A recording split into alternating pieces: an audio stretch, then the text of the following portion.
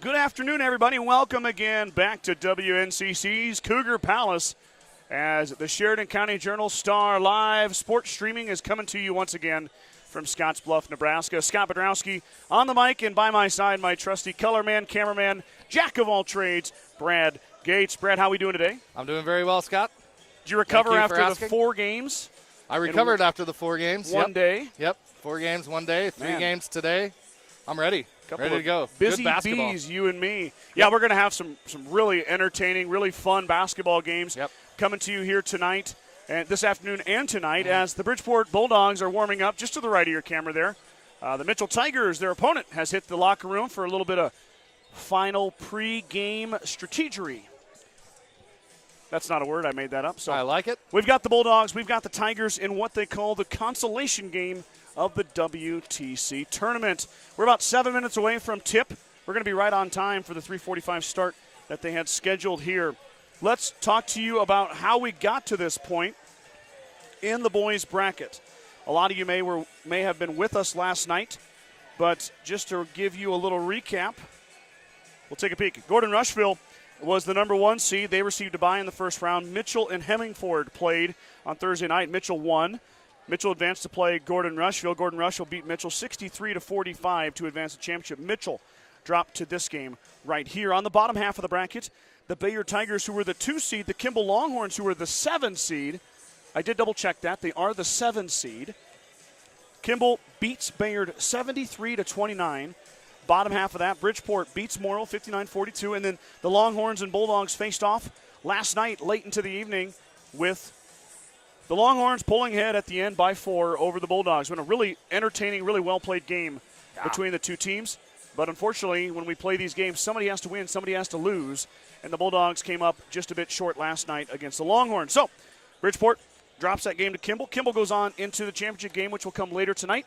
And the Bulldogs play right now in the consolation game against Mitchell. So, let's just talk about it. We got 6 minutes here.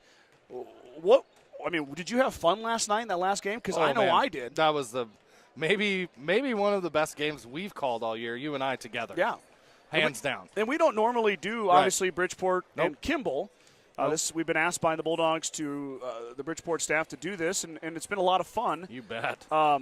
Because it's kind of it's got that postseason basketball feel. It really does feel like it. And I know we had a huge crowd.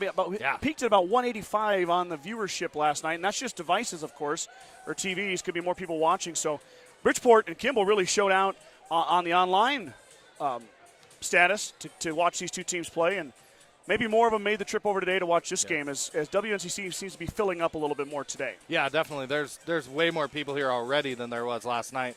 But there was not a lack of noise last night during the game, Scott. It was loud. It was. The student sections were both loud.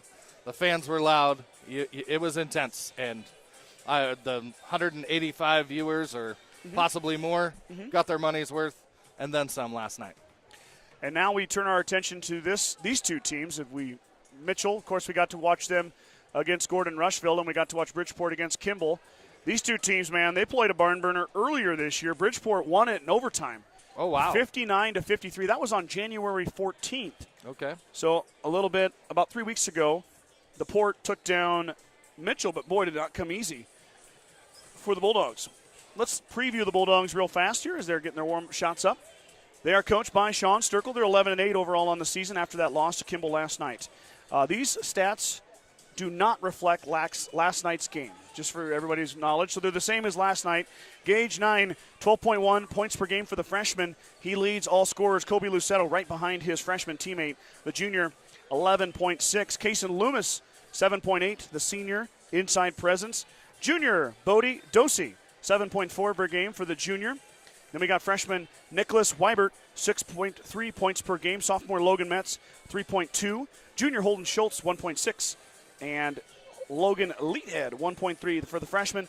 Zach Lucetto, Braden Jimenez, Colton Carrier, Cole Leathead, and Andrew Gall round out the Bridgeport roster.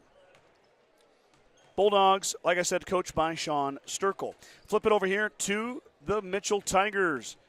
Coached by Marty Gillen. They're 6-13 overall following their loss to Gordon-Rushville last night. Senior number 2, Easton Anderson, leads them in scoring 17.9 points per game for Easton Anderson. Sophomore Desmond Smith, who dazzled as well as Anderson in that Gordon-Rushville game, 8.2 per game for Desmond, the sophomore point guard. Senior Tucker Thomas, another presence in the middle for the Tigers, 6.5 per game. Junior Jackson Mitchell, 4.8. Freshman Wayman Banks, 3.8. Sophomore Aiden Hain, 1.9. Senior Craig Lemoyne, 1.6. Rounding out the Mitchell roster, Wyatt Carlson, Xavier Galloway, Chris Flores, and Clayton Schultz will all be on the bench for Coach Gillen. And the Tigers, like I mentioned, Tigers 6-13 overall. Bridgeport 11-8 as we enter this matchup here this afternoon, moving into early evening. Brad and I will have 3 games for you today, as he mentioned. This one here, and then we'll pivot to the championship games, which feature the Gordon-Rushville Mustangs taking on the Bridgeport Bulldogs, this time the girls version for the girls championship. And then in the nightcap, it'll be the Gordon-Rushville Mustang boys taking on the Kimball Longhorn boys for the WTC boys title. So 1 consolation game, 2 championship games, lots and lots of basketball coming your way tonight. If you have nothing else to do, turn us on and enjoy the show. I forgot to mention this last night. If you get tired of Brad and I, you can always press that mute button. Yep. You can always mute us. You can just commentate yourself at home. Sure. Yep. Maybe we'll hire you. Well, by the way, I know Coach Dean is here. Yes. But they changed the music. Yep. She sent me a tweet last night asking me to see if they could mute that for her today, and I said, you know what? I made a special request on your behalf to have them play it on repeat again the whole day today, and they didn't listen to us. Unfortunately, that request went unheard. And they changed the music. Yep. I heard a little, who was that? Is that Call Me Maybe? Who sings that song? Carly Rae Jepsen, I believe. Is it Jespin or Jepsen? Hamburger cheeseburger, but sounds good. Isn't she Canadian? Your guess is as good as mine. Let's get in the starting lineups here. We'll get off Carly Rae Jepsen. Desmond Smith will be the first announced starter for Mitchell. Oh, I thought my pen quit on me. He was electric last night. Easton Anderson, number 2, will be the second starter. Jackson Mitchell will be the third starter for the Tigers.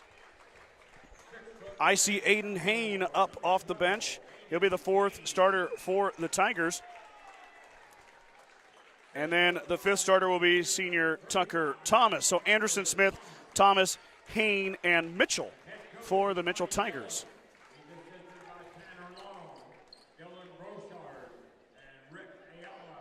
Now for the Bulldogs.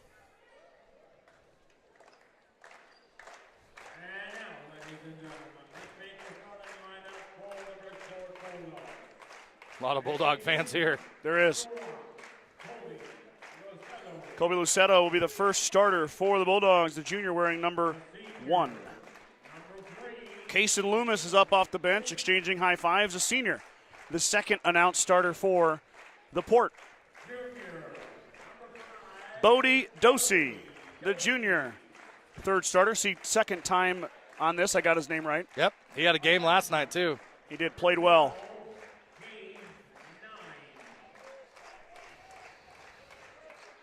Gage 9, the freshman, is your fourth starter. And then Nicholas Weibert, number 5, will be the fifth starter. Weibert, Dosey, Loomis, Lucetto, 9 are the 5 for the Bulldogs. Here we go, Brad. WTC basketball games 5, 6, and 7 for us. 7 games in 2 days is a record for the Journal Star broadcast. Is it? So you were part of a record-setting team. You set the record for being the only person to be in New York and broadcast a game in the same day. And today you are setting a record for the most broadcasts in a 2-day period. Wow, we're just setting all kinds of records, Scott. Oof. I hope we set some more today. One can only hope. Here we go. It's Dosey and Anderson. They both swing and miss. Dosey, though, able to tip it back to 9, and they get the first touch.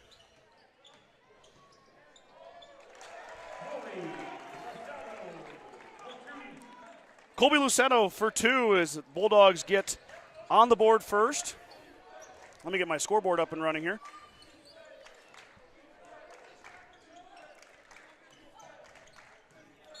Foul inside. I think they're going to get Loomis. Yep. Remember we watched, Brad, last night, Anderson is not afraid to go to the rack. No. What did he shoot? 12 free throws? He did. He shot 12 or 14 free throws against the Mustangs, against the 6'6" Jace Nelson. Now Anderson, baseline jumper, too strong. Put back by Mitchell. Missed. Fight inside it. Tipped out to Weibert. Here comes Nick Weibert up the left side. Dosey. Skip pass over to Lucetto. Bulldogs set up in their offense, and Lucetto just hit a shot. Instead, beautiful give.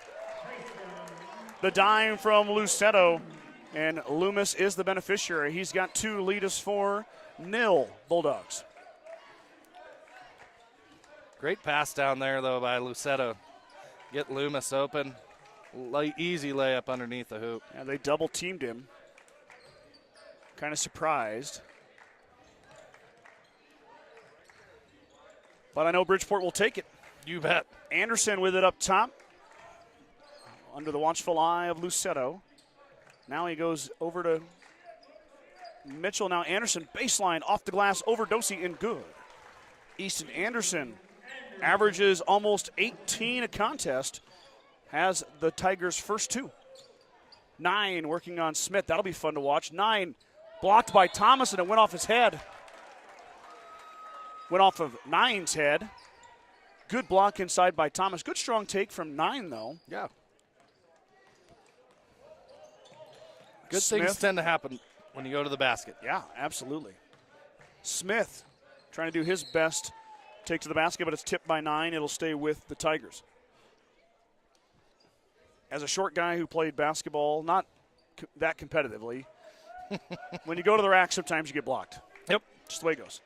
There's a bit of a kind of an alley-oop / end up being an errant pass. It'll go off of Anderson's hands. Back to the Bulldogs. Turnover, Tigers. Just like we said last night, if you want to drop a comment, go ahead. Love to hear from you guys. Who you cheering on? Who you watching? Where you watching from? Loomis had it taken away, and we got to travel as Mitchell kind of stuttered the feet. Yeah, that hurts. You get a turnover like that and then turn it right back over again. Looked like they might have had an open layup, yeah. Just get it in, do the Bulldogs. Anderson's going to guard Lucetto.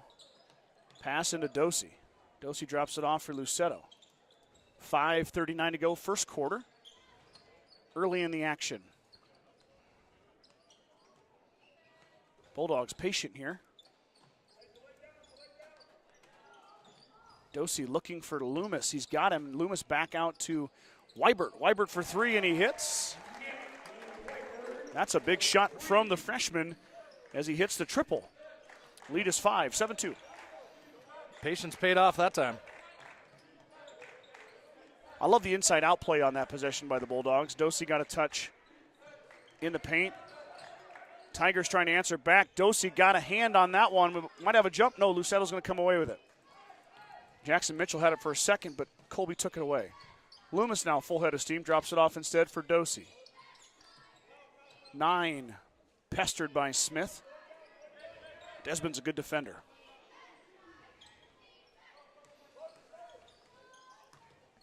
Loomis is going to take Thomas to the rack, and it rolls off the front of the rim. Anderson clears. Now Smith on the run, the lefty with a lane, drops it off instead for Thomas. Beautiful dish from Desmond Smith. The Tucker Thomas results in 2. He's got nice ball control and good awareness on the court. Knows where all his teammates are all the time. Beautiful Loomis dish. trying to answer. Dosey's going to fire. Wow. Bodie, Dosey, nothing but nylon. He was hot last night too, Scott. Picking up right where he left off. Yes, indeed. Couple of triples by Weibert and Dosey have sprung the Bulldogs ahead by 6. Smith trying to answer back. Lost his dribble, got it back.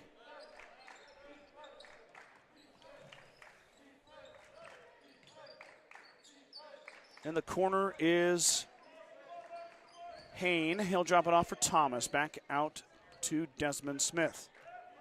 Smith did a couple triples, too. There's a nice pass to Thomas. Thomas can't get it to go. Gets his own rebound. Left it short again, and Dosey clears. 9 skies for the outlet pass, and he brings it across the timeline. 3:30 to go, first quarter. Lucetto looking to drive. Instead, he'll stop. He'll pop. He'll leave it off the front iron, and Smith is fouled by 9 as he had position, and it'll be a foul on the freshman. Second foul on Bridgeport. No fouls on Mitchell so far. Just like a lot of these games, Brad, fast-paced. Yep, fast-paced again. I mean, just moving right along. I like it. Up and down the floor, scoring, defense. Not a lot of timeouts, not a lot of fouls. Smith, top of the key, over to Hain. Just checking in is Wayman Banks, the freshman, as looks like Jackson Mitchell's going to take a break. Smith tries to get around. Lucetto drops it off for Banks. Banks should have shot it. Skip pass. Anderson open. He'll drive. He'll stop in the lane. Rolls off the front. Tipped to Dosey. Bridgeport clears. Weibert on the run. Lucetto drives on Anderson. He goes all the way around. Threw it off 9's hands. It's a loose ball. Loomis. By the way, Loomis looks like he'd be a good rugby player. Dosey, though. Whew. Cody Dosey hits another one. He's got a pair of triples. Give him 6. He leads all scorers, and the Bulldogs are up 13-4 here. 2:25 to go in the first quarter. Yeah, if we had to pick a rugby team, I'd be picking Case and Loomis, I think. Yeah. Yep. The 3 ball, though, going the Bulldogs' way right now. 9 of their 13 has come from behind the arc. 2 by Dosey, 1 by Weibert. Yeah, I think that gives Dosey 6 in the last 5 quarters. Yeah, I have the stats here. Let me go back in time. You're right. He had 4. Yeah, that's what I thought. Good job, Bradley. Thank you. My memory is okay sometimes. Yep. He had 16 last night. We've got Caitlin 9 tuning in, older sister in med school, taking a break and watching the great Gage 9. All right. Welcome, Caitlin. Med school, huh? What do you usually ask? Like, don't doctors get those uncomfortable questions at parties? Like, hey, I've got this lump on my neck. Can you take a look at it real quick for me? Can you diagnose this rash I have? I know you're had a couple cocktails, but let's have a look. No, I'm just kidding. Thanks for tuning in, Caitlin. Appreciate you jumping on board here, supporting the little brother, Gage 9. Desmond Smith will bring it across timeline following the Mitchell Tiger timeout. Inside, beautiful pass and finish by Thomas. He got the pass from Wayman Banks, big man to big man, showing each other some big man love. And Thomas finishes at the rack. 13-6, 2 minutes to go. I see Holden Schultz now in. And that's Logan Metz, left it short. Banks fighting for it inside, and he grabs the rebound over Metz. Man, Dosey was open on that cut there coming across the lane. Beautiful. Smith again, and he's dropping off for Tucker Thomas. And Thomas drops it in and gets fouled from behind. And probably going to get Metz for that, I would think. Man, Smith just amazes me with his ball skills. Just a sophomore too, Brad. Yep, that's unbelievable. Look out the next 2 years. The point guard position is full at Mitchell. Definitely. Yep. Until 2025. Mm-hmm. The future is bright. Bridgeport as well. They're extremely young, too. They start one senior. Yep. Kaysen is the only senior who starts. Yep. Kaysen's the only senior on their roster. Oh, wow.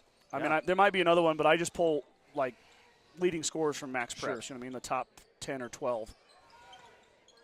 So if I'm missing a senior, I apologize. But Loomis is the only one who's in the stats. As Lucetto's going to float off the front of the iron and rebound down to Banks.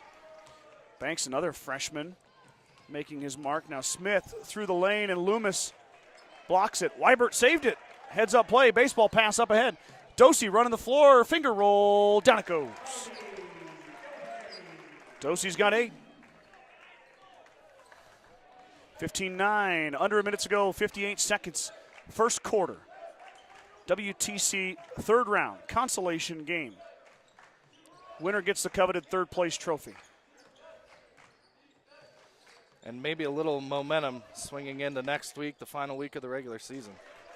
How about Easton Anderson with a bit of English with the left hand? Down it goes. Lead is down to 4. Lucetto drops for Dosey. Weibert for 3. Quick trigger. Front iron no good. Down to Banks.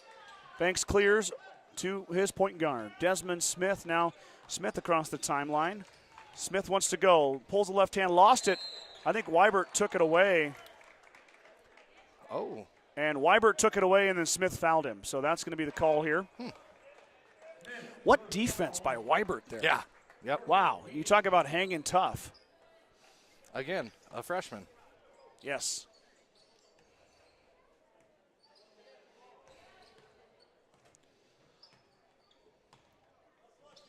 $15 to go. 15 seconds.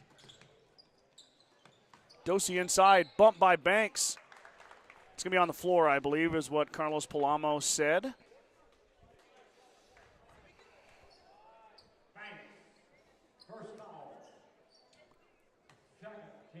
10 seconds to go here on the Bridgeport inbound. Oh. Had Dosey for a second. Couldn't quite get to him.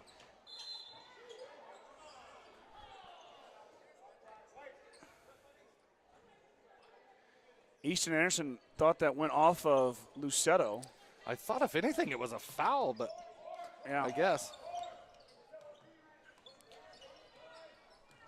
9 now with 4 seconds. He's trapped.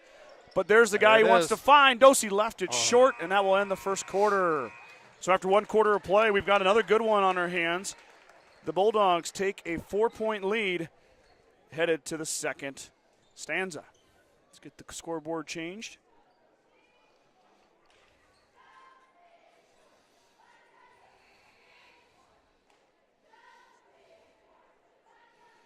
As I mentioned at the beginning of the broadcast, this is the first of 3. So if you're looking for the Bridgeport girls or the Gordon-Rushville girls, they will play after this one here.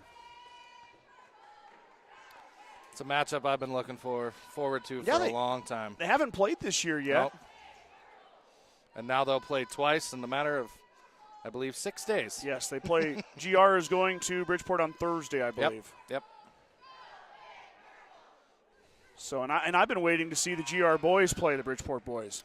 Yeah, I wish we could have seen a preview of next week for that, like we're going to see with the girls. But still, good game here. If it's anything like last night, it could be a really good game. Again, just like the Bridgeport-Kimball game last night was electric. Yeah. It feels like we're headed there again. Yeah, for some reason it has that feel to it for sure. You know, you hit WTC time, and there was a couple blowouts, but for the most part, everything's been fairly tight. Yep. Gordon-Rushville and Bayard girls, GR won by 9, but that was close the whole game. Bridgeport beat Mitchell pretty easily on the girls' side, but inside now, out of the timeout out of the quarter switch is Tucker Thomas for another 2. He's really asserted himself early in this one. Thomas has got 9, correction. I'm going to work hard on my stats today, Brad, so everything's official.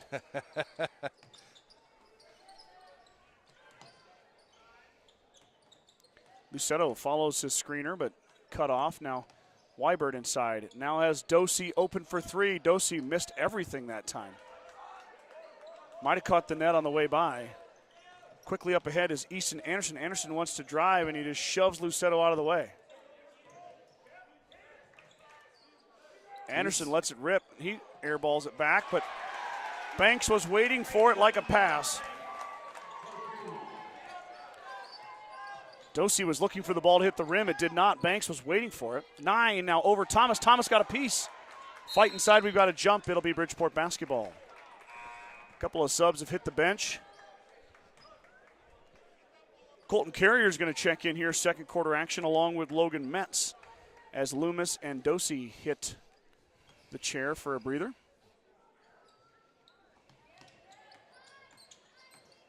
Lucetto drives baseline. The pass to Metz is errant. Up ahead now. Ooh, to Hain. He hits the floor hard. Looks like he's all right. It did not look like it felt good. No. But Aiden jumps up.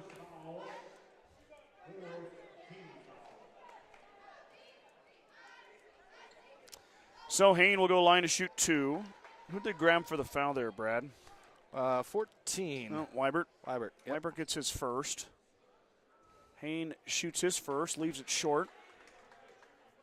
6:44 to go. 2 fouls on the Tigers, 4 on the Bulldogs. First on Weibert. Now Hain, his second attempt. Looking for his first points of the game. He's not going to get them here, but rebound down to Thomas. Thomas is fouled right back there. Carrier is going to get him on the arm. Long rebound out to Thomas. Thomas, I believe last night, I was impressed with his free throw shooting for a big guy. Yep. Yeah, he shot well from the line. He's already got 1 there. Looking for 2 and 3 here. Yep. And the stroke was true, nothing but nylon. And the big man, how about 6:43 to go second quarter, is in double digits with 10. And Mitchell's erased their 4-point deficit already and are up 2 now. Yeah. Thomas with 11. Now he averages 6.5, so about double that up already. 9 brings it across the timeline, looking for a screen from Metz. Instead, he'll drop it out for Lucetto. Lucetto wants to drive into the trees. Lost it. Partially blocked, tipped out of bounds. It'll stay with Bridgeport.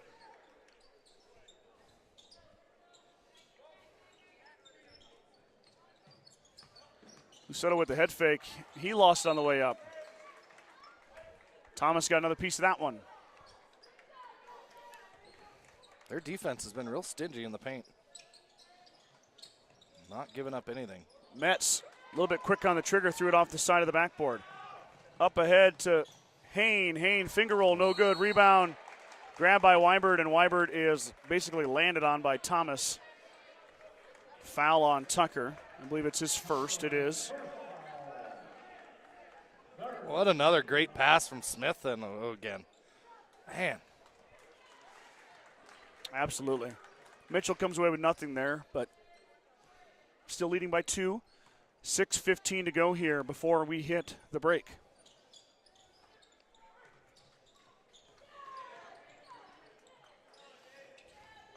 Hain tipped that one. Loomis corrals and finishes. Beautiful take by Kason Loomis. He's got 4, and more importantly, ties it up 17 apiece, 5:54 to go. Now Mitchell fires, left it short. Rebound down to Weibert. Nick wants to push up to Gage, 9, the freshman. Over to Lucetto. Lucetto thought about it. He's going to drive the lane instead. Through the trees, he's fouled, and Lucetto will go to line to shoot 2. It's a great take again by Lucetto. Got it to the hoop this time. Headed to the line to shoot 2. Colby, 11.6 per game. He's got 2 so far in this contest. And he's got 2 different colored shoes. Again.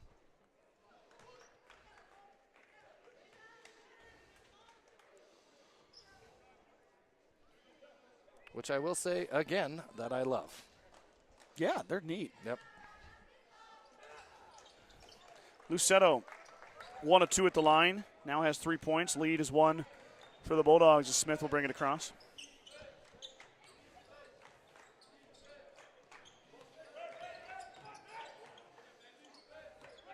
Easton Anderson now, he wants to drive. He likes to do that. Shot is off the mark, though. Offensive rebound. Smith fighting inside, tipped out, though.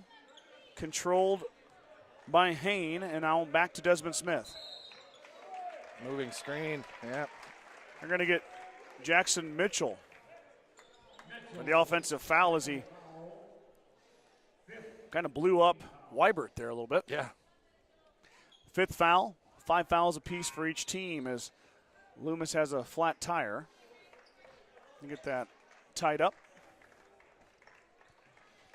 Dosey back in.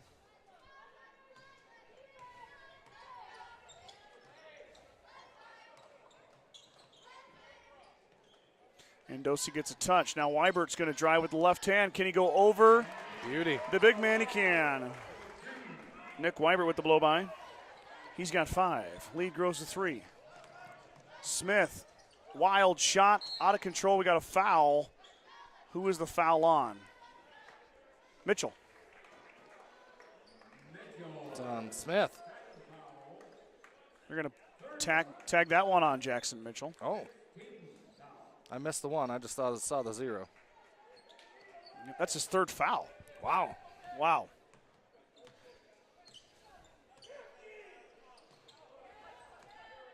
So Jackson Mitchell's going to sit out for a bit. Lucetto's going to drive. Drop it off for Loomis. Loomis spins in the lane. In and out, no good. Smith with the backside rebound now. Desmond Smith on the run. He's going to pop the 3. Too strong. Tipped around inside. It comes down to Banks, and it stays with Mitchell. Schultz hits the bench, or hits the scorer's table. So does Metz.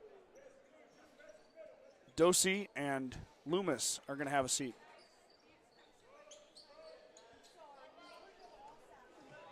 Ooh. Inbounds play is taken away by Bridgeport. Baseball pass up to Weibert.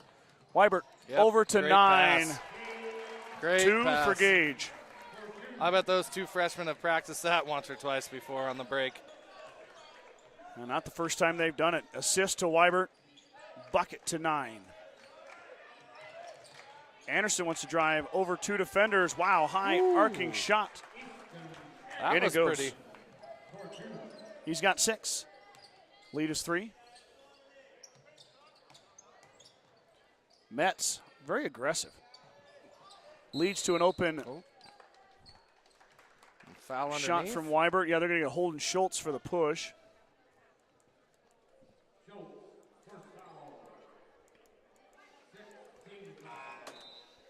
Six-team foul, so both teams are 1 away from the bonus. 3:45 to go here, 2nd quarter. Dosey and Loomis got a quick break on the bench there. They're back in. Yep. Desmond Smith will bring it across. Going to drive, nice pass to Thomas. Tucker a little too strong with the left hand.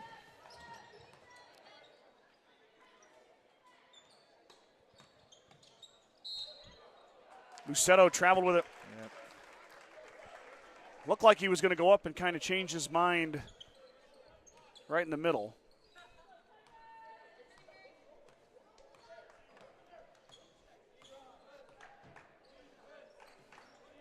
So Mitchell, through the 5-hole, Brad. Right through. Yep, that pass goes through Banks' legs, out of bounds back to Bridgeport. So turnover. Bridgeport gets it back. Weibert looking to cash in this time.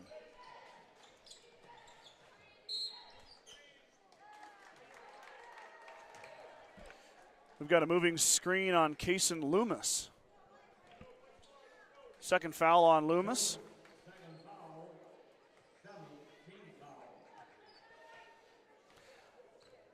Kind of a lull in the action here. Yep. Couple turnovers, offensive foul. Anderson inside to Thomas. Thomas triple teamed. Back out to Easton. Up top to Hain. Skip pass over to Anderson from Brown, and the Tigers will set it up. He hasn't been as aggressive as he was last night, Anderson. Coach Gillen's going to call a timeout here. 2:40 to go as he wants to discuss the next offensive play. Bulldogs up by 3, 22-19.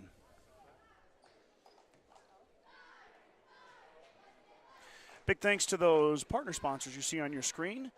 Normally they're there for the GR stuff, but they're here too because they've got a presence in Mitchell and Bridgeport. So if you've got a 21st Century or Modern Farm, and of course WNCC, their support is one of the reasons we get to do this for free. A lot of people are going to pay to watch type stuff. Mm-hmm. Yep. Brad and I are as cheap as they come. Yep. And we enjoy every minute of it. And I would do this for free all the time. Perfectly fine. Well, good, because you're not paying you. Yep, I know. I'm just kidding. I suppose I'll have to give you something. No, Maybe Scott. how about a box of chocolates for Valentine's Day? What do you think about that? Maybe you should just save those for the missus. All right, maybe I will. Mitchell basketball after the timeout as they're trying to get a play in here. Smith inside to Thomas. Oh, tough shot. Foul inside on Hain as Hain crashes in to Lucetto. And Lucetto is going to get a chance at the charity stripe. 1-1 incoming here for the junior. Yeah, both teams are in the bonus. The rest of the 2:21 left to go here in the first half. I feel like it's been a very well officiated game. I feel like all of the games we did yesterday were as well. Well, I wasn't here for 3/4 of the first one, but. Yeah, no, it was good. Ooh. Lucetto struggles at the line, continue now 1 for 3. Missed the front end of that 1-1. Smith wants to run off his shoe. He got it back. Drops it off for Tucker Thomas. Wow. Thomas is fouled by Holden Schultz. Even when he loses it, he still picks it up and makes a great pass. I know it. Tucker now going to go line. I don't know if he was he shooting? Oh, they're at 1-1. Well, I meant, so is it a 1-1 or is it a 2? Well, 1-1. Oh, it's a 1-1. Okay, there we go. So it was on the floor.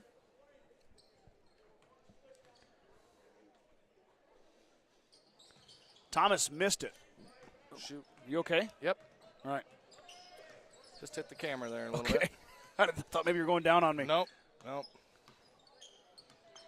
I need you the rest of the night. I'm here for the long haul. Lucetto to 9. Stops the free throw line. Ooh, rolls off the front. Boy, that thing was halfway down for Gage 9, but instead it comes out. Back the other way come the Tigers.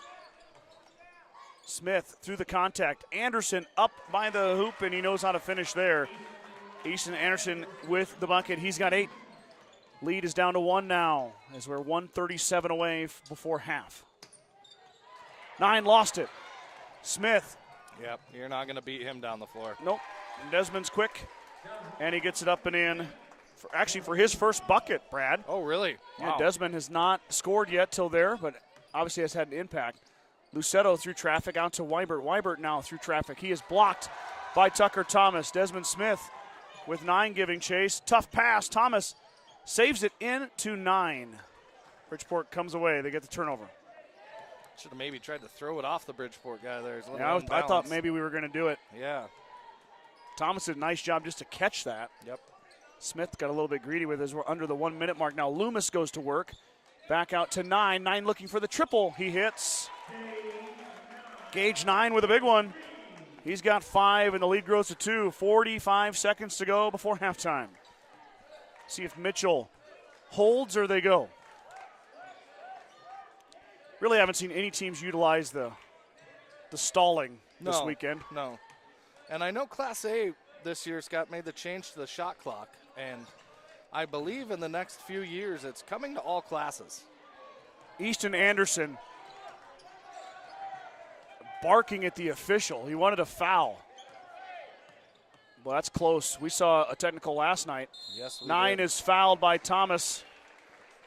Strong take by Gage 9. Yeah, that technical last night on Kimball was an ill-advised one. He had 3 fouls, got a foul called on him, and then the technical, and that's 5 fouls, and he's done. And he didn't get to play at all in the fourth quarter. And I'll be honest, not much was said. You can't argue or even really talk to the officials about foul calls. They're not going to take it. Right. And I think it was more of his actions after the foul was called. He had the kind of the jersey rip from the untucked position and threw it down. And body language sometimes says more than words. Yep. As 9 hits them both, and Bridgeport extends the lead. 10 seconds to go. Smith with the behind-the-back pass. Gets inside to Thomas. What a pass from Desmond Smith. Wow, 1 second to go, and we're going to half. 9 shot. Oh, it was pretty darn close, to be honest with you. And we're headed to halftime. 27-25, the Bulldogs with the lead. Do not go anywhere. Even though this is a consolation game, it's got all the makings of another good one. Brad and I are going to take a quick break for halftime. We're going to play a couple commercials and be right back here with the first half stats right after this.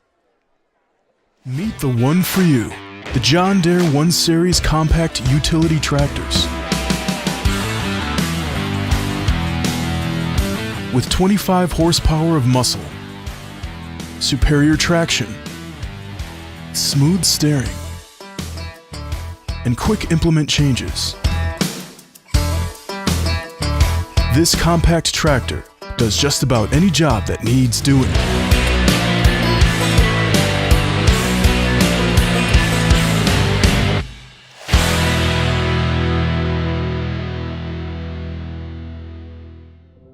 There is a new world out there, revealing itself in unpredictable ways. A world that demands more from the land and those who grow, farm, and build on it. This new world calls for the ingenuity to get more out of it, while preserving as much as we can.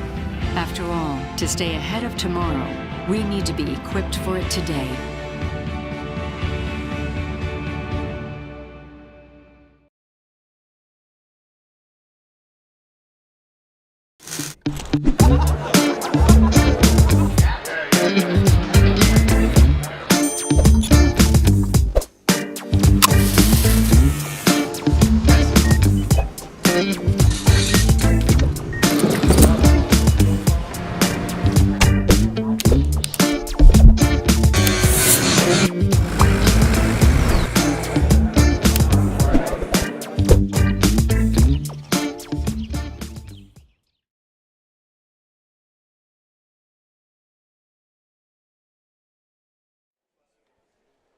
Back here at the Cougar Palace WNCC campus, let's recap those first half stats. Starting with the Bridgeport Bulldogs, they were led by Bodie Dosey. Dosey had 8. Gage 9 with a strong push there at the end. He has 7.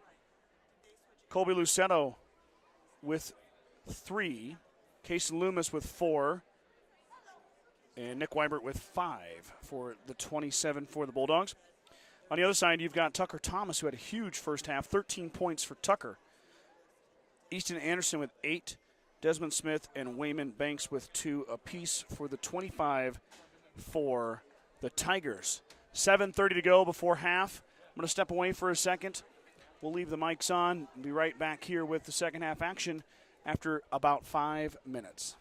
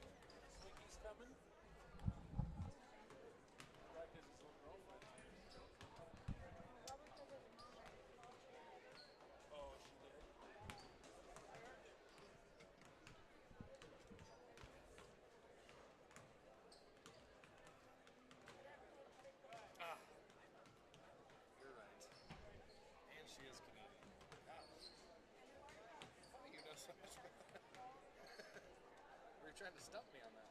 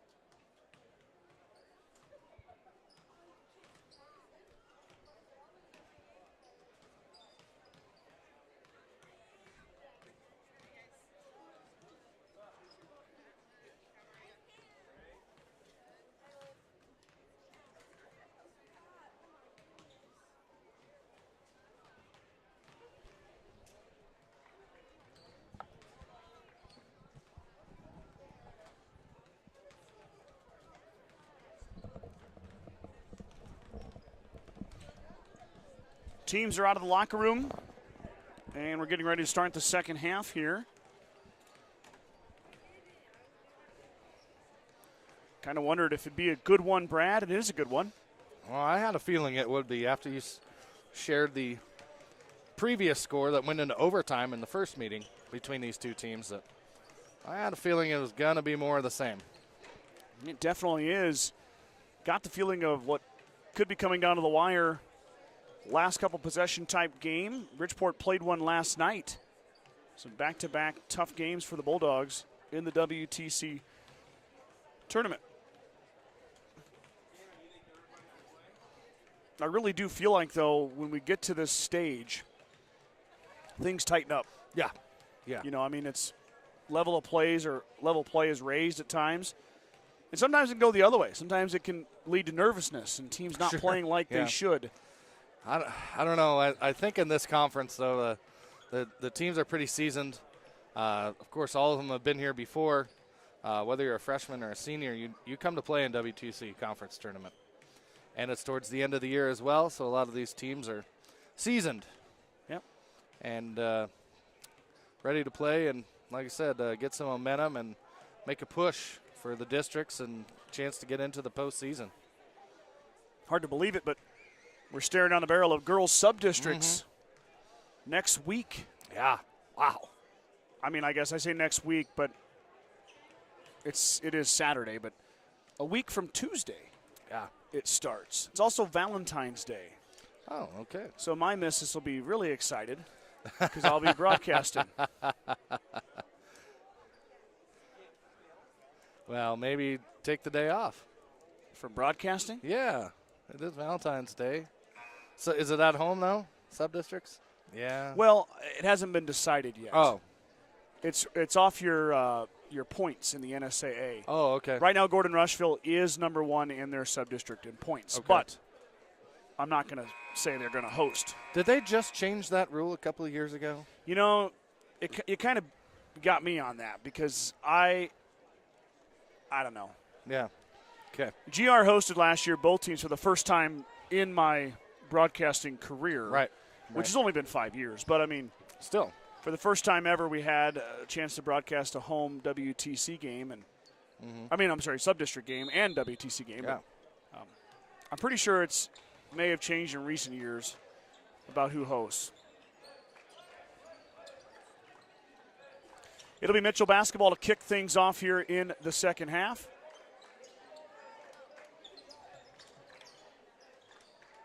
Smith on the top of the key, doing a little pointing, trying to get his teammates to go. Anderson open for the triple, missed it. Fight inside, and Smith, I think, is going to foul Loomis. That is the call. So Desmond Smith picks up the foul.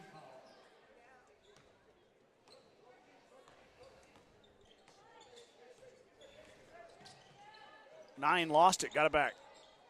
Wide open Dosey on the baseline. Tried to find Loomis. He couldn't get him, but he traveled with it. Yep.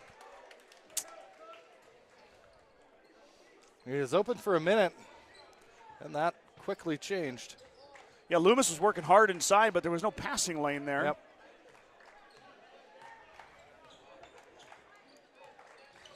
So back the other way they go. Tigers looking to be the first to score here in the second half. Minute has gone by. No one has found the bottom of the tin yet. Thomas fouled inside. Good spin move and penetration, and Tucker Thomas going to the line. He is 3 of 4. He was the leading scorer for all teams with 13. Third foul on Kason Loomis, Brad. That is a big one. Ooh. Thomas has left his last 2 free throws short. On the other side, Jackson Mitchell has 3 fouls. Yep. He's been out for a while now, but back in here to start the second half.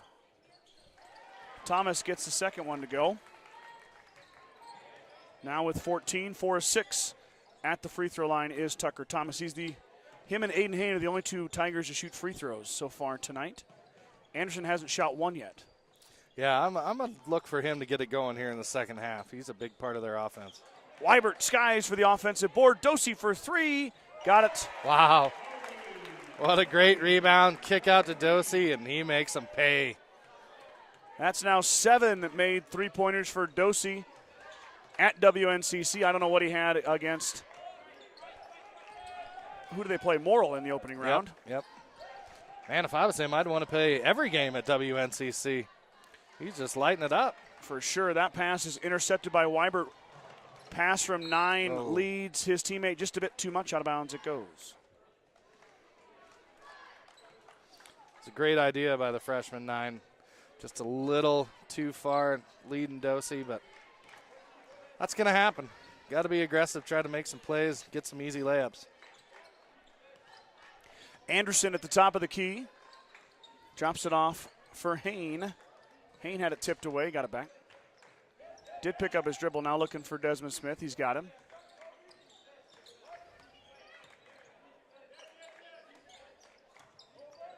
Anderson. Inside to Thomas. Great pass. Tucker Thomas reverses and puts it in. Anderson's, well, he's got 8 points, but he hasn't been quite as aggressive. But part of that is because Tucker Thomas has been a force himself, but Tucker's going to pick up the foul. I believe that was Lucetto on the drive. It was. Colby will go to the line to shoot 2. Third foul now on Tucker Thomas. Lucetto having a bit of a rough day at the line, and it continues. Now 1 for 4. I got to think Colby shoots it better than that from the charity stripe on the regular. I think he's a little perplexed himself at this one, Scott. Second one coming. Kind of stepped away and wiped his brow with his shirt. Well, he got that one to go down. Now 2 of 5. Ball is stolen away. It ends up in Lucetto's hands. Weibert open for 3, missed everything. 9. Somehow gets that rebound. Jump ball, it'll stay with Bridgeport. I'm not sure how Gage 9 got that rebound over Easton Anderson, but he did. I think it even caught Easton off guard. Dosey missed it, fight inside, and Smith comes away with the rebound. Desmond now, the great point guard, up ahead Easton Anderson. Anderson steps through, too strong. Fight inside for the rebound, it comes down to Weibert. Weibert chases it all the way out toward the timeline before he corrals it. 9 now. He's going to drive, he's going to float and hit. Boy, that was a good-looking shot from the freshman as he pulled up in front of the bigger Banks and smooth as silk, dropped it through. Yep, great decision there. Pull up for an open jump shot, got it to go. Anderson got that one to go on the other side, he answers. He's in double digits with 10. Coach Sturkle is asking his team to guard someone. Loomis with the pump and the finish. Kason Loomis coming alive. He's got 6. Yeah, they took the big man out for Mitchell, and Bridgeport's exploiting him down low now. Brown is fouled as he hits the deck. We'll see who they put the foul on. They're going to put on Lucetto. First foul on Colby Lucetto. Desmond Smith going to the line to shoot free throws. First one is short. Second one upcoming here for the sophomore.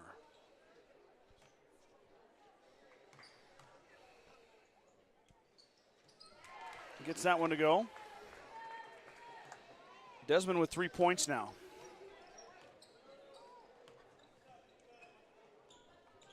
Yeah, he had, 16 or so against Gordon-Rushville last night. Yeah, doing a great job last night. A little different story tonight. Lucetto's going to fire for three, back iron, no good. Rebound fought for outside. And Mitchell comes away with it, drops it off for Smith. Smith thought about driving, he'll back it out. Now he wants to go. Floats off the glass, no good. Weibert in the middle of the trees, the guard pulls down the rebound. 9 wants to run. Nice pass into Loomis. Loomis hesitates. Banks took it away. Anderson skies, and he's fouled. I think Loomis might have got him, Brad. That's going to be his fourth, isn't it? It is. Yeah. Bulldogs going to be without their senior big man for a while. Anderson hits. It's his first trip to the free throw line. That's a credit to the Bulldog defense there. Keep him off the free throw line. Yeah, this long. Yeah. He's still making his mark, though. He's got 12. Yeah. Well, he's going to score no matter what, Scott. Players like that are eventually get their points one way or another. Absolutely. Drive inside, 9 lost it. They're going to say it's off of him. Leg. Yeah.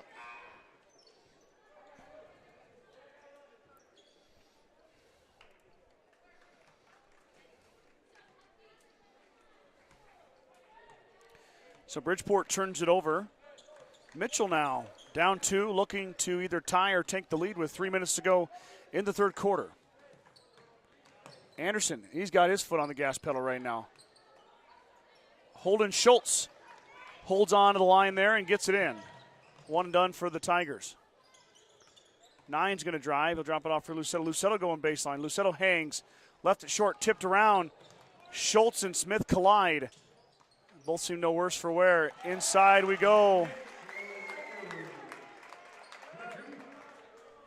No call in there. Interesting. Yeah, no. No charge, no block, just letting them play. Yeah, I'm not saying it should have went either way, but and then Banks is going to pick up the offensive foul on the other end. Moving screen. Yep, I thought that was coming.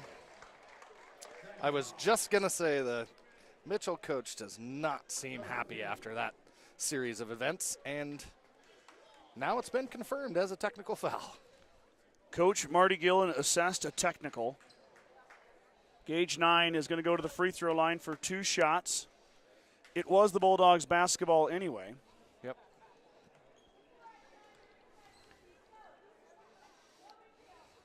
So the free throws are a little bit extra. Gage is going to hit. He's got 10 now. He's kind of quietly hit double digits. Yep. Gage is a great basketball player, but kind of unassuming about his business. You know that? Yep. And I've noticed his shot, watching it the last few nights, is pretty smooth, but it's more of a knuckleball without any spin on it. You don't see that very often.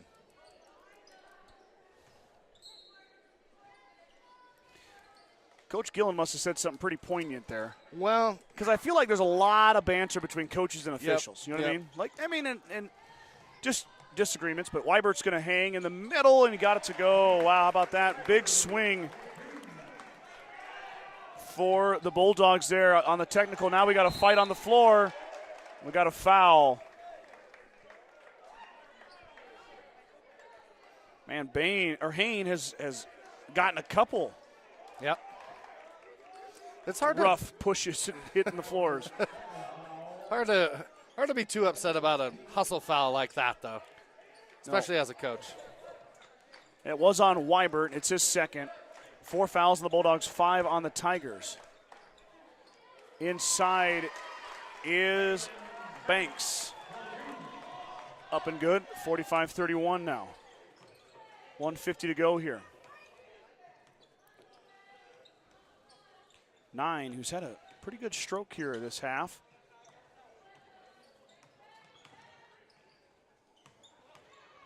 Lucetto hangs, won't go, fight inside with Metz. And it's going to be off of Easton Anderson. It'll stay with the Bulldogs. So Thomas is out in foul trouble. So is Loomis, Brad.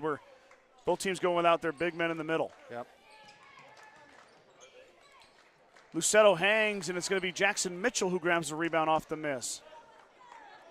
Up ahead to Easton Anderson. He's had his foot on the gas pedal this whole time, and they're going to call a carry on Easton Anderson.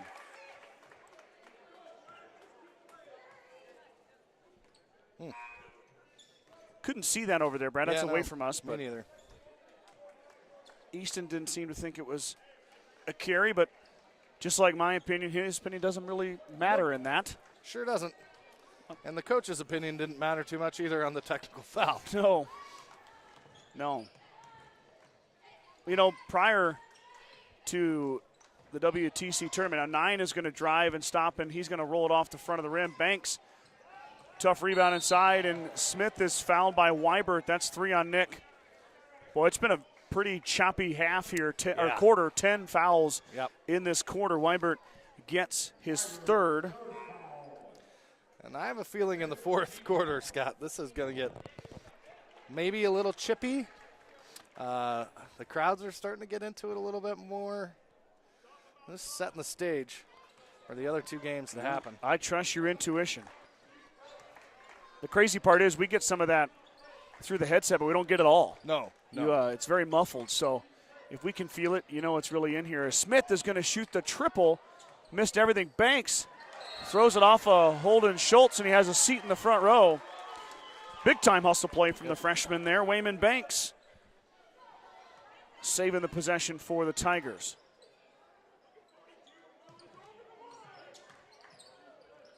Anderson floats, hangs, won't go. And I'm going to say Metz stepped out of bounds.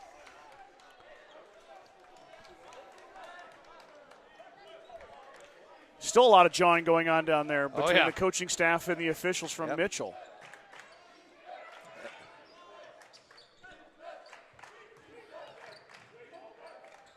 Brown too strong. Rebound down to Metz. 33 seconds to go. Skip pass up ahead, Lucetto from 9. Lucetto with the spin. Good move. And he's fouled.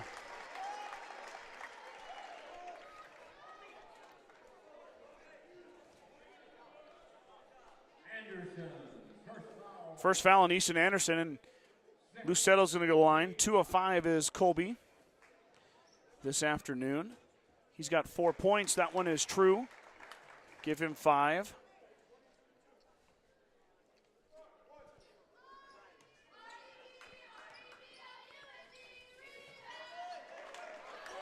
Gets them both.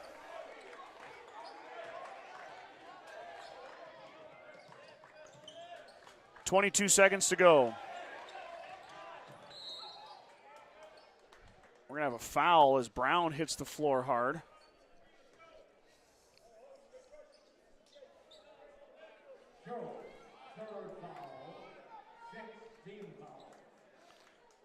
Who'd they get? Oh, we got Holden Schultz for his third foul. 16 foul. Wow, we're going to have a lot of free throws here in the fourth quarter as well.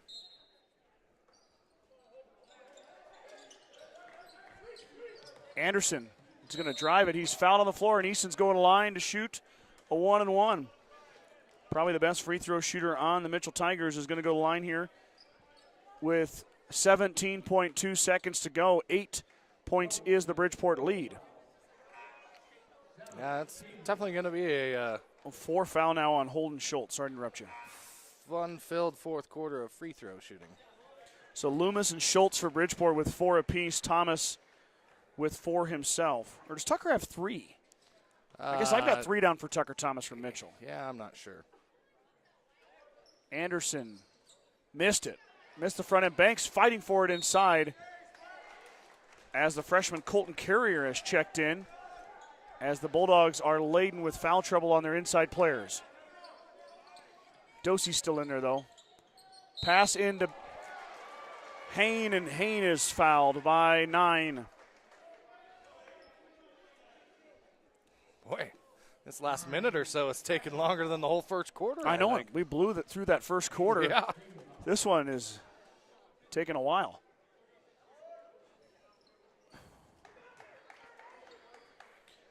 Wayman Banks was ready for the rebound on that one. Yep, he was. He forgot there was 2 shots. I think he even said, I thought it was 1-1. Hey, better be early than late, right? Yep. 1 of 2 at the line for Aiden Hain. He's now 1 of 4 at the line overall for the game. 10 seconds to go. Lucetto drops to 9, now 7. 6 to shoot, 5, 9 stops. He pops left it short, tipped around, and it went in. Oh, wow. Carrier tipped it in. Now they're going to give it to Logan Metz. Metz and Carrier were fighting for that rebound and went off his fingertips and went straight through the hoop for a swish. Yep. How about that? Take that at the end of the quarter to increase the lead to 9 for sure. Who had a tipped rebound at the buzzer on their bingo card? Whoever did just won a lot of money. You won a bingo right there. 45-36. The Bulldogs, a commanding third quarter to pull ahead now by 9. Long way to go, though. Both teams are going to be in the bonus the rest of the way out. A lot of free throws coming to you here. Probably going to slow the game down a bit. Yep. Well, like you said, Mitchell has the firepower. I mean, Easton Anderson can put it in from anywhere on the floor. I mean, he could shoot one from half court, and it wouldn't surprise me if it went in. Mm-hmm. He's been the most impressive shooter, I think, that we've seen. He's been one of the best, that's for sure. Yep. Maybe, well, the young man from Mullen, the Moore kid from Mullen that Clayton night. Moore that night. Man. That was impressive. He was. He only had 2 points in the first half, and he came out, and I think he had 20 in the second half. Yeah. Yeah. He hit 4 threes in a row from right down below us. Yeah. Like from volleyball lines. 8 foot from, that was a pretty amazing shooting performance. It was impressive. Yeah, Easton has one of the highest scoring averages we've seen. We're going to see some pretty high scoring averages in the next game on the girls' side. The highest we've for sure seen all year between Ruthie and Olivia Loomis-Girdle. But right now we're focused on the boys as we start quarter 4. A little bit of a motion offense here. Dosey will stop and drop it off for Weinberg. Nothing comes of it. Now they get back into it here. Lucetto spins and kisses it off the glass. Nice shot from the junior. Beautiful spin move in the lane there by Lucetto. Lead grows to 11. Largest lead of the afternoon for the Bulldogs for either team.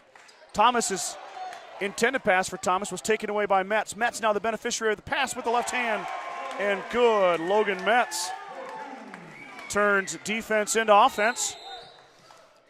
Travel by Easton Anderson. I didn't see that. I missed that one as well. He's not arguing. Nope. Something must have happened behind the play there. I would think after the technical foul, though, it'd probably be in his best interest that he didn't. And the Bulldogs make it count. Dosey for 2. Just like that, the lead is 15. The Bulldogs pulling away in the third and fourth quarter. Yep. Yeah, they've really been solid here in the second half, Scott. And then that pass is tipped. Dosey now with Mitchell giving chase, fighting inside. Rebound out to Dosey and Weinberg. Now Metz wide open. Yep. The broken possession results in a Metz easy and layup. Timeout. Coach Gillen, timeout. Wow. What was it, the 9-point lead, and now all of a sudden it's 17, just like that. 8-0 run to kick off the fourth quarter. First minute 20. Yep. 8-0 run for the Bulldogs. And just like that, Bridgeport kind of looking to put this one away. Still got a ways to go, but you never know. Yep. Well, and like we said before, Mitchell has the firepower. Yes, they do. Couple of turnovers, couple of made threes. We could turn this around real quick, but Bridgeport looks real solid here to begin the fourth quarter. Defensive aggression has stepped up. Got a couple turnovers. Yes, they have. And hopefully the timeout by Gillen is to slow down this Bridgeport onslaught. But yeah, it's probably a real good idea by Coach Gillen. Yep. Settle the team down. I mean, you got to look to get the ball into Easton Anderson's hands. If he draws the double, then, Tucker Thomas is feasted. Mm-hmm. Yep, but sure Thomas sat a lot of that third quarter out with 3 fouls. But and Bridgeport having their own foul trouble too as well. Yeah, So both teams dealing with some modified rosters due to the fouls. Mitchell's got to go now, though. You can't wait. The clock is not your friend, but that's taken away as Smith just lost control. Luceto ends up with it. Luceto's pass is tipped, but Weibert's right there. Out to 9 wide open in the paint, and he hits. We've seen Gage 9 hit from there a couple times the past 2 days. There's another one. Yeah, he just loves like that little mid-range jump shot. Yeah, so smooth. Yep. Still like the baseline jumper he shot in the third quarter, which is kind of floating away. Mm-hmm. Lead is 19. Skip pass. Right through his hands. Yeah. Off of Haynes' hands. It'll go back to the Bulldogs.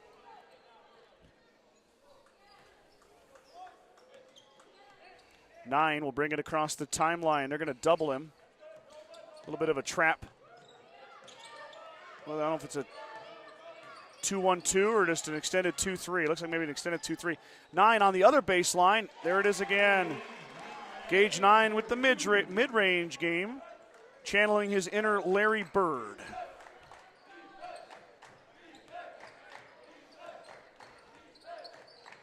But I think mid-range, I think Larry. Okay, fair enough. Shot by Hain is going to miss everything, and Dosey with the box out. Up ahead now, Metz wants to go over Thomas, and he hits. Wow. Logan Metz, and the onslaught continues.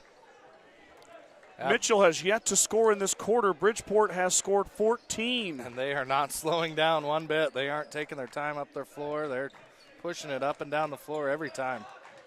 Yep, 14-0 run to begin the final quarter. Mitchell spins, fires, misses. Thomas fighting with Metz. Metz is going to foul him. Tucker Thomas is going to shoot 2. Foul's going to be on Logan Metz.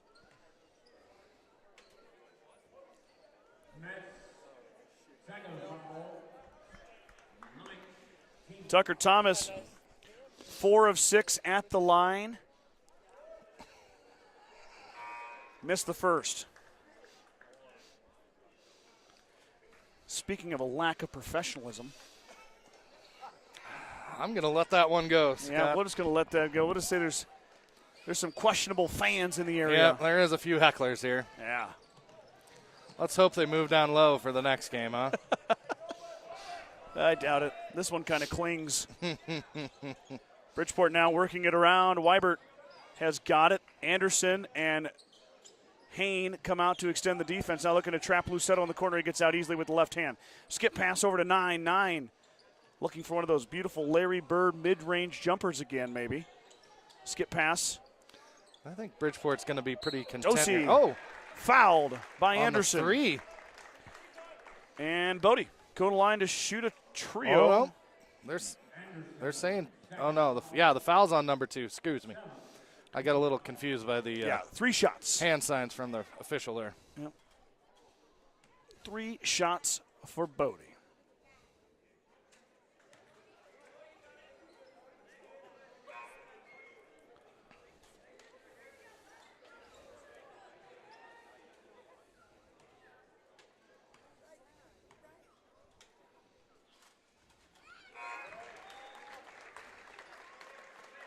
Dosey gets that one to go. One more up here for Bodie. He's really starting to pile in the points. He's got 14. now 15. The lead grows to 25. Wow.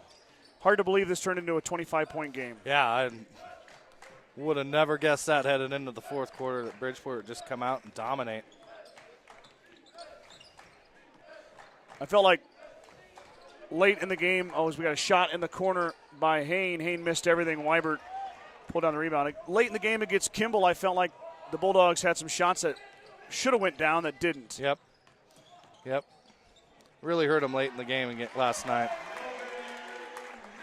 Metz, the beneficiary of a great Gage 9 pass. He's got 10 now.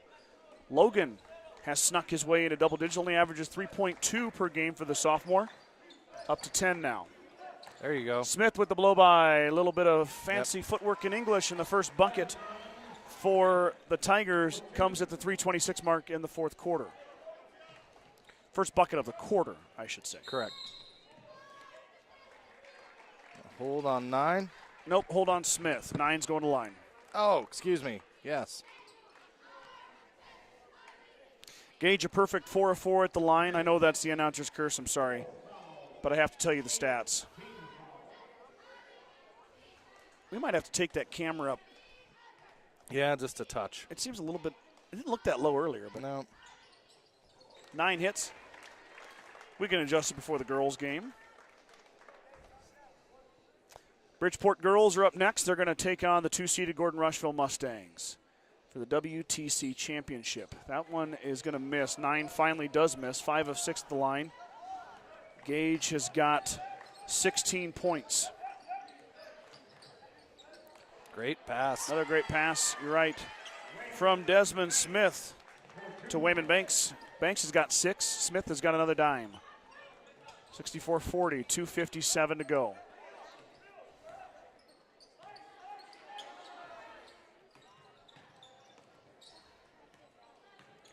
Weibert wants to drive with the left hand. Instead, he'll kick it out.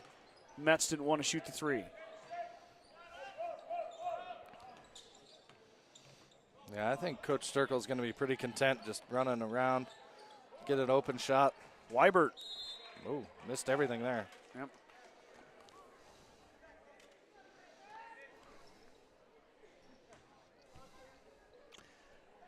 Anderson got hit somewhere there. He's in a bit of a pain. Seems that he's going to stay on the floor, though. I don't think Easton's come off the floor the whole night.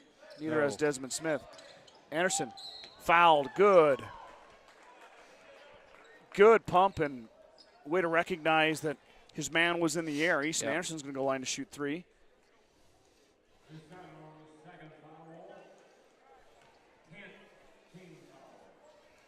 Only the second foul on Colby Lucetto. Anderson makes the first of 3. He is now 3 of 4 at the line. 5th attempt of the afternoon upcoming here. As we reach the 5 o'clock hour. Well, we should be pretty close to on time, right? 5:30 and 5:30 was the scheduled start for the girls' championship game. As Anderson makes all 3 of them. 5 of 6 is Easton. He's got 15 points to lead. Oh, wait, no, I think Thomas has got him beat. 16 for Thomas. Bridgeport's done a pretty good job. I know he scored 15 points, but I don't think he's made any threes this game. He has not. Maybe one. Mitchell hasn't made a single 3. Really? Wow. There's a guy who knows how doesn't make a 3. It's Bodie. And he does it again. He's got 8 triples at Cougar Palace now. 4 this game, 4 last night. Be kind of neat if he had 4 against Morrill as well. Yeah. Anderson fouled by Weibert. That might be 4 on Weibert.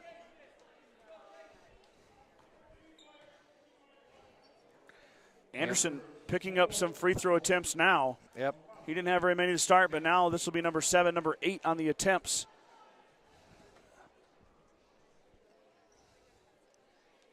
Missed that one. 5 of 7.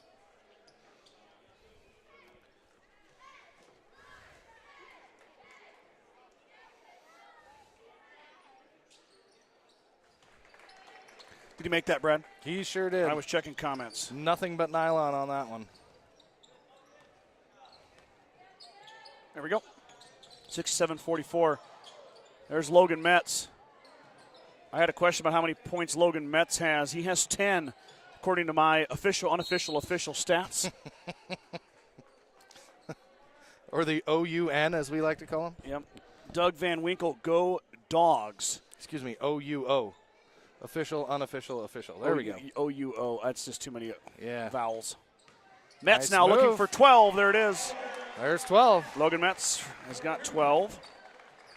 69-44. Bulldogs got this one in the bag, basically. Jesse McLam. Wow, what a crazy turn. Yes, it was, Jesse.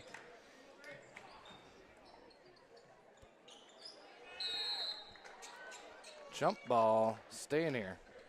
Metz and Banks really fighting hard inside. Here comes Coach Sturkel's line change. Yep. As a lot of the starters are going to make their way out. And in comes a fresh set of bodies. I see Braden Jimenez, Zach Lucetto. Anderson still in the know. He's going to hit a triple. The bucket's going to count, and then we got a foul. Got a foul underneath. On Banks. I think he shoved Carrier. Colton is going to the line. He'll shoot a 1-and-1.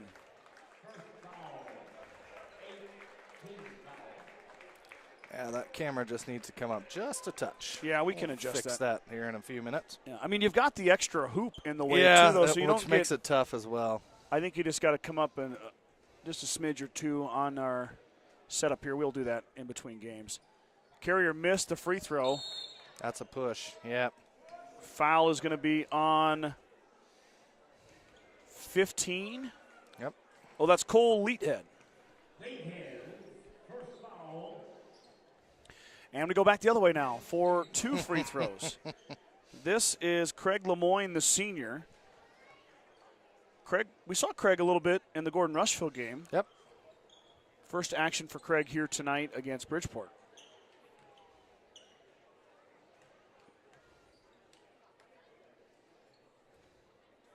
Oh. And Lemoyne sends it around the world about 3 times, and it goes down. Got his money's worth on that one.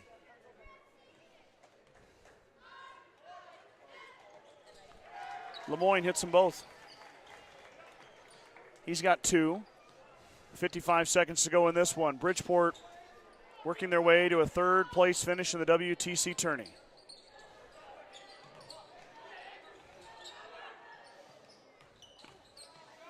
I know they lost to Kimball last night, but this is a good way to end. Yeah, absolutely.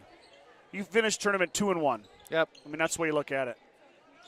I think Coach Sturkel saw a few more shots go in tonight that didn't go in last night. That's good move. Cole Leathead for 2. 71-49. Scott is missing points up there, sorry. 71-49.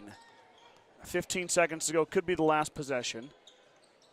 As Bridgeport is going to finish in 3rd place. They're going to do a medal ceremony too, Brad. Oh, yeah, I forgot about that. That'll probably put us behind a little then. There's a 3 ball that will go off the rim and down to Leathead, and that will do it.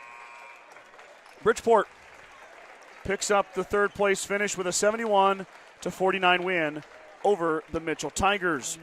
They improved to 12-8 overall. Mitchell drops to 6-14. Let me get some final stats for you here real quickly. Brad, why don't you give me your final thoughts while I do my really bad math? Okay, all right. Yeah, I mean, real close game headed into the 4th quarter. And Bridgeport just kind of imposed their will in the first few minutes, jumped out to that 8-0 run to start, and finished it off with, oh, man, I would say at least 25 points in that 4th quarter, and kind of put Mitchell behind the 8 ball, and they just couldn't really recover. I hate to say it, but I think the technical foul on the coach really was a turning point of the game. A lot of times, a team will kind of rally around their coach a little bit, but I think that it just felt to me as though it took kind of the wind out of their sails a little bit. I agree. That foul ended up being a pretty big point swing because even though it was going to be Bridgeport basketball anyway, 9 hit both the free throws, and then I forget who made the field goal, but Bridgeport scored on the ensuing possession. That's a 4-point swing. Right. I actually think Dosey hit a 3 on that possession. Could have been. Yep. Either way you look at it, there was a score that went Bridgeport's way. Let's recap those stats. Speaking of Bodie Dosey had 18 points to lead the Bulldogs. Gage 9 with 16. Logan Metz with 12. Nicholas Weibert with 9. Colby Lucetta with 7. Kason Loomis with 6. So we had 6 Bulldogs. Oh, and Cole Leadhead had 2. Sorry. Cole had 2 at the end there. So 7 Bulldogs score to amass the 71 points for the winners. On the other side, Easton Anderson with 19 points led all scorers, including his team and the Bulldogs. 16 points for Tucker Thomas, 6 points for Wayman Banks, 5 points for Desmond Smith, 2 points for Craig Lemoyne, and 1 point for Aiden Hain. Okay, that's going to do it for the consolation portion of this bracket. Misty Lacey says thank you. You bet, Misty. Glad to bring that stat to you. That's going to end the consolation bracket. Brad and I are going to step away, maybe go scope out that concession stand. But the championship portions of the evening are coming up now. Yes. The girls are going to take the floor. The Bridgeport Bulldogs will be the home team. Gordon-Rushville Mustangs will be the away team. And we're going to fight for a WTC championship. And then following that will be the Gordon-Rushville boys taking on the Kimball Longhorns in the WTC boys title. So don't go anywhere. I'm going to mute it because there is quite a bit of copyrighted music being played in the gym. So you won't hear any noise, but Brad and I will be right back here with about 8 minutes to go before the tip. Don't go anywhere.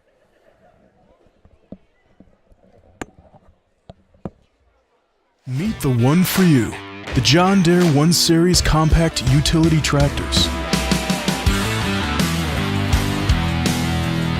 With 25 horsepower of muscle, superior traction, smooth steering, and quick implement changes. This compact tractor does just about any job that needs doing.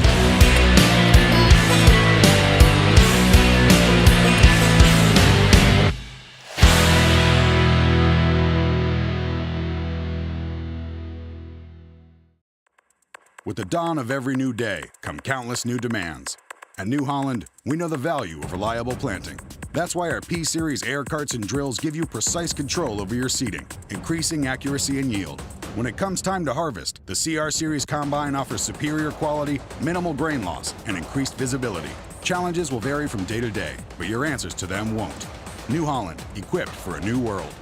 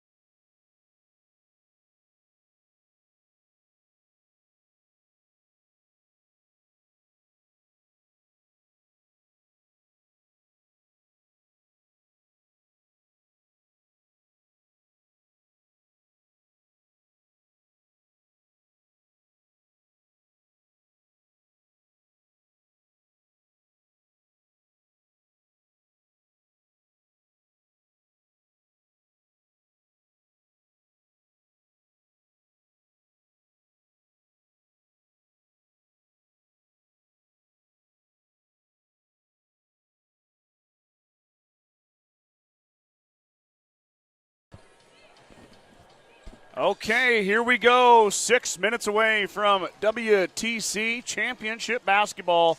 I think we got Mr. Gates' camera adjusted accordingly.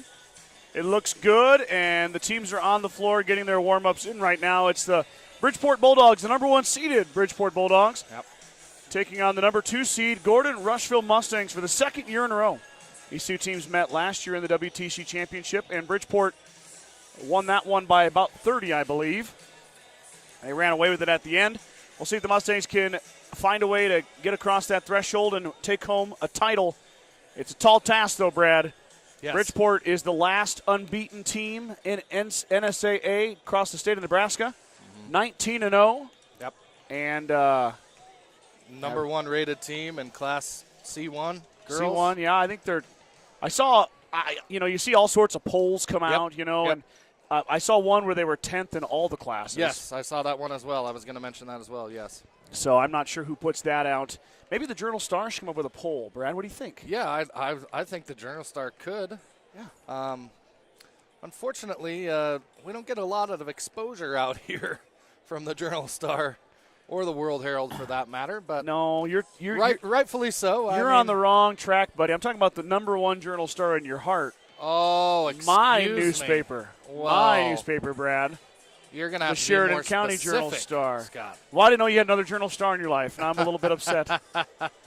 Let's rope this thing back in and get back on track. Yeah. Real quick, before we move on to this contest, Jesse McLam wrote a nice message. Jesse said, "Thank you for broadcasting these games. It's been nice to be able to watch the kids in the Valley play ball while doing homework." Oh, thank you, Jesse. You're very welcome. Thank you, Jesse. We are happy to do it. Trust us. Papa Bedrowski tuning in, as always. I'm sure Grandma is by his side. Those are my parents, of course. Sharon Johnson, one of our Star Club members, watching granddaughter Haley Johnson from Fillmore County. Hope the Mustangs play your best. Good luck tonight, GR. Very nice message from Sharon Johnson. I believe she watches pretty much every game, Scott. Yeah, we've got some pretty loyal fans, that's for sure.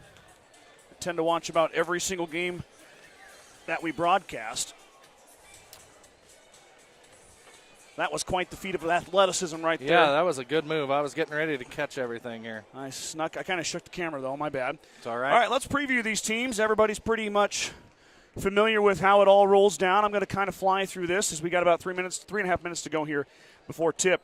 GR Mustangs are 15-2 on the season, coached by Randy Hurlbert. Haley Johnson leads them in scoring. She averages 16 points per game. Tessa Hurlbert, the senior, 10.3 points per game. McKinley Grover, 9.9. Aja McKimmey, 7 points per game. Trinity Taylor, 3.4. Sky Towson, 2 points per game. Braylon McKimmey, 1.9. Reagan Schultz, 1.9. Riley Schultz, just under a point. Jade Eichenberger, 1.8. And then a slew of other Mustangs that will come off the bench. I don't know if we'll see many of them tonight. Usually we see those younger Mustangs in a little bit of cleanup duty, but got to think we're going to be putting the starters to the max tonight against the best team probably in Class C1, maybe one of the best teams in the state right here in the WTC Championship. Of note, last night, Tessa Hurlbert broke the career three-pointers made record as she hit 2 threes. She becomes the all-time leader in three-point field goals made in Mustang history. Congratulations, Tessa. Of course, she jumped on the broadcast during the boys' game at halftime for a little interview, kind of stepped out of her comfort zone. She did great, by the way. Yep. I went back to listen to it this morning when I woke up, and she did a real nice job. Yep. Nice job. And she did kind of step out of her comfort zone a little bit, so I bet I had to get down there and get her up here to get a little interview. Yeah, and why not? Yeah. Why not have her jump on board? Yep. As Tessa with a historic night last night. Thank you, sir. Appreciate your support. Okay. All right. We got a Bridgeport fan that likes the broadcast. That's my father-in-law, folks. Oh, it's Bill.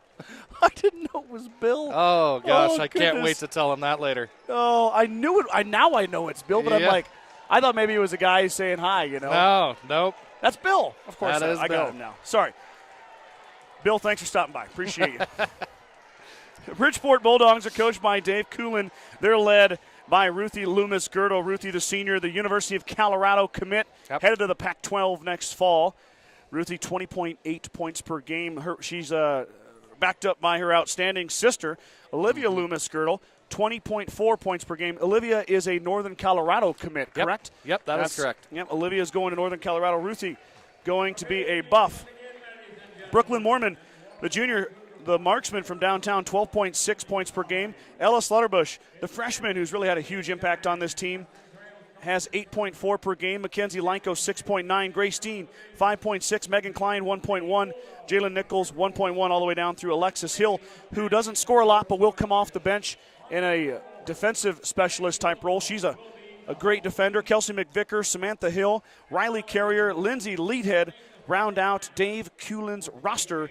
The 19-0 Bridgeport Bulldogs, the Class C1 state runner-up last season. Yep. So I was there for that game, Scott. It was intense, to say the least. I believe it was 42-39, and it was tied up, and her small leads the whole way. It went back and forth, and unfortunately, Bridgeport came up a little bit short.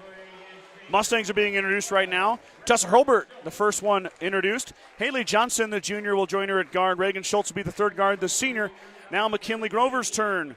The junior in the middle, who's really played well as of late. They're going to need her tonight inside. Big time. And then A.J. McKimmey, number 14, another senior, going to be going in the middle and mixing it up with Ruthie Loomis-Girdle. Going to need those MC squareds to come up big tonight against the big lineup from Bridgeport. Yes, indeed. Now for the Bulldogs, who that 28-mile road trip is not too far for them. No, it is not.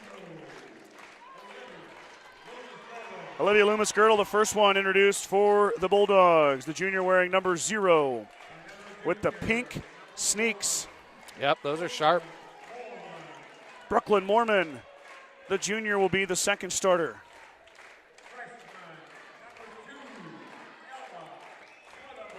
Ella Slaughterbush, the freshman, wearing Derek Jeter's number 2. I know you're such a big Derek Jeter fan. Mackenzie Lankus, the senior, wearing double Derek Jeter numbers, 22. You know what? I do like that number. That was my old baseball jersey number as well, 22. All right. Double Brad's on deuces. board with 22. I can get behind that. Number 23, Ruthie Loomis-Girdle, the final starter. So it goes Ruthie Loomis-Girdle, Olivia Loomis-Girdle, Mormon, Slaughterbush, Lycos. Other side, Johnson, Hurlbert, Grover, A.J. McKimmey, and Reagan Schultz. We will see Reagan's sister Riley at some point, and we will see A.J.'s sister Braylyn. So a couple McKimmeys, a couple Schultzes for the Mustangs, and then the Loomis-Girdle sisters on the other side. The tip is going to be, actually goes back to Ruthie Loomis-Girdle off the hand of Reagan Schultz, and Slaughterbush will bring it across right off the bat. McKimmey, or that's Schultz guarding Olivia Loomis-Girdle. Slaughterbush is open for 3, off the iron, no good. Rebound down to McKinley Grover. Grover looking for help. She throws it away. Mormon saves it into Olivia Loomis-Girdle, and up and good. Coach Hurlbert wants to know where Tessa Hurlbert was, as nobody was there on the break. Back the other way come the Mustangs. That one's going to go off of the Bulldogs. It'll stay with the Mustangs.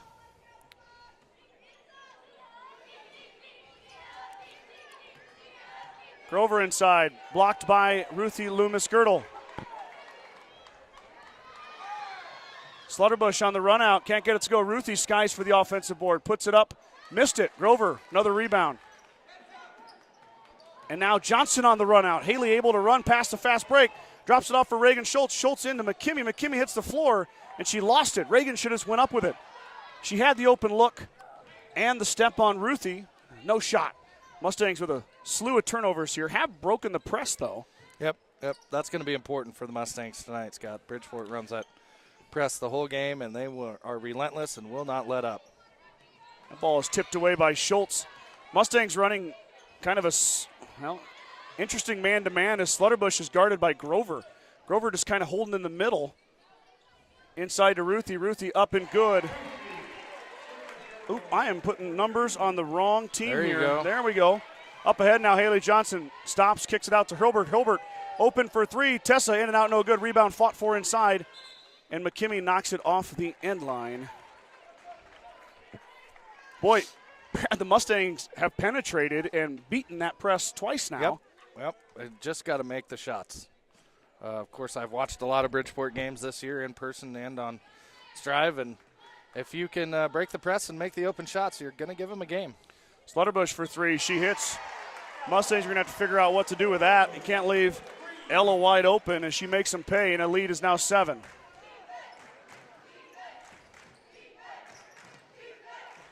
And then Bridgeport is relentless, too, on D. Reagan's going to drive. Lycos applying the pressure. Tip pass into Grover. Grover drops it off for Johnson. Haley's going to shoot the triple. Too strong. Rebound down to Lycos. Foul on Reagan Schultz as she had Lycos trapped, but the whistle's going to bail her out.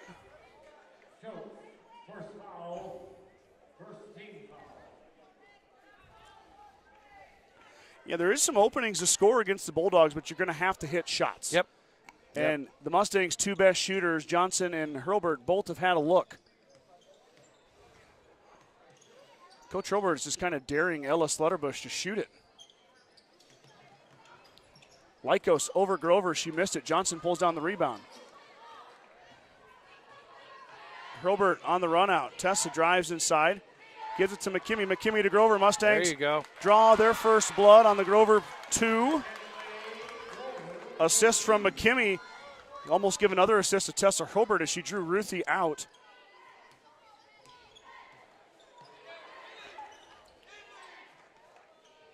Inside. Good defense inside by A.J. McKimmey as Ruthie unable to get it to go. Now Mormon giving chase to Hurlbert. So far, the Mustang guards are up to the challenge. Olivia Loomis-Girdle tips that out of bounds. WTC championship game. Danita Turnbull tuning in. Andy Harris, Kathy Grice, David Hawk. Thank you, David. David said we're great. Oh, wow, David. David, we think you're swell as you're well. You're a kind man. Johnson's going to drive. She's going to float. Left it short. Rebound down to Brooke Dean. Johnson took it away. Now back the other way. Haley steps through and gets it to go. Johnson through the contact, gets the finish. That is Grace Dean, Scott. Sorry. Yep. Brooke would be my wife. I know it. That happens. That happens a lot for me. It's okay. Slaughterbush for three. Got it. Boy, Ella with a pair of triples. This is fast-paced. This is when I make mistakes. Yeah. Yep. And this is only going to get faster. Mormon steals the pass from McKimmey, and then McKimmey fouls Mormon.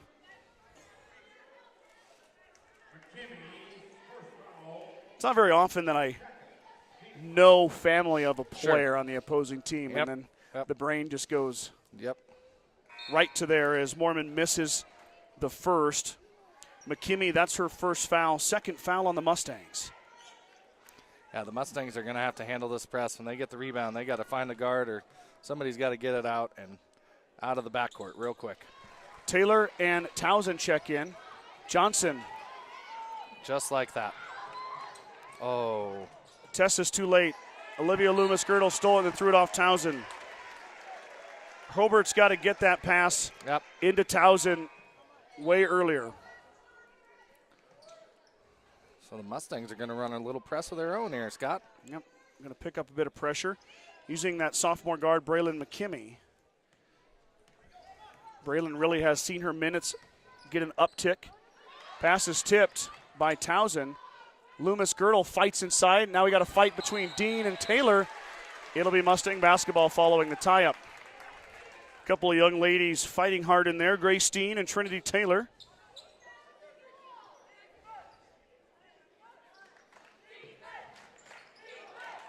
And Trinity Taylor threw it away.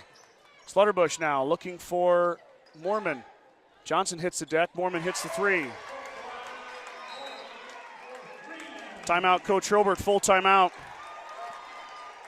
As three three-pointers are the story early on here. Two from Ella Slaughterbush, one from Brooklyn Mormon. The lead is 14-4. Bulldogs jumping out early. Strong Insurance has been providing the Midwest with the best insurance solutions for over 90 years. As an independent agent, we work with many great carriers to offer our clients a policy tailored to their needs. Great rates and even better coverages. Contact our office at 282-0560 or stop by 224 North Main Street in Gordon. Bagan Propane is your local and family-owned propane supplier, and they are proud to support the Gordon-Rushville Mustangs and our area youth. Contact Bacon Propane at 360-3579 with any questions you have about how they can help with your propane needs. Fuel Grill would like to wish the best of luck to all the Gordon-Rushville student athletes playing sports this winter. Whether it's before or after the game, Fuel Grill has all your needs covered from delicious options on the menu or your favorite cold beverage.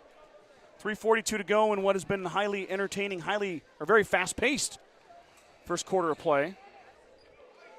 Yeah, like I said, Scott, I've watched a lot of the Bridgeport games, and this is just how they operate. This is normal for them, and this is how they score a lot of points and try to make a lot of turnovers. Trinity Taylor was open on the McKimmey pass, but Trinity too strong off the glass. That was a carry there. Turnover by Slutterbush. Goes back to the Mustangs. You know, you look at the three-pointers that Johnson has had. Hurlbert's had a couple open looks, couple fast break opportunities like the one by Trinity, even though it's a tough shot. Yep. They've had some looks. Yep. You got to make those against the number 1 rated team like Bridgeport is. That was a great inbounds play. Johnson blocked by Ruthie Loomis-Girdle. I'd like to see her just pull up from the elbow or somewhere mid-range in there, Scott.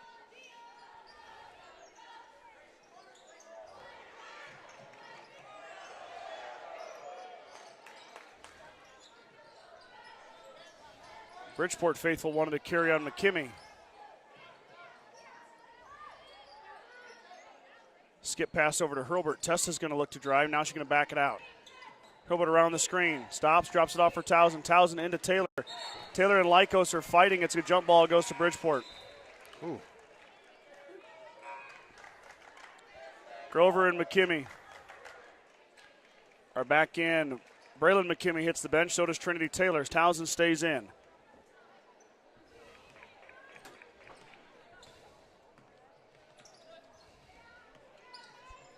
Inside to Ruthie Loomis-Girdle, and she gets it to go. That's just size beating everything else. Good pass from Olivia. Now the Mustang with numbers. Pass inside to Grover. It's tipped and then knocked out of bounds by Moorman. The Mustangs are really handling the press easily at this point. There's been a couple turnovers. Just got to make the open shots when you get them. You break that press, so you got to convert those. Johnson there you go. Through the contact, won't get it to go. Still no fouls on Bridgeport. Olivia Loomis-Girdle runs the floor, and she's fouled. That'll be a second foul on A.J. McKimmey. That's not what Coach Hurlbert wants to see. Nope. She's quick with the ball in her hands. You got to stop her, or she will take it all the way to the lane. Olivia goes to the line. Third foul on the Mustangs. Well, they say it's a first foul on A.J. Well, Coach Holbert will be happy to hear that. Well, I don't know what the official went over there. There we go. Now they changed it to the second one. McKimmey, second foul, 13th foul. Olivia Loomis-Girdle hits that one. Taylor and Schultz, Reagan Schultz check in as Towson and McKimmey hit the bench. Olivia's second is good, and just like that, Bulldogs are up by 14. Johnson is going to double dribble with it. I thought maybe that was tipped. Was it not tipped? So too, but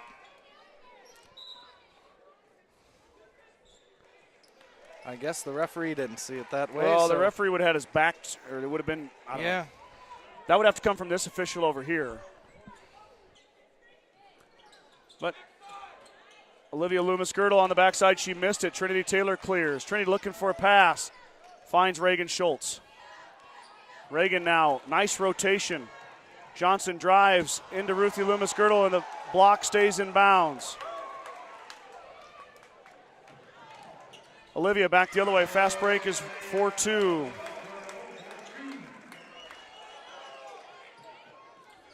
And then Grover threw it away. Olivia tied up inside. She gets it to go off the edge of the rim. No good. Now go. Skip pass up ahead. Yep. Ruthie waiting. Trinity Taylor is fouled. She missed the shot, but she's going to go line to shoot two.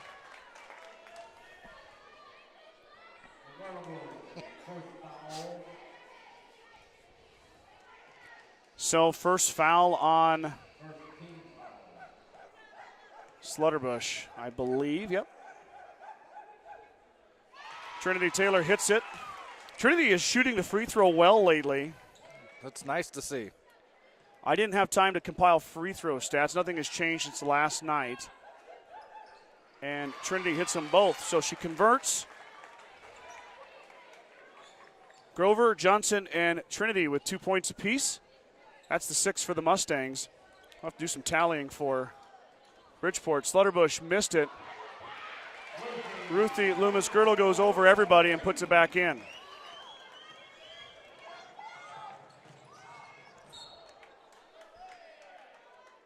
Tesser Hobart's down.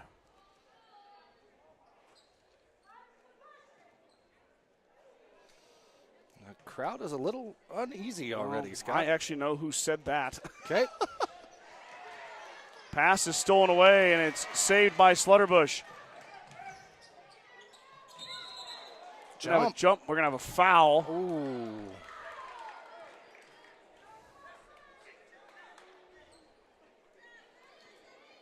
Foul on Reagan Schultz. And Loomis-Girdle going to go to line to shoot 2. Man, The official under the basket was going to call a jump ball. yeah. Which it should be his call, I would think. He was right there. Yeah. The official on the backside put his hand up for a foul. So how does that work? Who gets? That's a great question. I would think they'd get together and try and figure it out. Yep. It's a moot point. Olivia Loomis-Girdle makes them both. Our opinion doesn't matter. Johnson able to break the press herself. Over to Hurlbert. Hurlbert hits the floor. She's back up. Now Tessa stops. She pops. And she left it short. Fight for the ball inside. And Tessa throws it off Bridgeport, but it stays with Bridgeport. Now Lycos up ahead. Lycos to Ruthie. Ruthie up and too far into the hoop. Ruthie couldn't quite get it to go. Skip pass up ahead. Johnson wide open. Haley off to Trinity Taylor. Taylor blocked by Ruthie Loomis-Girdle. Wow. She just needs to take that all the way, Scott. Yeah, Haley had it. Yep. 46.1 seconds to go. Lead is 18.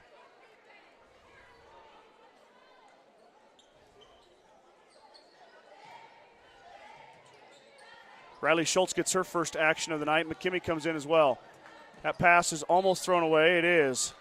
McKimmey falls out of bounds as the Bulldog pressure causes another turnover. 24-6.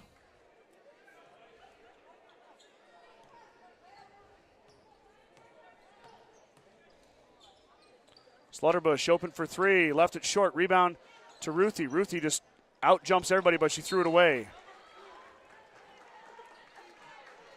Yeah, it's hard to stop her when she's 6'3" and the wingspan's probably at least that, if not a little more. Got to really try to get good position and box her out of there. Absolutely. Ball is tipped and then ends up with Bridgeport, and it's to be off of Slutterbush. Oh, nope. Oh, he pointed the wrong way. Yep. Bridgeport fans can maybe change his mind a little bit on that one. Well, that's not a good look. You make a call, the Bridgeport fans voice their opinion, you change it. Yeah. 17 seconds to go. Inside pass to Ruthie Loomis-Girdle, and she's fouled. She's going to go to the line to shoot 2. I like what Randy did earlier in the game when he kind of sagged off the outside and kind of clogged up the middle to try to prevent that. But 3 triples ended that. Yeah, I mean, I get it, but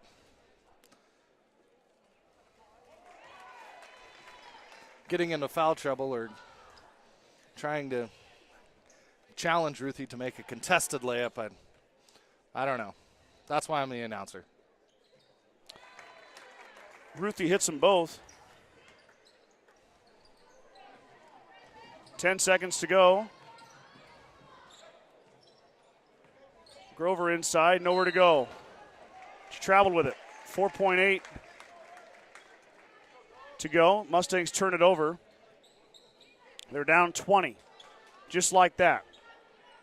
It's amazing how quickly it happens. Yep.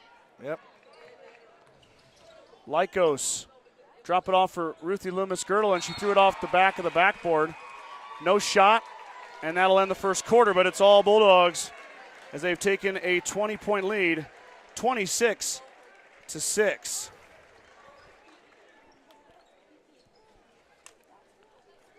BCC Pro Foam is proud to support Gordon-Rushville student athletes in all their endeavors.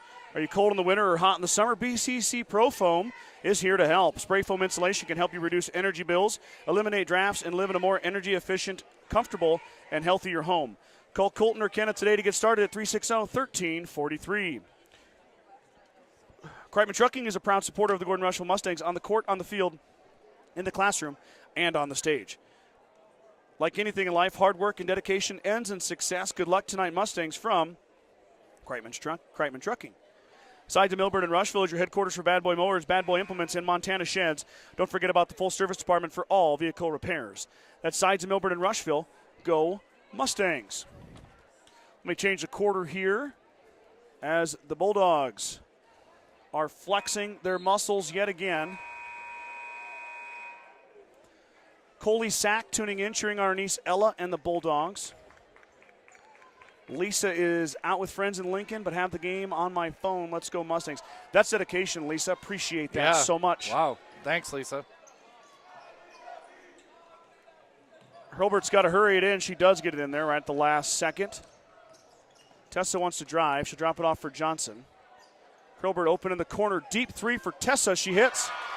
There's your GRHS career three-point leader, Tessa Hurlbert from downtown. That was way downtown. That was outside the college triple.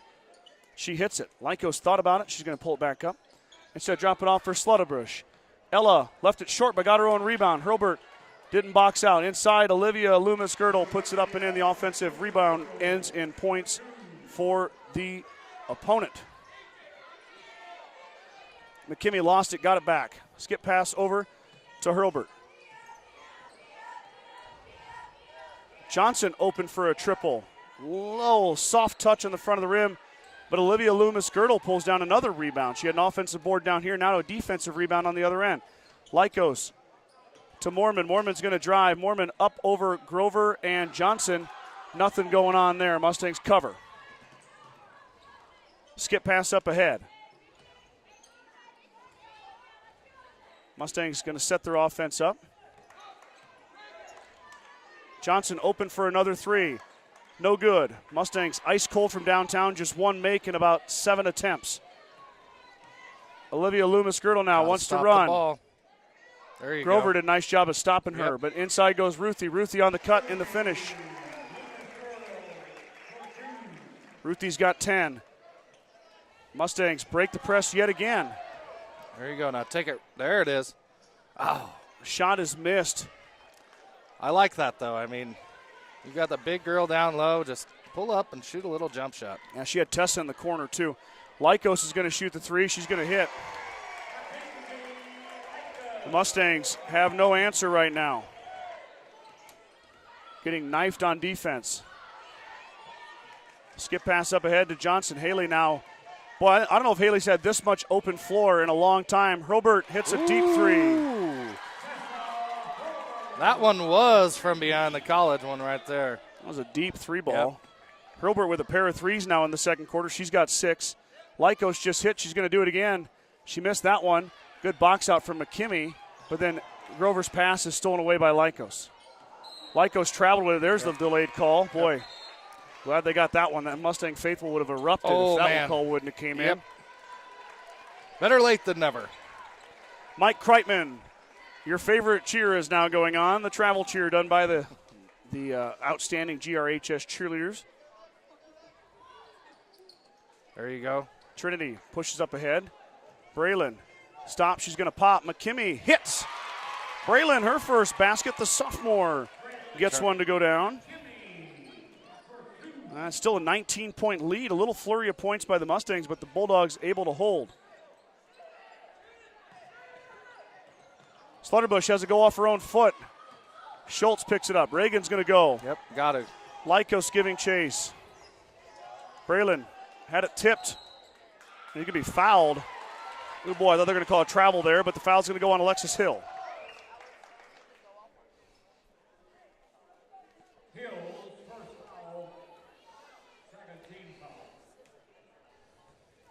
I would think maybe Coach Holbert might try to take advantage of Grover or somebody down low with Ruthie out of the game. Braylon's first is too strong. Here comes Towson. See who she's going to replace. It's going to be Reagan. Coach Holbert going to his bench early and often here. We've seen Riley Schultz. We've seen Skye Towson. We've seen Braylon McKimmey, Trinity Taylor. Braylon's second one rolls down. So Braylon goes 1 of 2. But for some of these girls, Brad, it's the first time they've seen the machine that is Bridgeport. Yep. Some of these girls have seen a lot of it. Johnson and Hurlbert played against it for several years. You can tell they're really poised out there. Bridgeport's just tough to stop. Mormon for 3. Off the iron, no good. Grace Dean grabs the rebound now. Olivia on the backside, nobody home. Nobody home. Nice pass. Except for Olivia, I should say. Oh, they got her wide open down the other side of the floor. Missed her. Lycus Braylon was wide open. to Hill. Hill traveled with it. Bulldogs give it back. Mustangs, yeah, you're right. Yep. Braylon McKimmey was up the right side of the floor streaking. You know, with Ruthie on the bench, there is a chance for a fast break points there. Yep. Ruthie has been stifling under the rim, one-on-one.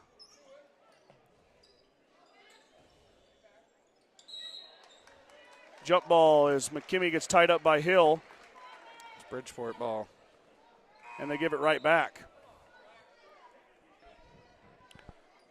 Ruthie is going to come in for her sister, Olivia.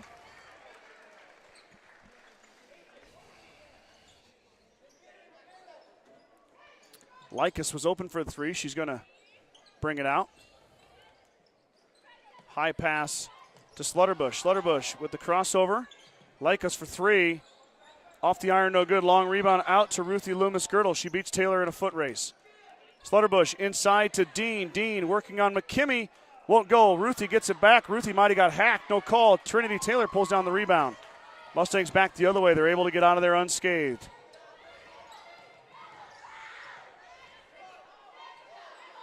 Towson fires, and she missed everything. Rebound comes down to Skye, though. Skye inside to Taylor. Taylor off the glass, won't go. Ruthie grabs a foul. 2 good looks by the Mustangs.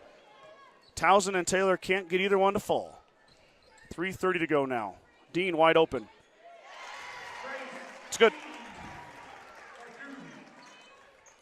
Dean's first basket. Mustangs got to go here. She traveled. Say Braylon traveled with it. Mustangs turn it over on the press.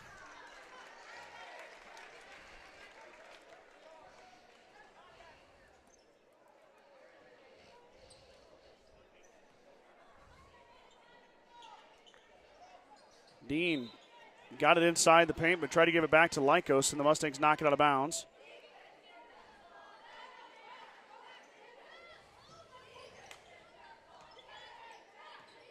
Slutterbush grabs the inbounds play, and she is fouled by Hurlbert. It looked like Ella just kind of fell over. Yeah, it looked to me like she might have tripped over her own feet, 2 feet there, Scott. Yeah, interesting. I mean, my opinion doesn't matter, but the Mustangs do their fair share of fouling. I won't argue with it, but that one, it looked like Ella just fell down. It probably should have been a travel. Olivia on the baseline, she'll shoot it, and she missed everything. Johnson fighting for it over there with Slutterbush, but Ella got it back. There you go. Gilbert stepped on the line. Great defense there by Tessa. Just ran out of real estate there on the sideline. Absolutely. So we'll see if the Mustangs can hold again here. Olivia tries to get it into Ruthie. It goes off Ruthie's hands. Ooh. Back to the Mustangs. That might have been a makeup call for the foul on Tessa on that one, because I don't think they touched that one. Oh, no. Johnson. Bad pass. Timeout, Coach Coolin and the Bulldogs. So 2:53 to go. Bulldogs are going to take their first timeout. Your scoreboard is correct, 37-15. Bridgeport with the lead. Grocery Mart, your locally owned hometown grocery store, is proud to support the Gordon-Rushville basketball teams. Stop down today to pick up all your grocery needs. including fresh meats and produce. Grocery Mart is open 7 days a week at 228 North Main Street in Gordon. The certified public accounting firm Casey Peterson LTD, formerly Gardner, Lautzenheiser, and Ryan PC, wishes good luck to the Mustangs. Visit with CPA Sarah Rick Garner, Mike Coombs, or any of the professional staff at 216 South Main in Gordon, or call 282-0842 for all your tax, payroll, and accounting needs. Excuse me. Man. Boy, I haven't really had much time to catch your breath here in this one. Nope. Fast pace. Next game should be too, I would imagine. Yeah, we got a couple of really good contests here tonight. Mustangs trying to chip into this Bridgeport lead now. 22 are what the Bulldogs have amassed. That pass goes over Mormon's head as Olivia a little bit too much mustard on it. There you go. Johnson now running it. Ruthie left it off the glass, no good. We got a foul on Olivia Loomis-Girdle. It'll stay with the Mustangs under the hoop.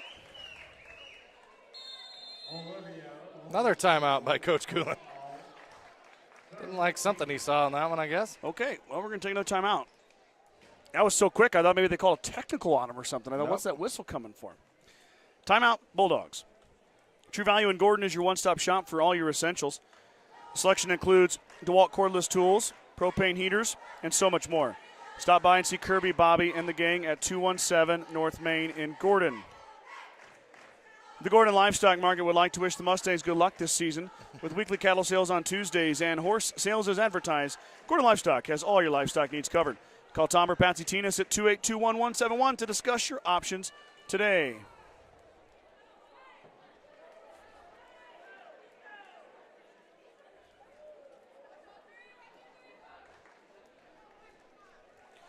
We've got Coach Campbell tuning in, Brad.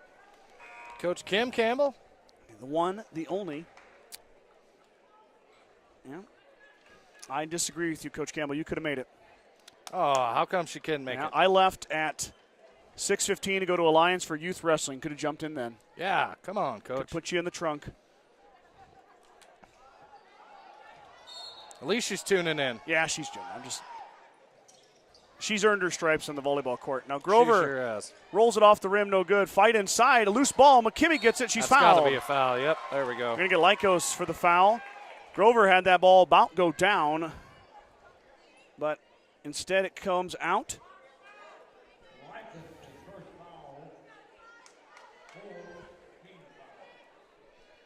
Mustangs have 6 fouls. Bridgeport will be the beneficiary of the bonus here on the next Mustang foul, but McKimmey misses the first.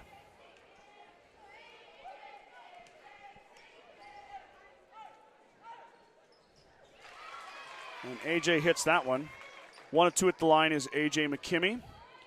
Mustangs now 4 of 6 at the line.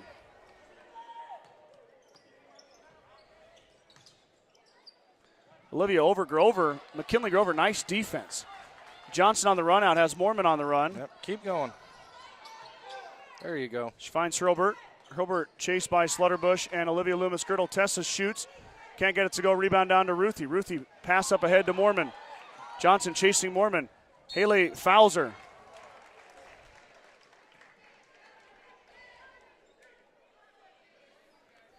Mormon's going to shoot 2.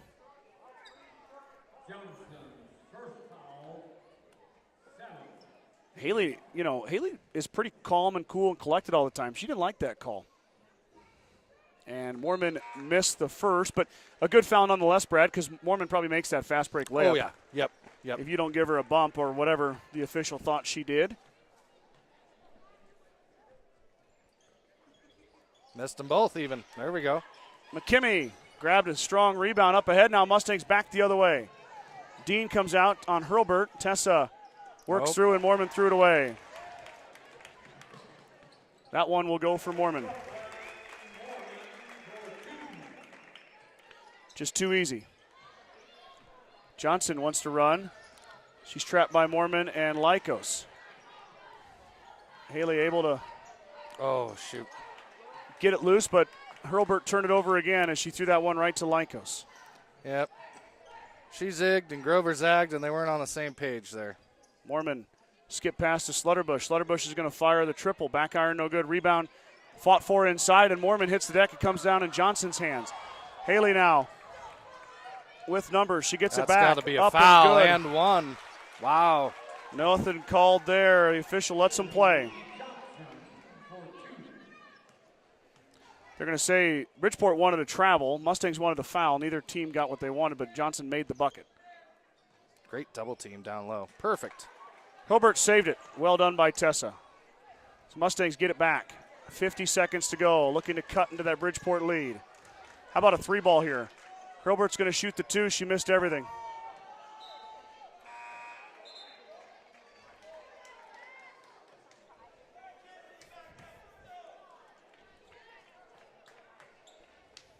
Tessa just seems sped up, Brad. Yep. That Just press and the pressure will kind too of speed the fast. person up. Brooke Dean open. Got it. Grace Dean open for two. God bless it. I am having a heck of a night with that. I'm sorry, everybody.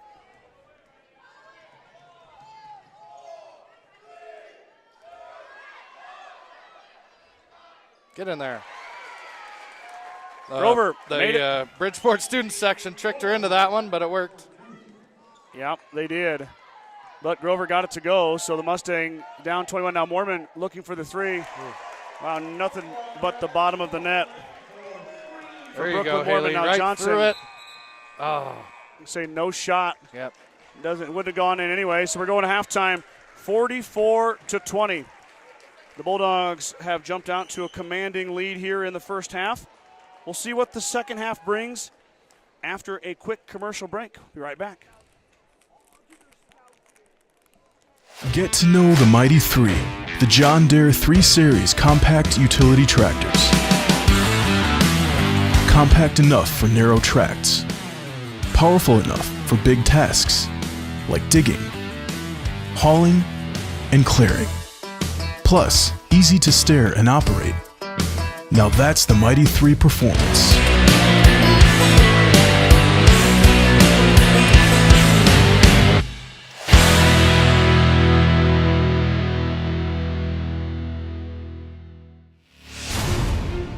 When the field is your office, you never get tired of going to work.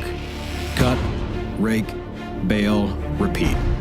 New Holland offers the power and versatility to get through the day. From small squares to large squares and everything in between, New Holland has you covered.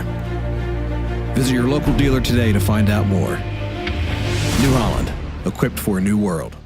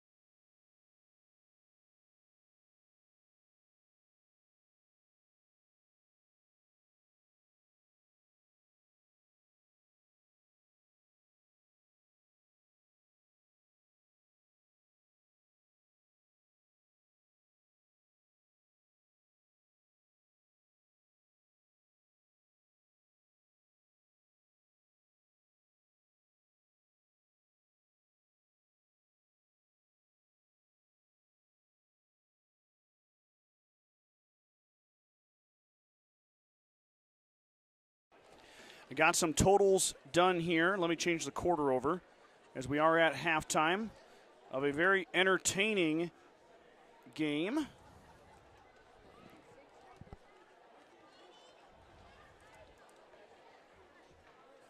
Susan Young tuning in. Thank you for your awesome play-by-play the last 2 days. Snowden Bulldog fan. Thanks for tuning in, Susan. JCloud91, the announcer is super biased. Yes, I am. I'm a Gordon-Rushville announcer, so I am biased. April Schneider, come on Mustangs, let's go. So you know, Jay Cloud, when you turn on the Huskers and you listen to the Husker Radio Network, we are the Mustang Broadcasting Network. Gordon-Rushville businesses are who funds this program. They are who help pay my salary, who pay for equipment, who support this team year in and year out. So we are Gordon-Rushville fans, but I think you'd agree that we are fair to Bridgeport as well, all opponents. Let's look at the Mustang stats in the first half. Tessa Hurlburt with 6. McKinley Grover with 4. Haley Johnson with 4. Braylon McKinney with 3. Trinity Taylor with 2. A.J. McKinney with 1. Flip it over to the Bulldogs. They were led by Olivia Loomis-Girdle, who had 12. Ruthie Loomis-Girdle was behind her sister with 10. Brooklyn Mormon with 9. Ella Slaughterbush with 6. And Grace Dean with 4. Your halftime score, 44-20. Bulldogs with a 24-point lead. Gordon Memorial Health Services is a proud supporter of Gordon-Rushville High School in Mustang athletics. From sports physicals and wellness exams to injury rehab and recovery, we offer a wide range of services to help you perform your best. Go Mustangs from Gordon Memorial. Star Club members include Larry and Danita Turnbull, Vern and Sharon Johnson, Dale and Shirley Atkinson, Steve and Brenda Belisle, Jim and Karen Dellinger, Mike and Marlene Slama, Maurice and Sandy Hathorn, Marty and Connie Schwarting. Thank you guys for your support, Star Club members. Thank you to all the businesses that support this broadcast. Your 3 partner sponsors on your screen, Western Nebraska Community College, Modern Farm Equipment, and 21st Century Equipment. You saw their commercials at halftime here just a bit ago. We'll play them again in between games and in between the boys' games as well, or the boys' game as well. Also, the Sheridan County Journal Star is who powers this broadcast. That is the 131-year-old newspaper published in Gordon, Nebraska that serves all of Sheridan County. Gordon, Rushville, Hay Springs, and the surrounding communities. Mustangs are back out of halftime. Bulldogs are warming up as well. At the First National Bank of Gordon, we invest in our customers' financial success. Celebrating over 130 years of service and commitment to our communities, we make all decisions in-house to meet your needs. Stop in to visit one of our new account reps or lending officers today. Go Mustangs from FNB of Gordon. Brad Gates, what did we see in the first half through your eyes? Well, Bridgeport's press is tough to handle. Everybody knows it. They've been doing it for years. We need to cut down on the turnovers. I'd like to see more of Haley just take on the press herself. And if you get 2 gals in front of you, somebody has to be open. Somebody's got to come back to the ball and take it from her. Got to try to, stop Ruthie down low. But then you leave the open shooters outside that can knock them down. Yep. Slutterbush, Mormon, Lycus, all of them. It's a tough task, Scott. Absolutely. They're a good team. We just have to match their intensity a little bit better. I'd like to see Coach Holbert. I know Bridgeport's press works for them. Let's see if maybe we can give them a little bit of their own medicine and try to maybe press Bridgeport a little bit and get a couple of turnovers ourselves. Not a bad idea. At this point, sometimes you just say, well, my original plan isn't working I wanted. Sure. Let's go to plan B. Now, whether or not that works against a talented Bridgeport team, guy doesn't know. But I agree with you. And, there was some silly turnovers by the Mustangs caused by that Bulldog press. But I've been impressed, though, with how the Mustangs have handled it. Yeah. They really have gotten through it. I don't know if Haley Johnson has ran in so much open floor. But Bridgeport bends but doesn't break. Yep. Right? And you've got to hit shots. Tessa Hurlburt hit 2 threes. She had to shoot a couple of them from behind the college arc. Mustangs are probably 2 of 9, 2 of 10 from 3, which is right around their season average, but is that good enough against the Bulldogs? Maybe not. So open shot making, reducing turnovers, all solid plans. We'll see what the Mustangs can do here as we kick off the second half of play. Thank you guys for jumping on board tonight. This is the second of 3 games that we are doing today. We did the Bridgeport and Mitchell boys consolation game per the request of Bridgeport Public Schools. We're happy to help out with that. And now we're doing our regular broadcast of Gordon-Rushville. We'd be here anyway doing these games. Just so happens that they're playing Bridgeport as the Mustangs get it in. McKimmey to Hurlbert. Tessa drives around. Has some open space. Drops it off for Reagan Schultz. Reagan into the corner. Johnson saved it. Got it to Grover. Kinley off the glass and good. Kind of an unorthodox pass, but Grover from Johnson. Kinley's got 6. Mustangs draw first blood. Lead is 22. Tipped inside. There we go. And Grover comes away with it. That's one way to stop Ruthie from getting a touch. Deny the entry pass. Yep. Now we just need to turn that turnover into points. Johnson's going to stop and pop. She missed it off the back iron. Rebound down to Olivia Loomis-Girdle. Now Mormon on the run out. Brooklyn in some space. She has Reagan Schultz. Ruthie cleans it up and finishes.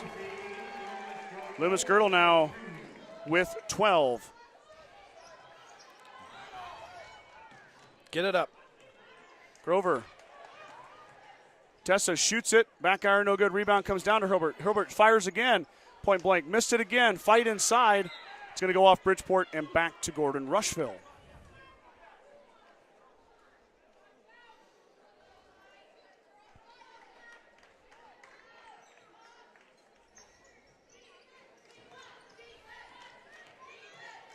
Reagan Schultz leaves it short.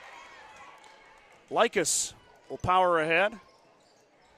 Tipped by Reagan, but Slutterbush controls. Now, taken away, though, that time again. Schultz being very active on defense.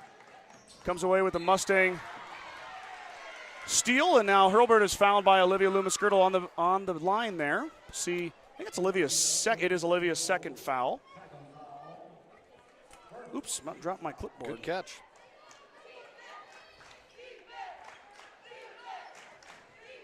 Mormon knocked it over the scores table. They're going to need a little help to get that ball back.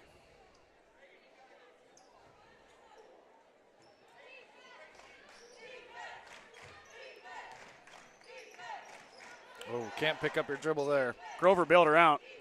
Hurlbert now with the blow-by. She gets into the lane. Tessa left it short. Hurlbert having a tough time. Oh, Grover's going to foul Likas. And she was going for that loose ball. I think it's Kinley's first foul. Or was it on Johnson? Yep, Haley. They got Haley for her second. I thought that was going to be on Grover, but a couple of Mustangs crashed into Likas. Kinsey thought about it. She's going to drop it off for Slutterbush instead. Back to Likas. Inside to Ruthie. Ruthie up over everybody, left it short, got it back, and put it in.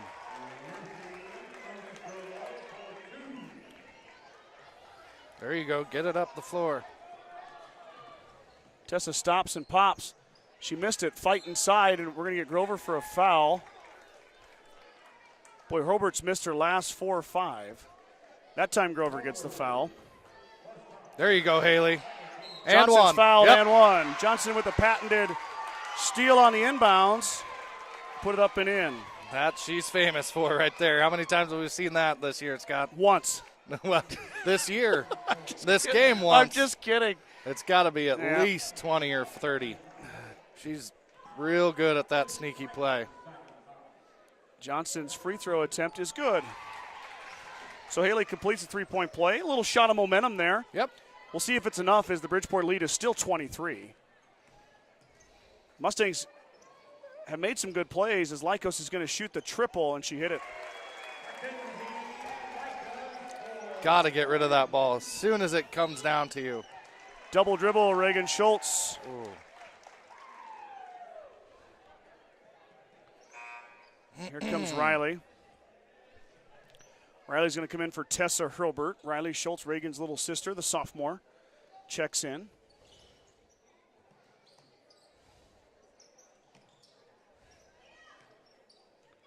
Skip pass into Olivia Loomis-Girdle, and Ruthie puts it up and in with the foul.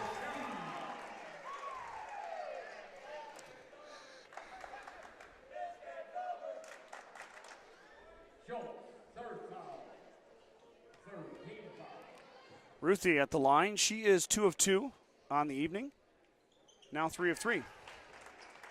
There you go. That's exactly what you need to do. As soon as you get that ball after the made shot, get it in and get it down. Otherwise, they're going to set up the press. Yep. Don't give them a chance to. Johnson fouled by Slutterbush. Remember, you jumped in late yesterday, but Slutterbush had 4 fouls heading into the fourth quarter. Oh, really? Coolin kept her in there. Coach did. It paid off as Ruthie Loomis-Girdle skies over Grover and steals it away. Now back the other way comes Slutterbush. Slutterbush. There you go. That should be a charge. It is a charge. Riley Schultz gets in the way of Slutterbush. Now she has 3 fouls. Yep. Great job there by Riley. Great job. You can't draw that one up any better than that right there. Absolutely. Timeout, Coach Robert. Sharon Johnson tuning in. Thank you, Sharon. Kylie Sturkle. Thank you for broadcasting. You guys are doing a great job for all. It sure has been nice to watch the game when and able to be there. Thank you, Kylie. Yeah, Garrett, I'm from Gordon, but this is a Gordon-Rushville broadcast. So, I mean, I'm not like a fan. I'm an announcer. But Brad and I are paid. Anyway, whatever. Okay. Doug Van Winkle, these teams play again next week. Good rival. Yeah, that one will be in Bridgeport on Thursday, right? Yep, correct. So if you guys want to see this in person, get on down to Bridgeport. And may I recommend the concession stand for the 950th time on my broadcast? Yep. Get yourself a dog bowl. A dog bowl. Trust me. Tell them Brad Gates sent you. Yep. They pretty much know me by name now, yeah. Scott. I've got Jules. Jules, I'm not going to try to say your last name. Yeah, there's Chuck Lambert. He knows what we're talking about. Yeah, excellent he knows broadcasting exactly what of we're all games. about. I'm not even going to broadcast Thursday. I'm just going to go eat the concession stand. Well, like we said last night, we'll set up the camera, and we'll move it around for you guys. But we're going to be eating. But we aren't going to comment. Yep. Yeah. Oh, and by the way, if you don't want to listen to Brad now, you can always press the mute button too. Yeah. So you can just watch the broadcast and you don't have to listen to us. Yep. It's always good that way. Stolen away by Mormon. Mustangs turn it over now. Ruthie Loomis-Girdle with a full head of steam drops it off for Olivia. Olivia through the contact finds her sister again. Ruthie up and good and the foul. Late whistle comes in and Ruthie's going to have a chance for another 3-point play. Foul on Johnson. Now Haley with 3. Boy, the Mustangs do not want Haley to go to the bench. It could get a lot worse. 31 is your lead.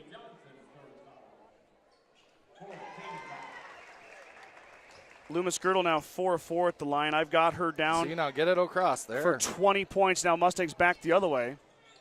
Johnson hounded by Mormon and Olivia Loomis-Girdle. Grover is going to shoot the J. She missed it. Lycos with a nice box out of McKimmey. Now back the other way comes Olivia. There. Got a good quarter away again. Good call. Is going to go into Johnson for the charge. Yep. That's what you have to do. Get in front of them, get set. Yeah, Olivia's got 3 fouls now. Yep. You got to try to use that aggression against them a little bit. Skip pass up ahead, Riley Schultz. Over to Haley Johnson. Johnson for the triple. Can't get it to go. Johnson has 0 for from downtown. That one seemed a bit rushed. Back the other way comes Brooklyn Mormon. Mormon there you go, has Haley. a pocket pick by Haley Johnson. Johnson keeps the dribble. Now Schultz and Johnson. Riley up and can't get it to go. Johnson got the rebound now. Haley back up, can't get it to go. Fight inside. And it goes off of Lycus. It'll stay with the Mustangs. Johnson threw it off of McKenzie. Yep. But I think Haley wants that opportunity back. Yeah, that second one off the miss by Schultz, she probably should have converted that one. And I thought Riley had the right idea there. Yep. She went off the glass, but just too strong. Here comes Trinity Taylor. Also Reagan Schultz back in. Riley's out there. Johnson's going to have a seat, so is McKimmey.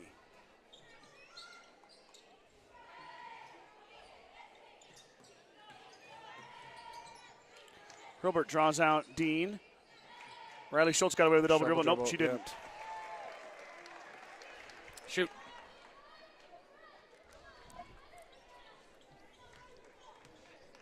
Turnover Mustangs. Back it goes. Man, this has been only halfway done with this quarter. It feels like we've been in this quarter for about 3 days. Hill for 3. Left it short. Rebound down to Taylor. Back the other way come the Mustangs. Skip pass up ahead to Riley Schultz. Tessa Hilbert saved it.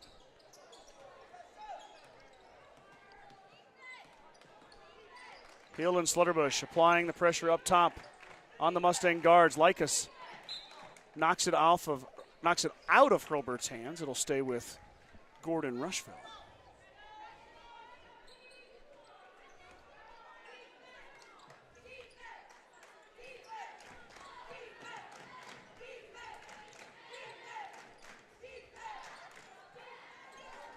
Grover's shot is too strong. Likas with the rebound. Brad, we had a comment that the gentleman thinks that Bridgeport plays in Morrill on Thursday. I looked at it on the way down, and I know it's Thursday because the Gordon-Rushville boys travel to Grand Island for the showcase on Saturday, and they are leaving Friday. Oh, okay. So, well, anyway, I am 99% sure. Before you head out, check your schedule. Yep. Make sure it's there. Going to be a foul here, I believe, on Likas. Now, something to watch. I mean, it may be a moot point, Brad, but 6 fouls for Bridgeport. Mustangs will shoot free throws. Sure. At the next Bridgeport foul, no matter what. Now, that when you're down, that can help. But I don't know if it helps when you're down 32. Well, every little bit helps. You got to start somewhere. And if you can score when the clock stopped, that's a good thing.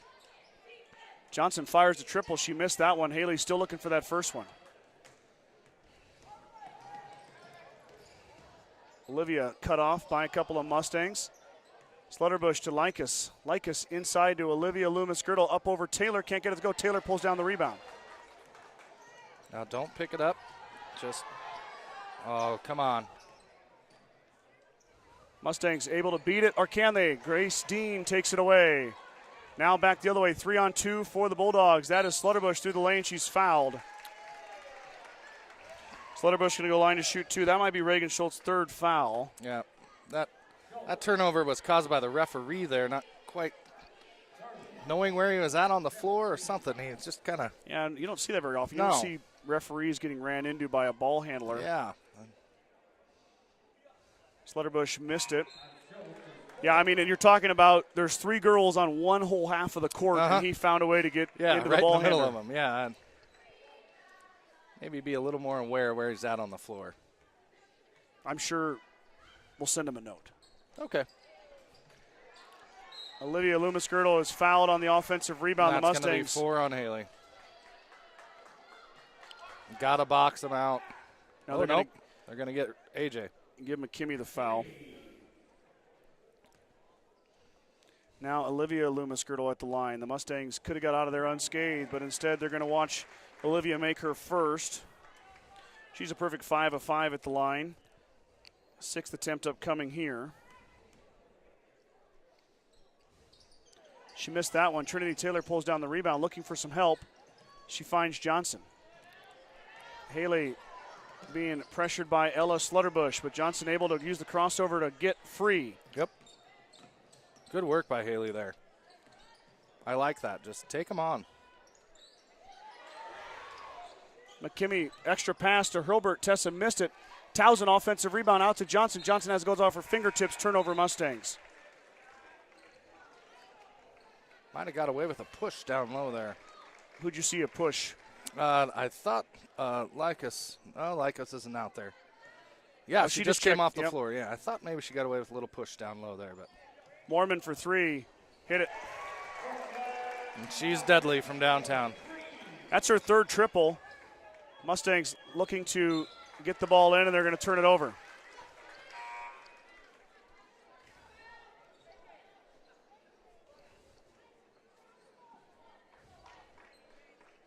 So we're getting close to that 40-point mark. There you go, Haley. I almost missed the whole thing, but. You got it. Johnson's got 9 to lead the Mustangs. That was another steal and a fast break. Likas is going to drive this time. She's going to kick it out to Ella. Slutterbush for 3. Front iron, no good, but it gets the shooters rolling down. Perfect. And Kenley did the exact same thing. Got it in her hands and threw the pass out. Don't hang on to that thing. Nice little give and go as Grover puts it in for the Mustangs. She's got 8. Hurlburt with the assist. Inside to Ruthie. Ruthie wide open. 2 more. These two teams are now in a shootout, kind of, except Bridgeport had a bit of a head start.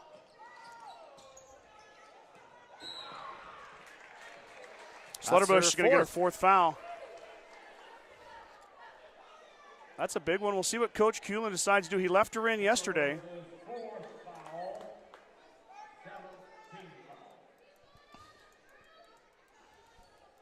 And I guess I'm a bad announcer, but it's a 1-and-1. I should have known that. I was looking at the fouls, and Hurlburt hits. Tessa right around 72% this year. Makes the first, second one incoming here. 58.8 to go, 3rd quarter. Hurlburt left it short. Ruthie Loomis-Girdle cleans it up now, off to Olivia. Olivia on the run. Working on Towson. Olivia through everybody, up and good. There you go. Got up in front of him again. Johnson uses the glass, and that wasn't really much of a kiss, but it was a bank. In it goes. Johnson now in double digits. She's got 11.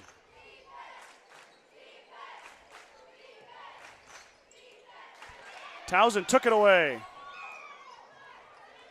Hurlburt looking for help. Drops it off for Sky. Sky will bring it across timeline. She lost it. Got it back, threw it high. Johnson saves it over Ruthie. No good. Taylor inside. Trinity can't get it to go. Tipped out to Slaughterbush. Slaughterbush up and good.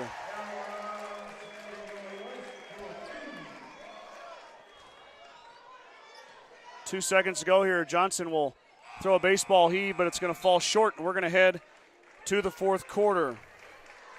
Bridgeport with a commanding lead, 70-32 as we head to the final stanza. Ladies and gentlemen, we would invite you to remain in your stadium seats at the conclusion of this ball game for the presentation of the championship trophies, as well as second and Great job by the Gordon-Rushville cheerleaders as we've got a stunner up in the air here.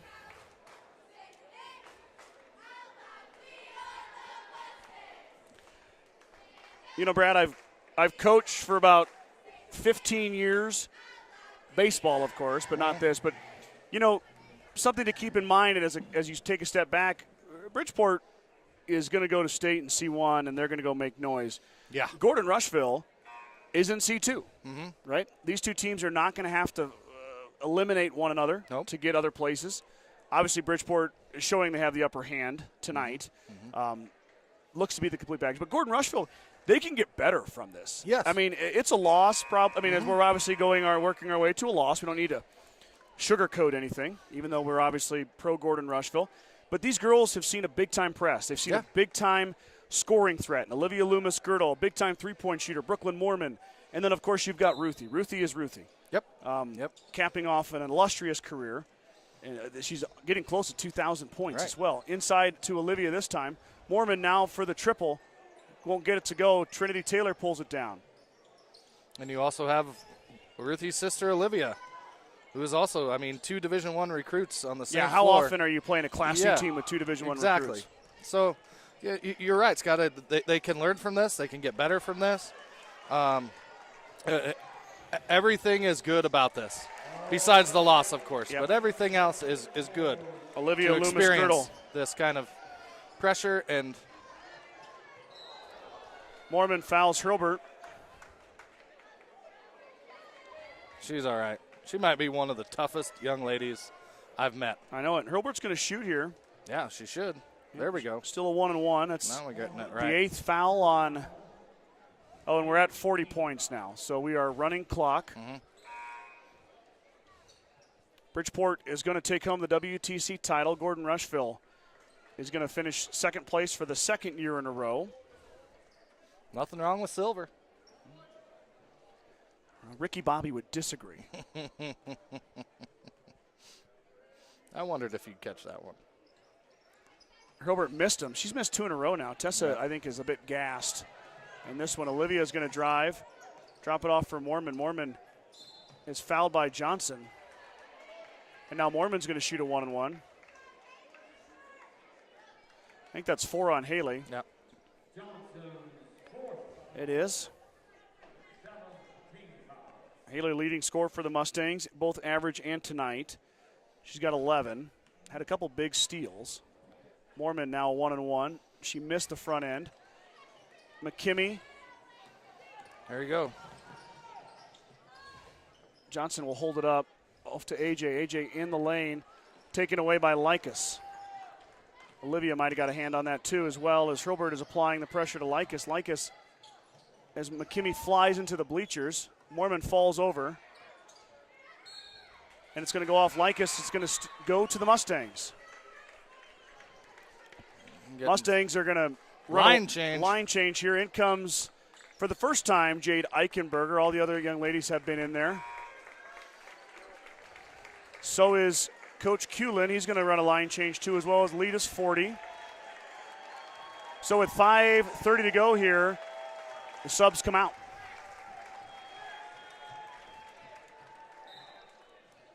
Press is off too. So classy gesture by Coach Kulin. Eichenberger looking to get it. Oh, she's going to shoot it. Oh. Jade can't hit the 3 ball. McKimmie goes down and grabs it. Braylon left it short. Now Dean and McKimmie hit the floor. Into the game is Kelsey McVicker. McVicker brings it across the timeline.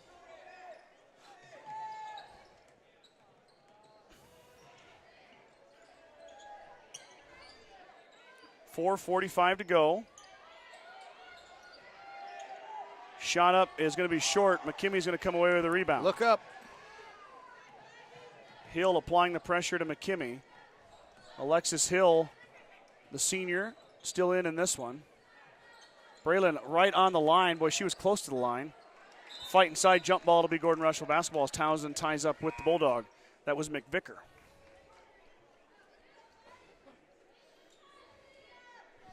Burnt checks in for Taylor.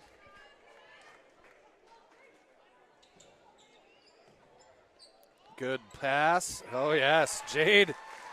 Eichenberger. Great out-of-bounds play there. Executed perfectly by the Mustangs. Eichenberger drops the dime, and Townsend is able to put it in. Excuse me. Oh, Townsend Yep. with that one. I was checking Yep. out the comment section. We've got a bit of a discussion going in the comments about who plays where. Okay. Bridgeport, And maybe I'm wrong. But the GR calendar says we're going to Bridgeport on Thursday, and the Bridgeport calendar says they're going to Morrill.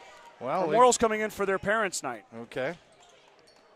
Eichenberger lets it rip. They obviously can't play 2 games, so. Well, we'll just have to let the ADs figure that out, huh? All right. Maybe we'll have a discussion with Mr. Lambert, who's right down in front of us here. Eichenberger for 2. I missed one for the Mustangs earlier. So Jade puts it in. Jade's another one that I've had trouble with before. I've called her Paige. Yep. Well, I believe I called Tessa Shelby last night, so. That's okay. Townsend up ahead to Riley Schultz. Can Riley finish with the left hand? She will do her best, but it will roll off. Rebound comes down to Bridgeport. Back and forth we go like we're on a seesaw. McVicker for 3. Nothing but nylon.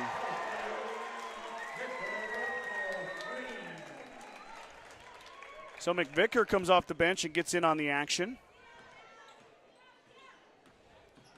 Braylon's going to shoot it off the heel, no good. Eichenberger fighting for the rebound. She'll grab it. Inside to Townsend. Townsend spins. Drops it off for Riley Schultz. Schultz over to Braylon McKimmie. McKimmie inside to Burnt. Savannah Burnt, the senior, working against Hill and Dean. And McKimmie's going to shoot the 2. As Coach Robert has more subs he wants to get in. In comes Addison Slama, Emma Martins, and Allie Nelson. For Bridgeport, I see 5. That's Samantha Hill. What are we doing? Running the press here? Yeah, I was going to say. It's white basketball. Oh. No, Bridgeport wasn't coming to run the press. They were coming for offense. Oh, I thought it was our ball, but yeah, McKimmie just made the 3. Yeah. Yep. Sorry. Yep. 2-minute mark here, 4th quarter. This one is about over, but one that is not about over is the boys' championship. That Yep. one is left short. Addison Slama, the shortest young lady on the floor. She grabs the rebound. Burnt left it short. Eichenberger fires it up. Missed that one. Allie Nelson just checks in. She grabs a rebound. Burnt, nowhere to go with it. Inside to Martins. Martins with a nice Good move. The move. lefty is blocked. Nelson steps through. Allie can't get it to go. Martins is fouled. Emma Martin's going to go to the line to shoot free throws. Yep.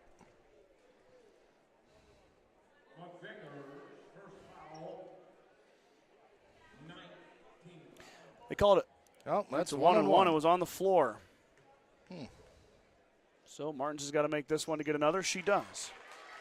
Emma gets her name into the scoring column. Yeah, we're going to have a rowdy one here in a bit. Oh, boy. Yep. If Kimball plays anyway like they did last night, it could get real rowdy real quick. Burnt gets the Way to rebound. go. Savannah's blocked and fouled. Savannah's going to go line to shoot two.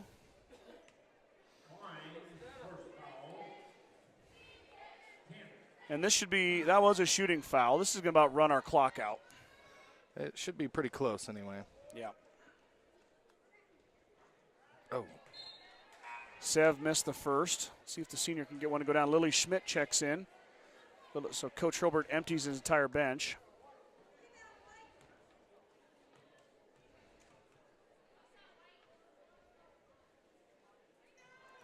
There we And go. Savannah rolls it home. The senior gets her name in the scoring column.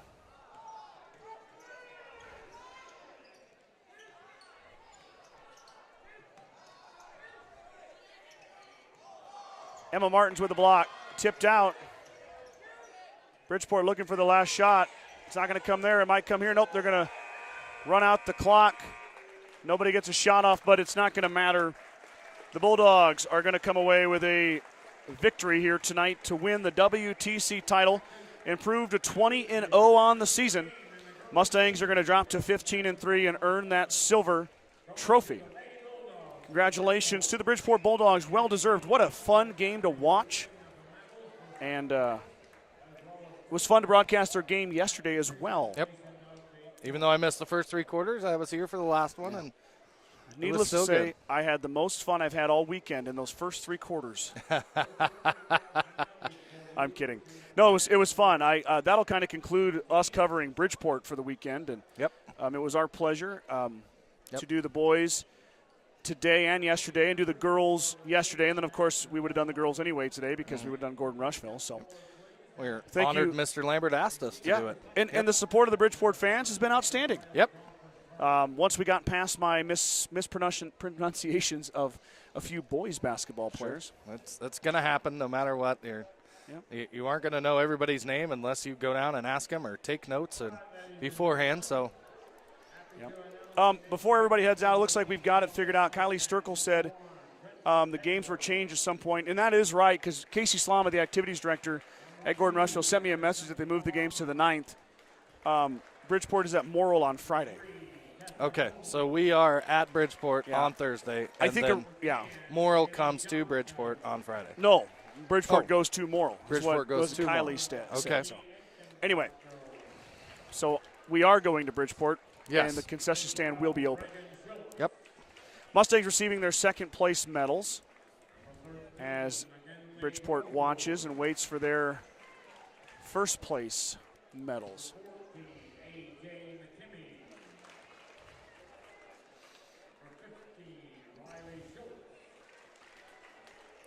And the Mustangs are going to get a double dose of the Bulldogs. Back-to-back. Oh, no, I'm sorry. They're going to reschedule game against Mitchell on Tuesday. Yes. GR is going to Mitchell. That's a 4 o'clock tip. That is also newspaper day. Scott cannot get out of the office in time, so Yep. we'll have to rely on Mitchell's broadcast. I believe Mitchell has Strive. Yep. So GR faithful can watch the Mustangs, and that's a girls-boys doubleheader on Tuesday. And then the Mustangs will go to Bridgeport on Thursday, and then sub-district play the following Tuesday. And Which that- is TBD. TBD indeed. So the Mustangs finish it up. Second place team, Gordon-Rushville. And now Coach Kuhlen comes to the center court to receive the medals and the trophy.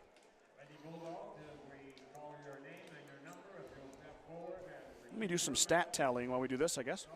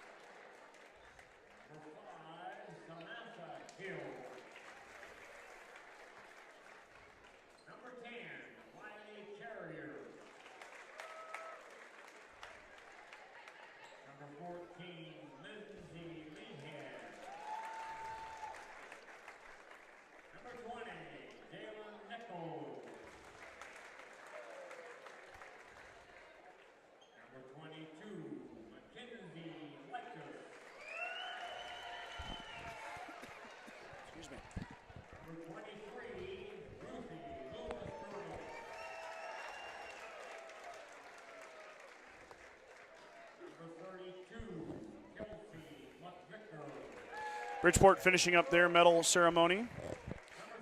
Doug Van Winkle says, good luck to Gordon-Rushville in Class C2. Thank you, Doug. Appreciate it. Brad and I, or me and Mike or Brad or any of us trio will be doing all the Bridgeport games. So, all the Gordon-Rushville games in postseason. So if you guys are bored, you can always check this channel because the only time we go live is to do broadcasts. So. And the championship trophy is raised for the Bridgeport Bulldogs. Does their best Ole soccer chant.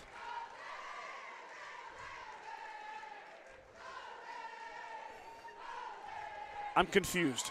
Well, I mean, it's a lot of different sports teams have adopted soccer chants, that they just don't know that. Yeah. Because not a lot of people pay attention to soccer, Scott. Not in the States. Now, I am one of those people. You enjoy soccer. I am a soccer aficionado, if you will.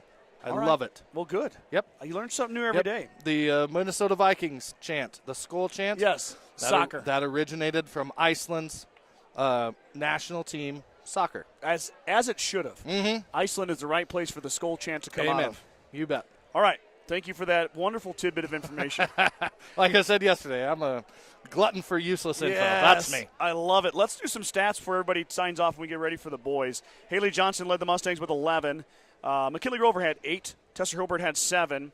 You had Braylon McKimmey who had 5. 2 for Towson, 2 for Taylor, 2 for Eichenberger, 1 for Burnt, 1 for Martins, and 1 for McKimmey. That's A.J. McKimmey. And that rounds out the Mustangs' 40 points. Let's flip it to the the home team, sorry. The champion Bulldogs, 22 for Ruthie. She led her team. Olivia had 17. Brooklyn Moorman had 12. Slaughterbush had 11. 6 for Lycus. 4 for Grace Dean. Good job. 3 for Kelsey McVicker. 75-40 is your final. Bridgeport Bulldogs WTC Girls Champion Boys Championship coming up here in 20. So get whatever you need to get done. Come on back and enjoy some championship basketball. This time the boys variety. It's the Kimball Longhorns who will be the visitors against the home team, Gordon-Rushville Mustangs. Let's do some commercials. We'll be right back here with that game. Get to know the Mighty 3, the John Deere 3 Series compact utility tractors. Compact enough for narrow tracts. Powerful enough for big tasks, like digging, hauling, and clearing. Plus, easy to steer and operate. Now that's the Mighty 3 performance.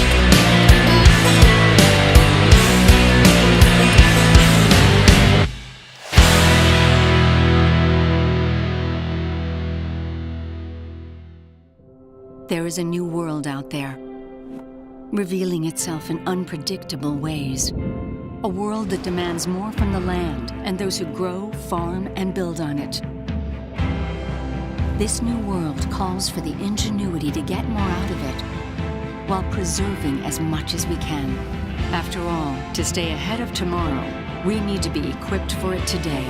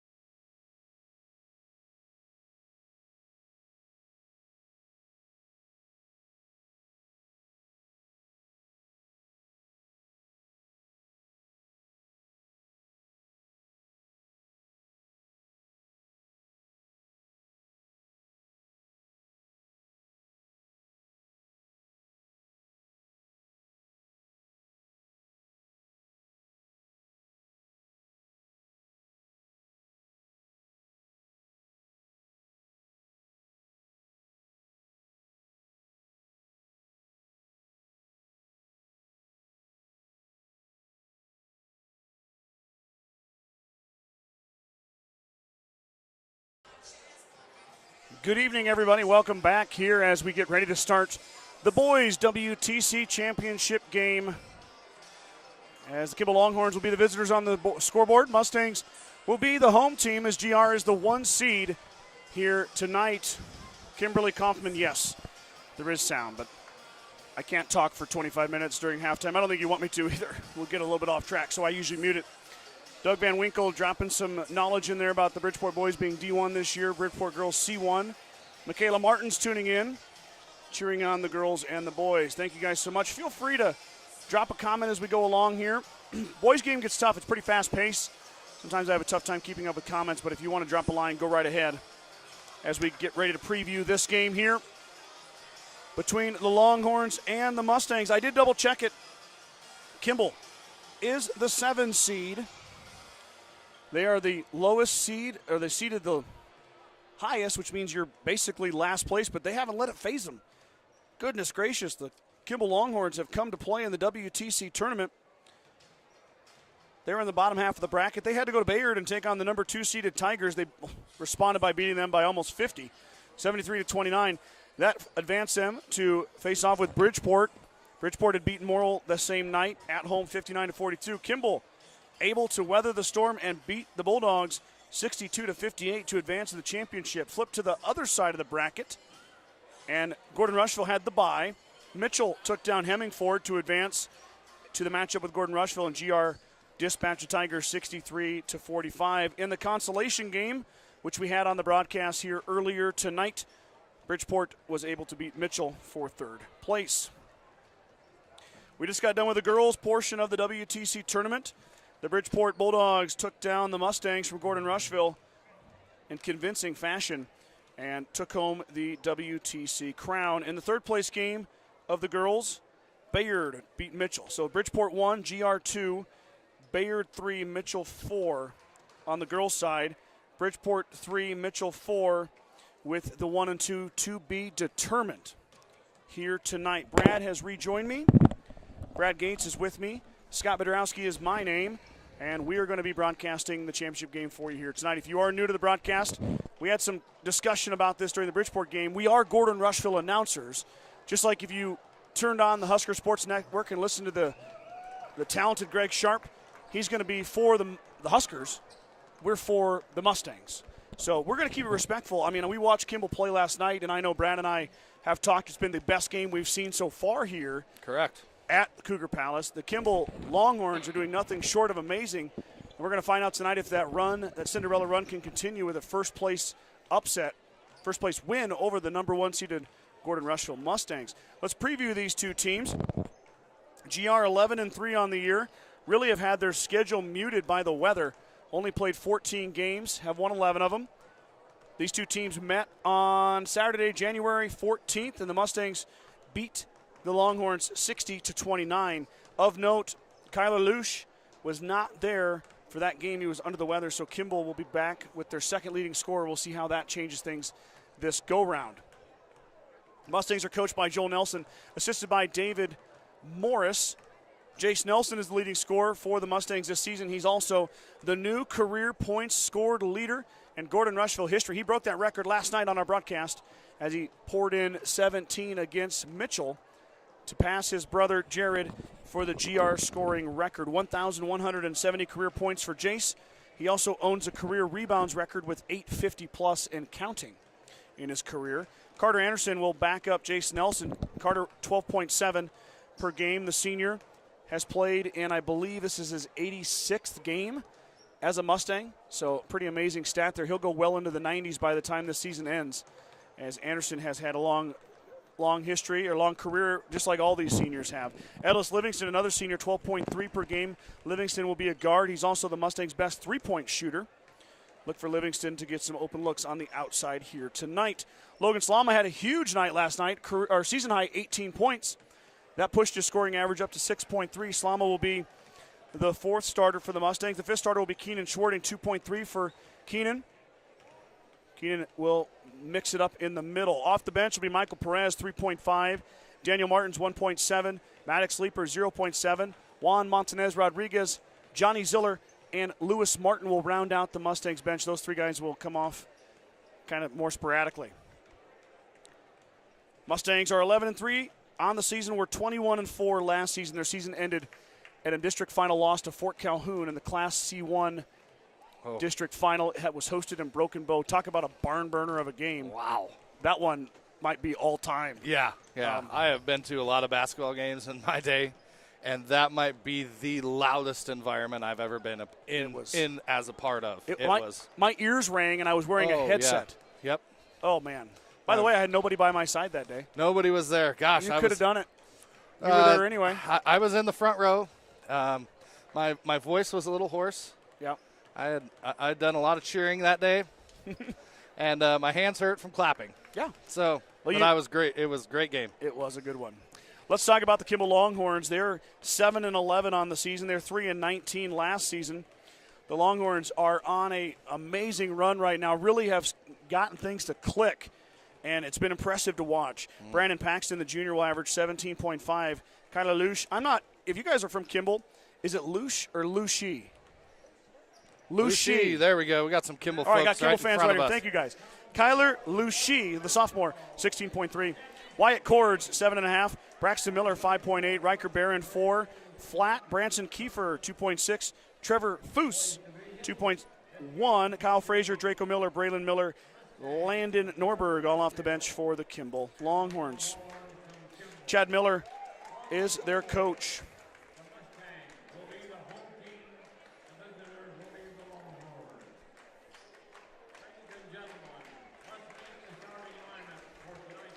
Kimberly Kaufman says the way I was pronouncing Lushi was right in the first half. That's what I get for questioning myself. Well, we got set straight but twice now, so we should have it by now. First starter announced for Kimball is Wyatt Cords, the junior wearing number 0. Number 1, Kyler Lushi will be the second starter. Branson Kiefer, the sophomore, number 3.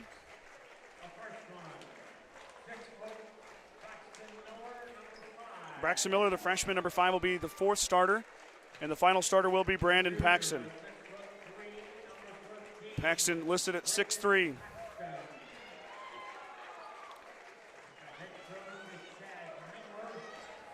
Chad Miller is the coach for Kimball. Now we flip to Gordon-Rushville.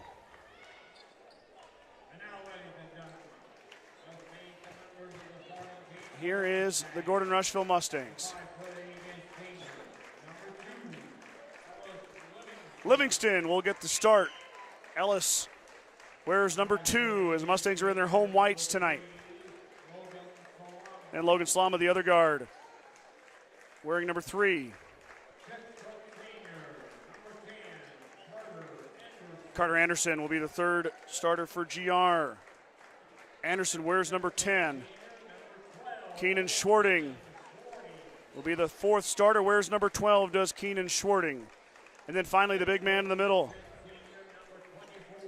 In the midst of an amazing senior year, Jace Nelson, number 24, the Concordia University Bulldog commit. Jace is headed to Seward, Nebraska to play basketball next fall. I did see Jared here tonight. Yep, Jared's right below us. Yep. With that cute daughter of his. Yep. Jared, of course, had his record There fall he is, last right night. there. This is fun. Kiefer into the middle against Nelson. This is great. I wonder why this happened. I don't know, but I like it. Let's have a little fun to start the game off, huh?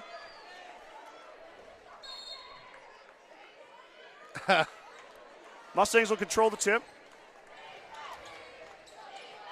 It's kind of surprising because Paxton can really jump. Sure, yeah. Paxton and Lucy were dunking in warm-ups. I mean, I get it that maybe you think Jace might be able to out-jump him, but Jace doesn't dunk.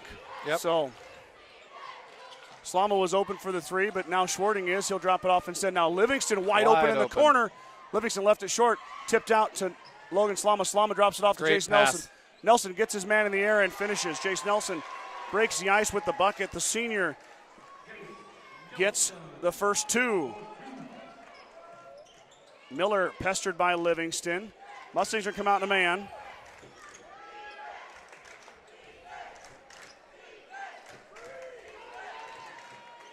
Miller can shoot the triple. Schwarting stole it away. Mustangs quit the quick steal. Keenan can't get it to go. Oh, Now back the other way on the miss. Lucy missed it, tipped around, and Nelson grabbed the loose ball. Now the Mustangs are going to run. Livingston working on Miller. Ellis drives baseline. Out to Carter Anderson. Anderson for the three. Off the iron, no good. Rebound fought for between two teammates, but Lucy controls. Mustangs with two open looks from that left corner. Can't get either one to go as their two best three-point shooters were there. Livingston and Anderson missed one apiece. Ellis about 38%. Carter at 36% on the season. man, I really wish Keenan could have paid that one off. He made Yeah. a great steal there. He doesn't get a whole lot of chances, but he's a heck of a defender and plays really great defense all the time. And he's got the tall task of taking on Lucy. Lucy quite a bit taller than Keenan. Nelson will chase Paxton around. These two did battle at Gordon-Rushville High School earlier this year on the 14th of January. Schwarting tips it, saved it, There but he he is stepped on the again. line. Oh. It'll stay with Kimball. Now remember, we talked last night, the Kimball student section is called the Black Hole. Brad dubbed it the bullpen. Both, I feel like, are good. And they're not really wearing black tonight. It's like a jersey night. Oh, I was a little delirious, folks, last night. Don't hold it against me. Schwarting stole the inbounds pass. Mustangs back the other way now. Skip pass up ahead to Nelson. Nelson has going out of bounds too far. Mustangs trying to push too much there. Really should have set it up. Now back the other way. Paxton working on Schwarting. Paxton in the lane. He's fouled on the floor.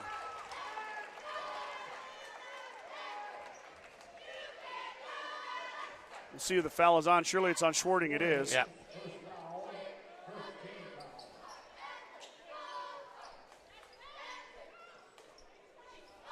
Miller for three. Left it short. Livingston got the rebound. Kimball stole it away. Another pass from Livingston. It results in a turnover for the Mustangs. Fight on the floor. Paxton, Miller open for three. Left it short. Rebound down to Schwarting. Back the other way now. Anderson up ahead. Miller applying pressure, but Anderson finishes. Assist to Logan Slama, Carter Anderson. Boy, this thing is up and down. Yep, it's going to be a track meet again. Kimball, while they have a little bit more on their bench, really didn't go that deep into it.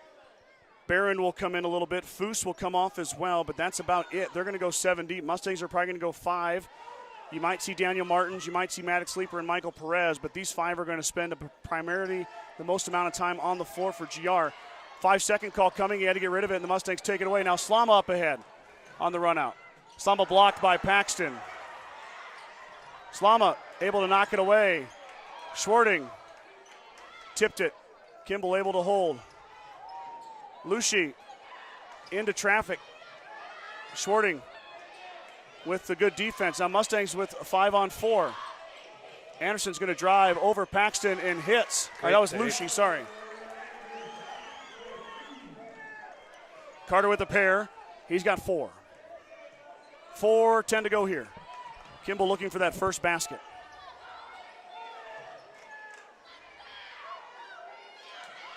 Good job. Schwarting slapped it out of Lucy's hands. Paxton can also shoot the 3. He'll drop it off for Miller instead. Miller working with Livingston on him, the freshman, working on the senior. That's got to be a charge. Oh, That'd be a block my. call. Wow, the Mustangs were in position. Oh. Foul on Keenan. That's not even close. We don't talk about officials very much, and we're not going to, but Nope. Keenan Schwarting was waiting there. Michael Perez is in as Paxton missed the first.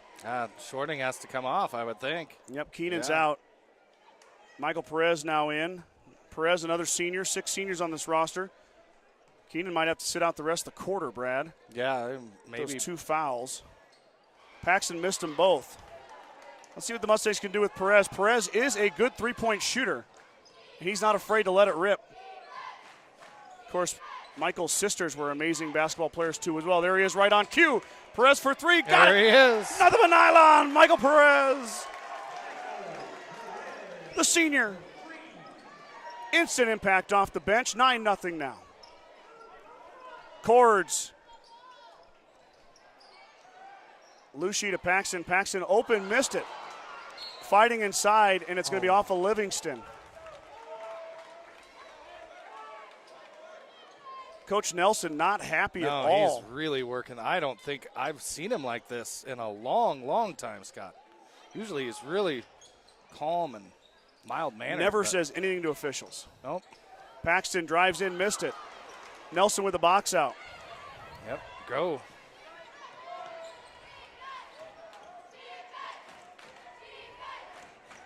Officials won't even talk to him either. Well, maybe that's for the best. Nelson up and one. There Jace we Nelson go. with the finish and the foul. The big man adding to that career point total. Going to line to try to complete the three-point play. He's got 4. First foul on Kimball. It's on Paxton. It is on Paxton, yes. Nelson hits. Mustang lead is a dozen. 12-0, 2:50 to go here. First quarter, a lot of game left, but the Mustangs off to the start that they want. Except for Schwarting's fouls, probably. Paxton, that's where you want to see him get touches. He can't shoot the three, but that one goes off Miller's hands. Miller inside to Paxton. Paxton over to Barron. Barron for 3. He hits it. Riker Barron checks in. Immediately lets one go from straight on, and it goes down.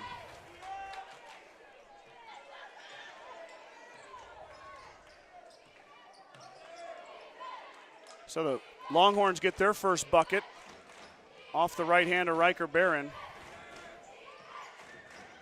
Right there. Slama open for 3 off the double team of Nelson. That's tipped out by Kimball. It's going to stay with GR. That was Lucy and Paxton kind of fighting each other for it. Yep. Logan had a few last night. 3s made. Had 4 of them. Yep. Hoping he'd pick up right where he left off. Oh, that wasn't a kick there. Went off the shoe of Lucy. Went off Lucy. his leg or, yeah, I missed it. 2:02 to go here, first quarter. Got a foul off the ball. Foul on Barron. Okay. Second foul on the Longhorns. First foul on Barron.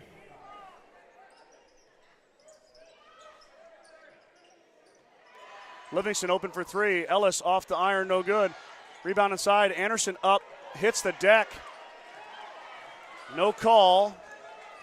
Anderson left it short. Now Miller back the other way. Tipped by Slama. What a play by Logan Slama. He tipped it just enough. It goes off Cord's right hand. As Wyatt Cords tried to save it, timeout Coach Nelson. It goes out of bounds. So 1:46 to go here. Mustangs leading the Longhorns 12-3. Field Grill would like to wish the best of luck to all the Gordon-Rushville student athletes playing sports this winter.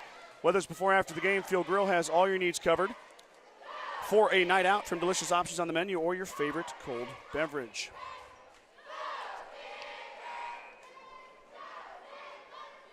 .146 to go. Riker Barron hit a 3 for the Longhorns' only bucket. Nelson's got 5 for the Mustangs. Anderson's got 4, and Perez has a three-pointer. Keenan Schwarting, one of the Mustang starters, has both of their fouls. Yep. He's on the bench. Barron's got a foul, and Paxton has a foul for the Longhorns. Michael Perez came right in. Instant offense. And Barron Just is what you want to see off the bench. following Anderson around everywhere. Is it a box and one?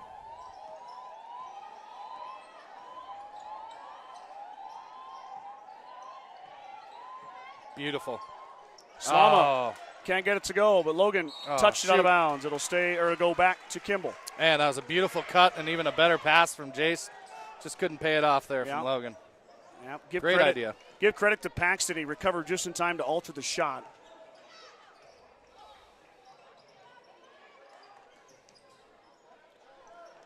Pass is stolen away and now back the other way. Slama will have it to Livingston. Livingston will hold. Now out to Nelson. Jace with a full head of steam goes through the lane and puts it up and in. Nelson with the touch shot as he cruised through the lane.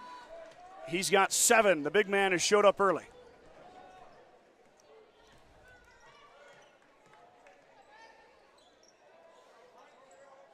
Cords can shoot the triple. We saw him shoot it in Gordon.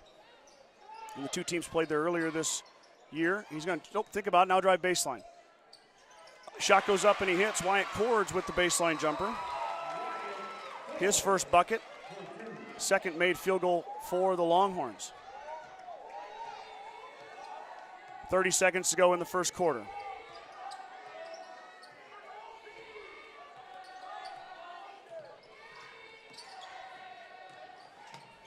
Slama drives it, leaves it off for Nelson. They just leave him alone as Jace was too deep.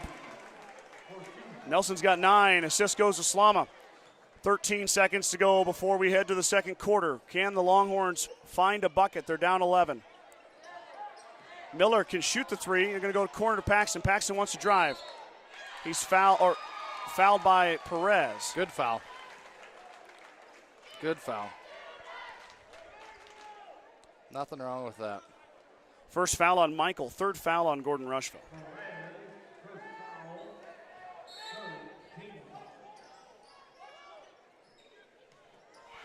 Anderson tipped that. That's going to run the clock out. And we're going to go to the second quarter. 16-5. Mustangs out to an early lead. Yeah, Jace is making a living down low in the paint right now. They just don't have much of an answer to stop him down there. I thought maybe they'd try to double team him. They have doubled him a little bit. Yeah. And that kick-out pass has come out. Yep, and Jace can pass. We definitely know that. We've seen that on full display many times this year. And I'll be honest, college coaches are going to look for that passing ability too when they watch film. And Jace, I think he's going to fit in well at Concordia. Yep. Kind of sad, to be honest with you, Brad. I feel like my son is leaving. I've been broadcasting all these boys' games all 4 years. Sure. This group came in as a freshman and started. And, similar to what Kimball's doing right now. Right. Very excited for the Longhorns. Mitchell, too. Bridgeport. Yeah, there's some really up-and-coming teams in the WTC and in the Panhandle in general. Mustangs are at the pinnacle of that right now with the 6 seniors. And they're going to go with those 6 seniors. Let me change the quarter, Brad. I'll let you keep an eye on the game for me. Yep, no problem. Got her switched. Just throwing it around outside here. No shots yet. Miller at top of the key. Inside to Lucy. Lucy over to Paxton. Paxton wants to shoot the triple. Might have left it short. He did. Rebound down to Nelson.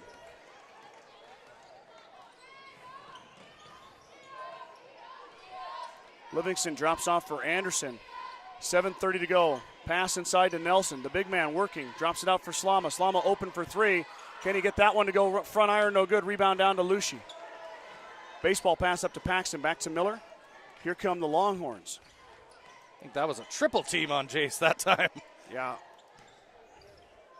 Barron steps through. Inside to Lucy. Lucy up. He's fouled and one.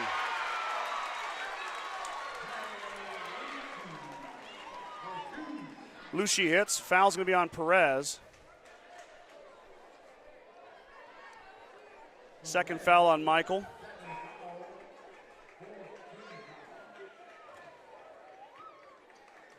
That one wasn't such a good foul. The first one was, but.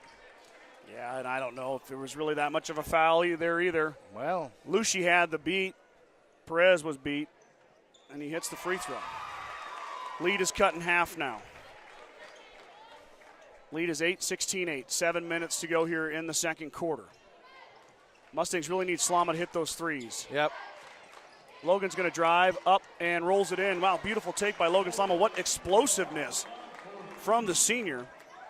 He's taking a couple to the rack now, Brad. Yeah, that quick first steps. Looks like Trevor Foose has checked in. There he is again.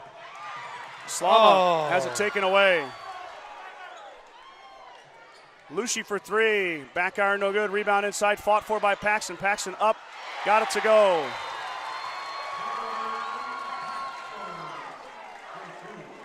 Paxton gets it to go on the putback. Nelson was outside there, Brad. Yeah, he had to step out to guard Lucy out there.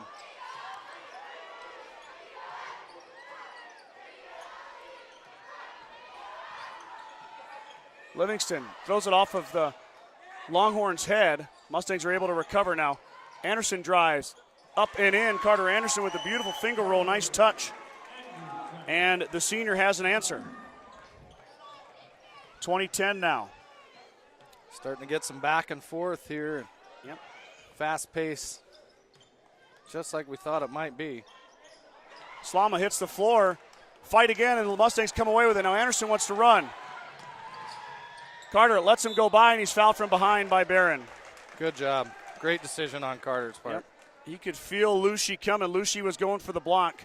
He let him go by, and then he gets fouled from behind by Barron. That's Barron's second foul. Third team foul on the Longhorns as Anderson will shoot a pair of free throws. Carter's got 6 points tonight. First trip to the charity stripe is good. Another one incoming here for Anderson. Of note, Brad, Mustangs holding the lead while Keenan Schwarting stays on the bench with those 2 fouls. Yep, perfect. Perez has got 2, but Keenan probably a little more needed inside than Michael. His rebounding and defensive pressure is unrivaled by maybe any other Mustang. Yeah, he's just a workhorse in there. Yeah. Just no quit on that kid. 22-10, Mustangs up 12. Miller tries to split the defense, and there's a fight for it. Livingston comes away with it. Ellis back the other way, 2 more. 2 for Livingston. His first bucket, actually. Brought on by great defense at the top of the key. That one's fought for. Ellis fighting again. Ellis has got another one. Livingston now. All the way. Oh, went right around him. Yeah, he did. Did the right thing, just couldn't. Kiefer flopped. Now back the other way. Anderson all alone, up and good. 2 more for Carter Anderson. Lead is 16 now. Mustangs on the run out. Coach Chad Miller calls timeout. 26-10, the Mustangs in control in the second quarter. Defense turning to offense. 4:53 to go in the second quarter. BCC Pro Foam is proud to support Gordon-Rushville student athletes in all their endeavors. Are you cold in the winter or hot in the summer? BCC Pro Foam is here to help. Spray foam insulation can help you reduce energy bills, eliminate drafts, and live in a more energy efficient, comfortable, and healthier home. We provide spray foam insulation, roofing, coatings, and concrete liftings for residential, commercial, and ag buildings. Call Colton and Kenna today to get started at 360-1343. Gordon Memorial Health Services is a proud supporter of Gordon-Rushville High School and Mustang Athletics. From sports, physicals, and wellness exams to injury rehab and recovery, we offer a wide range of services to help you perform your best. Go Mustangs from Gordon Memorial. It's Kimball basketball after the Anderson made layup. 26-10 is your score. The Mustang defense has really taken over here in the last couple of minutes to extend that lead. Schwarting back in, Brad. 2 fouls for Keenan. Perez hits the bench. He's got 2 fouls. Great hands by Schwarting. Man, that zone defense is causing all kinds of problems for the Longhorns. Such active hands by the Mustangs. LP, they call him. Logan Slama will run the offense here. To Schwarting it goes. The fake inside to Nelson. Art draws the triple team in. Slama sends it through. What a pass by Logan Slama. Holy mackerel. Put some mustard on it. Tip your cap. What a pass. Sometimes the passes are so much better than the shots. Oh, yeah, I agree. I love a great pass that gets a teammate an easy layup or an easy shot. Cords shoves off. Offensive foul, and it goes the other way. That's Cord's first foul. 4th foul on the Longhorns. The Mustangs also 4 fouls here in the second quarter. Still a little bit of ways from the bonus for both teams. Slama to Nelson again. Jace 2 more. Yep. If it ain't broke, don't fix it. The penetration by Logan Slama has been lethal. Yeah, he's got that quick first step, gets right around the defender. But give credit so far to the Mustang defense. Yeah, they've been on point tonight. A lot of steals. There's another one. That one hits the official. Otherwise, Anderson would have had a steal. Cords fighting for it with Slama. Slama knocks it out of bounds, but good hands again from Logan.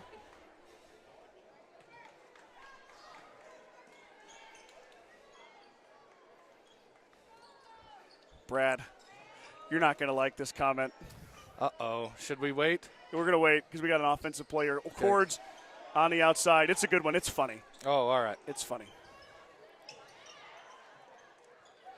Paxton up and good as he got the angle and the finish. Good play there from the Longhorns, and Brandon Paxton knows how to finish at the rim.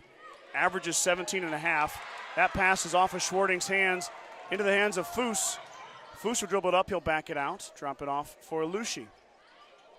Foose in the corner.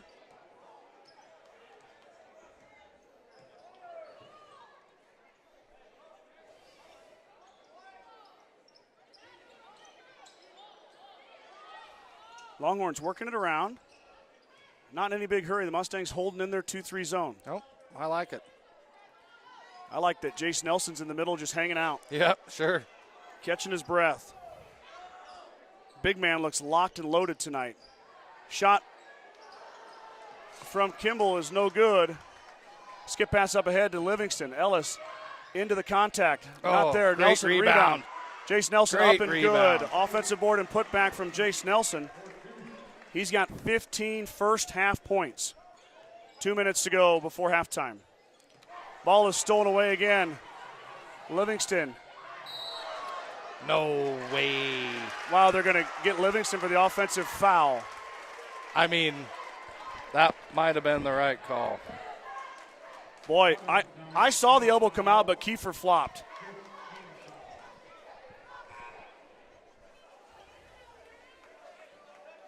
Joel's talking to him again, Scott.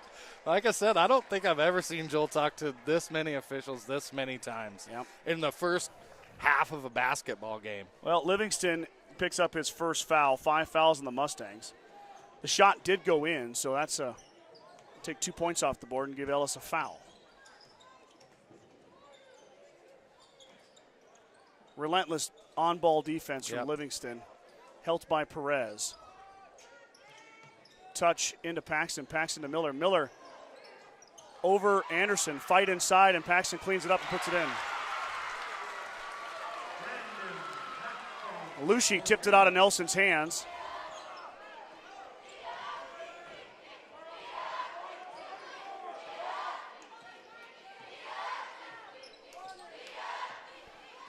.110. Mustangs in no hurry. Anderson can't get it to go. Rebound down to Lushi. Lushi on the run. Traveled with it. Yep. Good defense from Logan Slama yet again as he caused the travel. Now we're going to go full court press. Oh, that's okay. I feel like our 5 seniors can probably break that. Yep, they're going to work on it here. Livingston's just going to do it himself. Yep. And get an open layup to Jace. Nelson back up and one. The Kimball crowd was all about it, but Nelson doesn't quit. They were pretty excited about the block. Yeah, it was a good block. It was. And then Jace got it back and scored and goes to the line for the old-fashioned three-point play. Yep, so Nelson gets the finish. Mustangs lead grows to 20. 34-14. Nelson is locked in. Another one. He's been pretty deadly the last 2 games. 18, Brad. In the first half. 18 for the big man. 39 seconds to go. That pass is tipped and fought for. Slama's going to get a foul as he gets into Miller. That's a good call. Logan's first foul. 6 fouls. I get it. Aggressive foul. I don't mind it. Didn't get him in the bonus. Nope, nobody's shooting free throws. 37 seconds to go. And then a turnover. Lushi wasn't ready for it. Oh, assist from John Clanton down there, Scott. I know, I see that. Yep. Good job, John. Running the camera and helping out. Livingston will bring it up. Nice and easy. Paxton will come meet him. Mustang's going to hold for the final shot. Ellis. Now Paxton applying a little pressure to Livingston. I feel like this isn't a good idea for Kimball, as Ellis can take anybody off the ball. Paxton's going to get a foul. That's been the key to a lot of the Mustangs' success. Nelson has finished at the rim, but those guards, Slama and Livingston, even Carter Anderson a bit, getting past that first line of Kimball defenders opens everything up. Yep, draws that defense away from Jason, who can finish at the rim with the best of them. Livingston missed it. Comes out to Kimball. They've got time. And that's going to end the half. Mustangs don't get that final basket, but they do hold Kimball to no shot attempt. We're going into halftime. Mustangs with the lead, 35-14. We're going to take a commercial break, and we'll be right back here with the second half right after this. Meet the one for you, the John Deere 1 Series compact utility tractors. With 25 horsepower of muscle, superior traction, smooth steering, and quick implement changes. This compact tractor does just about any job that needs doing.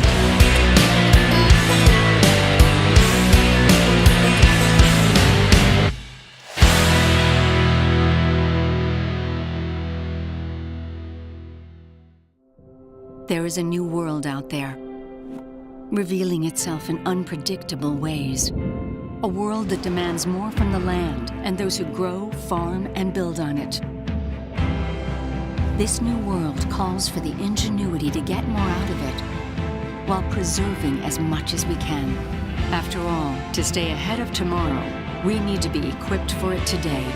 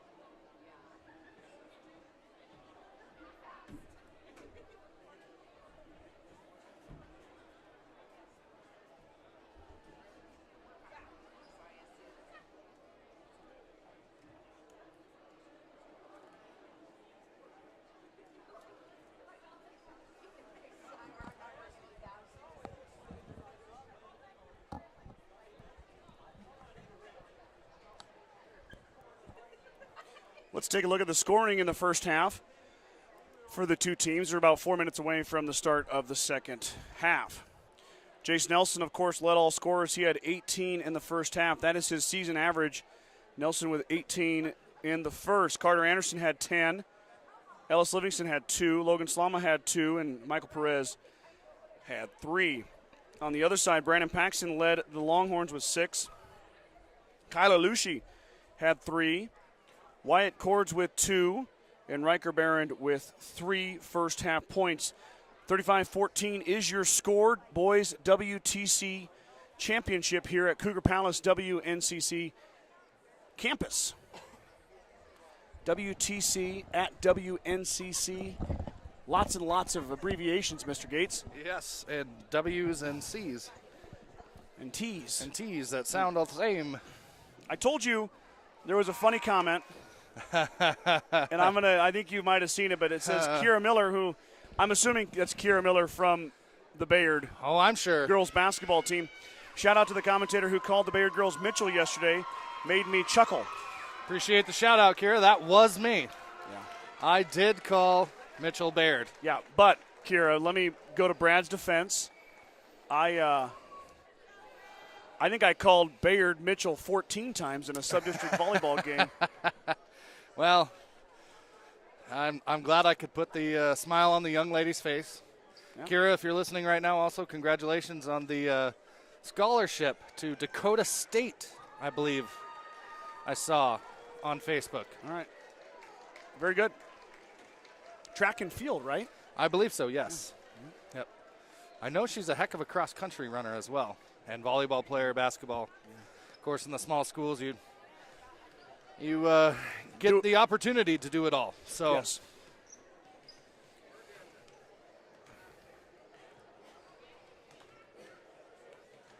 Yeah, I bet you and I could probably give Kira some tips on cross-country running. Probably not. I mean, I have been to a lot of cross-country meets. Yes, but as both my niece and nephew were cross-countryers.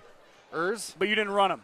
But I did not run them, no. I did a lot of walking, though. Yes. A lot of walking. Brad, I've got 2 half marathons under my belt. Oh, congratulations. Yep. You can hang your hat on that one. Yep, and that was it. I retired. And my half marathon career was over. Well, my wife is an ultra marathoner, so she convinced me to do a couple half marathons. It wasn't that bad. I did one in Norfolk and I did one in Lincoln. Not the Lincoln half, but the Good Life halvesy. That was a lot of fun. And then they had beer at the end. Oh. Talk about awesome. So that was your main reason for doing it then? Yeah, just put beer at the end. Right. Anything sounds good. And I'll run a half marathon. No, yeah. I think I would have ran it anyway. But enough small talk. We're getting ready for brass tacks, second half of the WTC championship game. I would imagine Kimball's going to made some adjustments at halftime on their defense on Jace in the low post there, but maybe not. And maybe Coach Nelson will totally throw a different wrench at him the second half. We're going to find out here in about 20 seconds. Yeah, we are. Track and volleyball is what Kira is going to be doing. Track and volleyball. Okay. There we go. Thank you. Congratulations. Kira. Mustangs take the floor. Boy, it's been a hell of a weekend, Brad. You traveled all the way from New York, Charlotte, North Carolina. Yeah. All over. Started out in Jamaica and went to Charlotte and New York and Denver and here and home and back again. All the way to Scottsbluff. Yep. What a destination. But it's been worth it. This is our 7th game in the last 2 days. Got to see a lot of different teams. Got to watch a lot of basketball in this really nice venue. See teams from all over the Panhandle. I'm sure we've had fans from all over the Panhandle tune in as well. Hopefully we've done you justice. Hopefully you enjoyed the broadcast if you tuned in this weekend. Mustang basketball to start the second half. Logan Slama will key it in.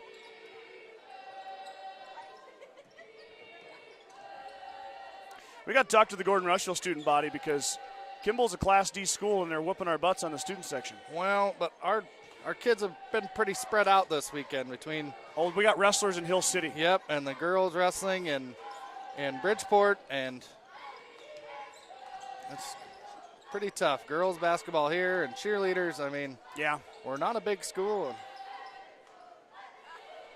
Yeah, Mustang wrestlers were at 1 WTC in Bridgeport on Thursday, and then now off to Hill City. Slama's pass too low, otherwise Livingston probably would have got the triple off. Instead, he throws it away. Mustangs do waste a minute, but they come away with nothing. Kind of all started from the bad pass from Slama to Livingston.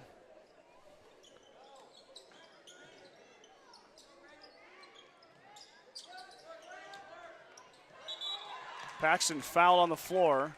Nelson bodied him. Okay. That'll be Jace's first. First foul of the half.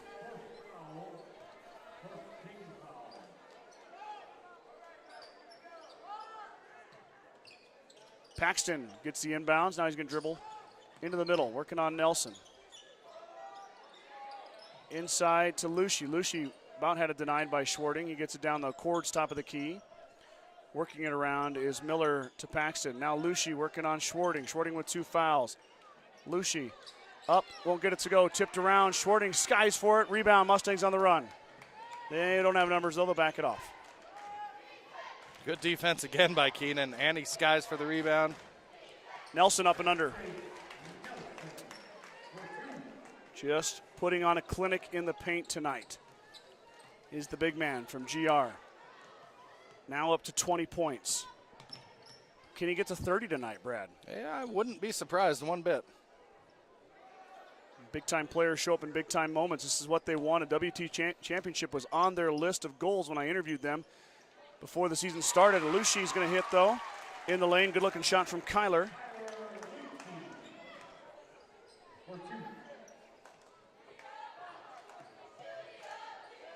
Anderson open for 3 with cords in his face. Doesn't matter. Anderson hits. Carter his first triple. Second triple by the Mustangs, as the other one belongs to Michael Perez. Now 40-16 the lead grows to. 24. My math is correct. Paxton at the elbow, lets it go, left it short. Slama skies for the rebound. Logan Slama through traffic, up ahead to Livingston. Great Ellis pass. Up and good. Ellis Livingston on the run out. Boy, the Mustangs do that really well. Yeah, they're between their speed off the dribble and the finishing ability by Jace and the paint defense. I mean, they're just playing an all-around great basketball game. Miller over Livingston. Wow, what is that call? I'm not really sure. I guess they're counting the basket and calling a foul on Ellis. There was no whistle.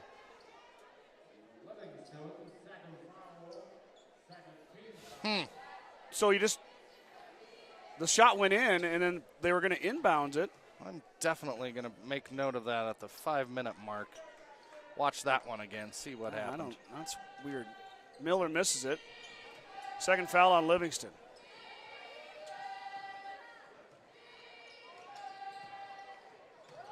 Oh, great spin move by Nelson. Jace. Beautiful. Up and good. Foul on Lucy. Nelson gets the finish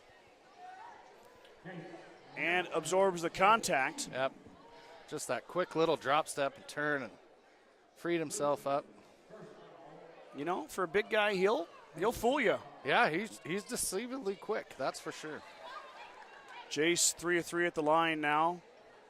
45-18. Mustangs extend their lead.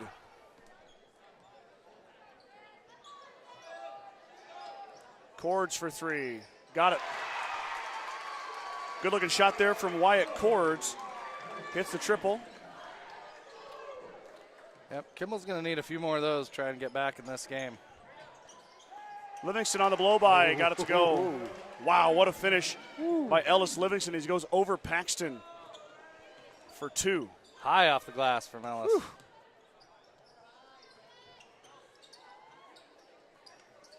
Lucy with the cut, gets Nelson in the air, and now Lucy up and rolls it just off, tipped around. Fighting for it is Paxton. Paxton inside, gets shoved out by Nelson. but the shot goes.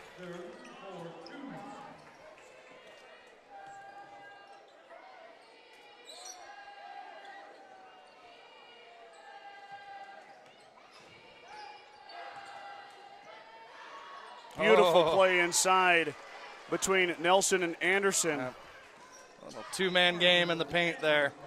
Boy, Mustangs answer back. Kimball's on a bit of a scoring run here, but Mustangs have had the answer every time. Lucy over Nelson, left it short. Lucy boxed out, no call. Kimball wanted a call, but they don't get it.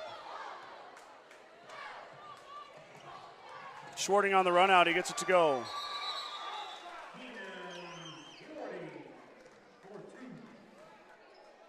Paxton's going to go to the bench with a bloody nose.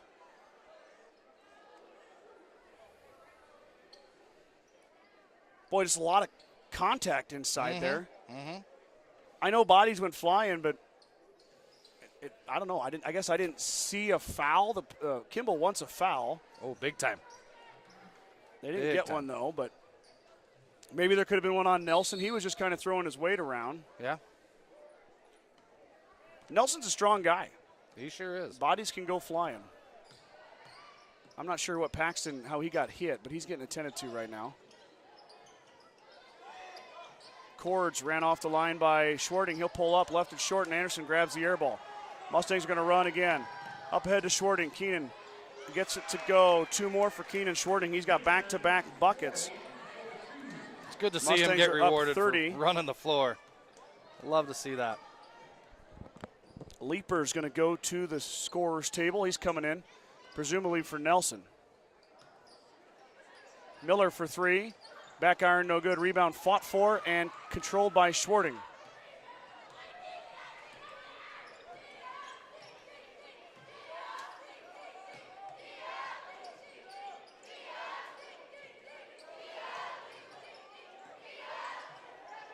Livingston lost it. A lot of contact through the middle there, no call. Livingston coughs it up. Barron is blocked by Nelson. Strong take by the freshman. Nelson was waiting for him. Leaper's coming in. Does that make Anderson the big guy out there? Anderson and Keenan, yeah. It looks like Schwarting's going to take Lucy. Paxton's still on the bench with a bloody nose. Lucy up and good as Schwarting kind of let him go by. Yep. 1:44 to go. 28 is the lead.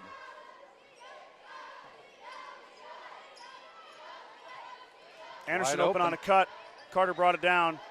Now up. Can't get it to go. Gets his own rebound. Carter fighting inside, has it taken away. Anderson should have went up right away. He didn't. Three ball is no good. But corralled by the Longhorns. That is Riker Barron for two.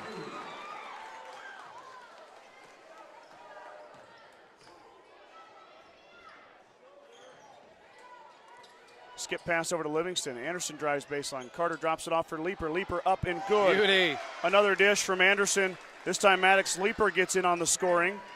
The sophomore picks up the bucket.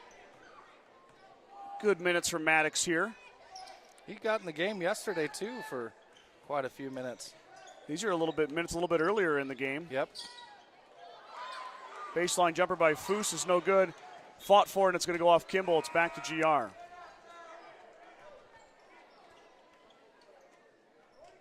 Slama is in for Livingston. Nelson is in for Schwarting. And they're going to try to run a little press here. And we're going to get, Anderson with the behind-the-back pass. Oh, man. Nelson wasn't ready for it. That was almost. Oh, I'd like to see that one more time. Lucy missed it. Fighting for the ball, and it's going to go to the Mustangs. Yep. Leaper with a nice box out. Yeah, he had good position there. Could have been a foul, but we'll take the ball either way. 21 seconds to go before we head to the fourth quarter.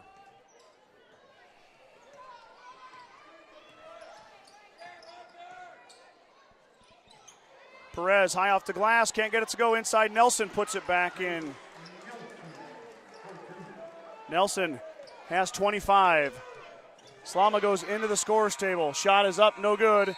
And that will end the fourth quarter. Mustangs will take a 30-point lead into the final quarter in the WTC Championship. Bagan Propane is your local and family-owned propane supplier, and they are proud to support the Gordon-Rushville Mustangs and our area youth. Contact Bagan Propane at 360-3579 with any questions you have about how we can help you with your propane needs. Hadley Hoos up on the stunt.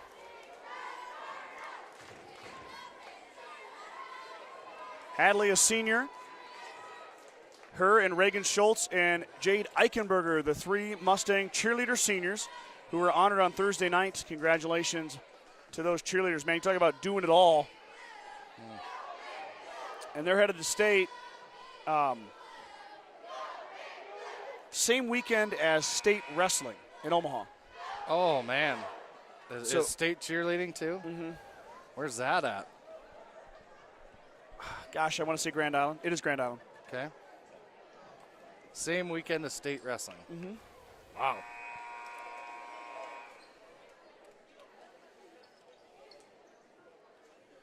Boy, I've got some busy weeks here at the newspaper coming up. You sure do. You got your work Better cut out for you. make sure I've got plenty of heat at the office. I'm going to be living there, I feel like.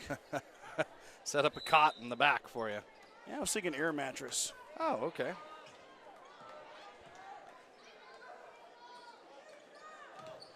Shot comes up from the Longhorns. It's going to go off the back iron. That was Kiefer. Livingston brings it across the timeline. Finds the big man, Jace Nelson. Anderson for three. Carter missed it. Slama backside rebound over Paxton. Wow, that's an interesting rebound. Livingston now for three. Ellis lets it go, left it short. Ball comes out to the Longhorns.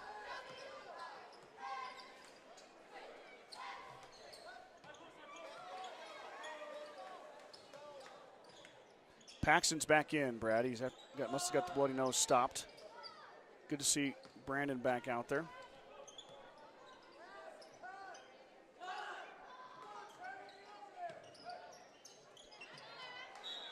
Schwarting got in there just in time to knock it out of the way.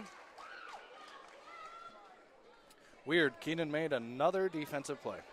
That man is all over in there. Kimball keeps it. Pass is tipped by Livingston, hits the back of the backboard. It'll stay with the Longhorns. 7:04 to go, fourth quarter.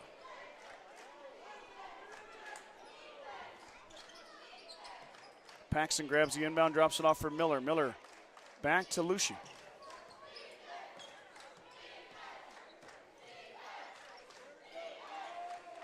Mustangs come out of the zone and go man.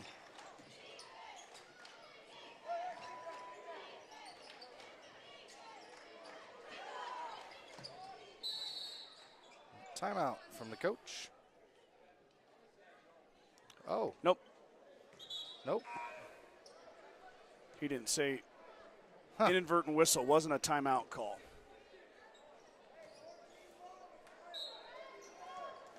Anderson's going to check out. Daniel Martins is going to get his first action of the evening.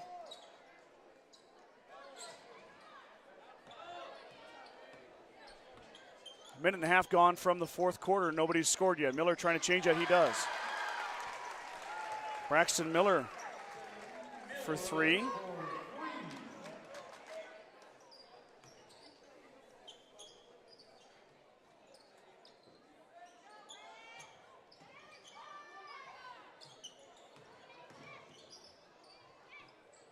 Martins feeds Nelson. Nelson drops it off for Schwarting. Schwarting had it blocked. Back up, no call. Schwarting too hard off the glass. A lot of bodies flying in there.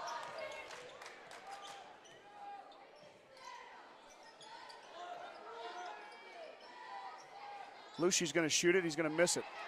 Fighting inside is Paxton and Livingston. Wild pass and Lucy up and good. Lucy has 9. Kimball with all 4 points in this quarter. Livingston Slama no look. Livingston with the behind the back. Wow. A little bit of razzle-dazz. You betcha. Is that like a spin behind the back? That was a spin behind the back Yeah, pass. I'm going to have to.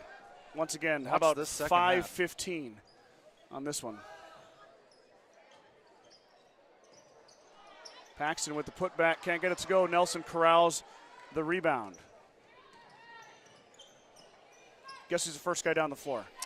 Keenan. Yep. Keenan had some shoulder problems, Brad, but I mean, I don't remember when he was playing football. He took a kickoff back at Bennett County, Oh, really? and I think he ended up about 30 yards away from everybody. Wow. I mean, just blew him away. He's fast and strong. Good pass by Logan. Got a foul, so Nelson will go line to shoot 2. Otherwise, that would have been a jump ball. Yep. And it would still be Gordon-Rushville's ball. Yes. Mustang's going to cross the 60-point threshold here if Nelson can hit the first one. He left it short, though.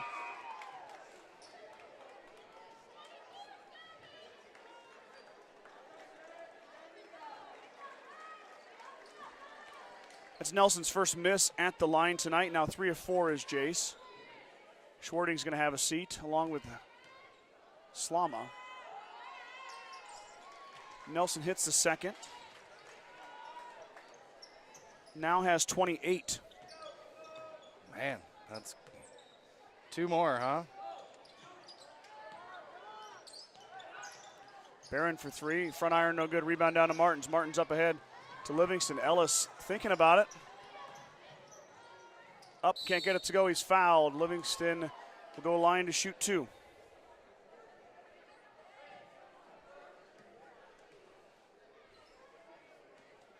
Leaper hits the scorer's table again.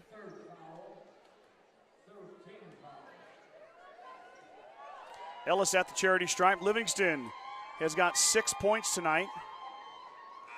Now, I thought I was going to roll down. Already say Who's now coming 7. out? Just kidding. Okay. Maddox checks in for Carter.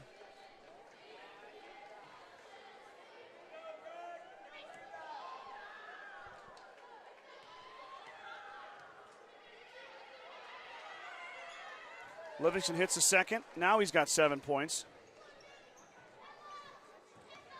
Mustangs have Leaper, Perez, and Martins in now off the bench. Livingston and Nelson stay.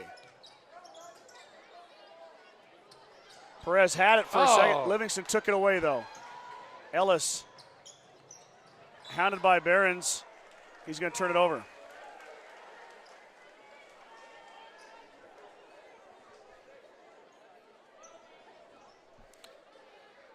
Nelson's going to come out. Yep. Anderson's going to take out Martins.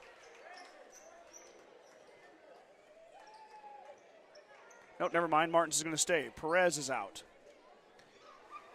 Mustangs are going to check one of their accomplishments they wanted to get this year off their list, and that was a conference title. Won the regular season, and then is going to take home the conference tournament championship as well 2 years in a row. Last year they beat Bridgeport. This year it's Kimball. As we've got about 3.5 to go. Lushi into traffic. Now he gets it back.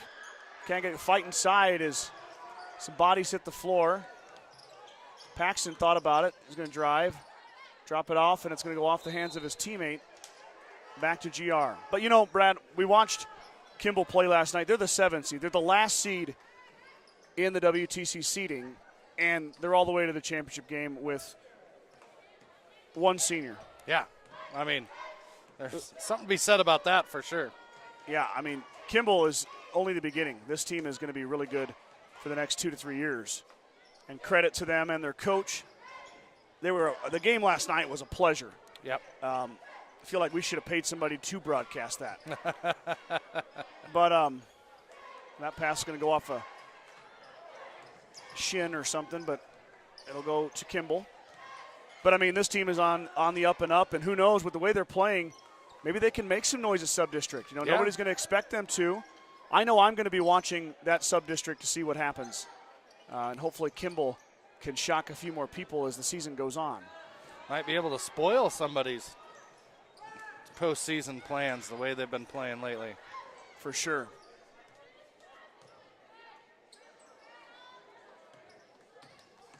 Anderson wants to drive and said he's going to go to Martins. Martins for three. Daniel trying to hit. Back iron, no good. Rebound down to Barron.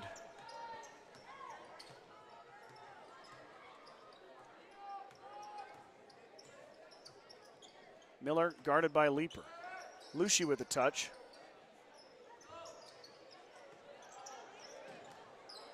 Cords wants to drive. Cords rises up and hits. Wyatt Cords with the nice jumper.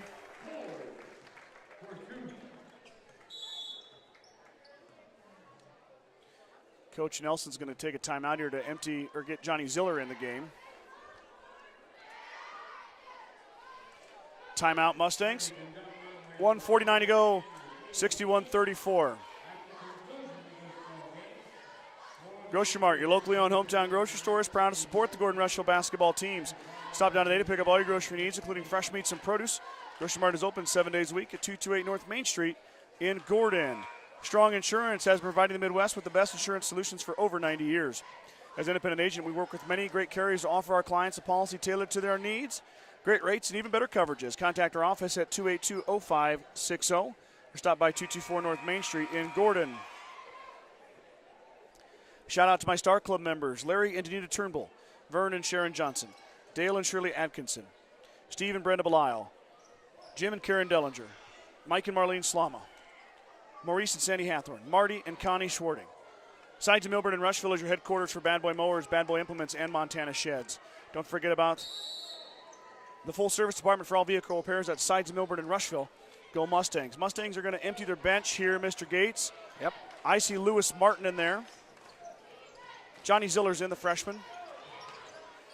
Slama off to Lewis Martin. Lewis Martin blocked by Paxton.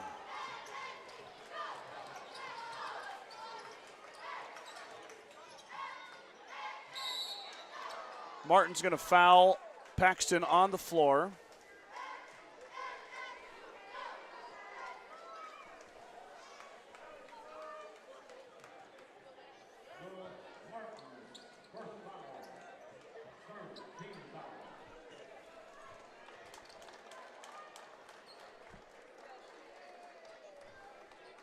Logan Slama's all the way over with Coach Nelson.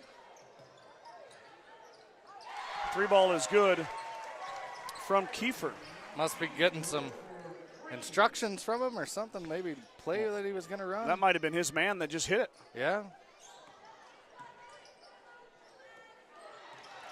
Pass is stolen away.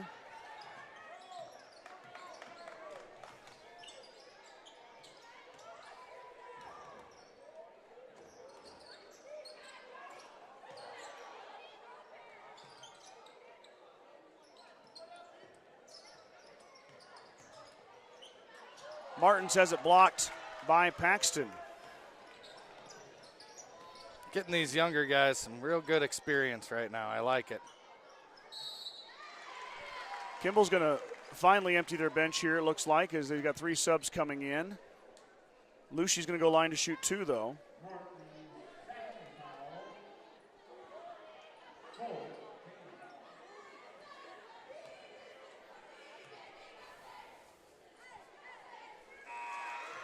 And he hits the first one. Now 2-2.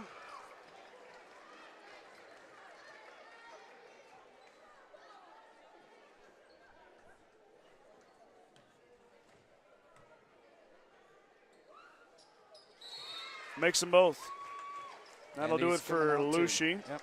He ends with 11. Paxton ends with 8. Mustangs do a great job of about having those two young men's scoring totals. No doubt a key to their success. Pass inside is tipped away by Kimball. It'll stay with Gordon-Rushville.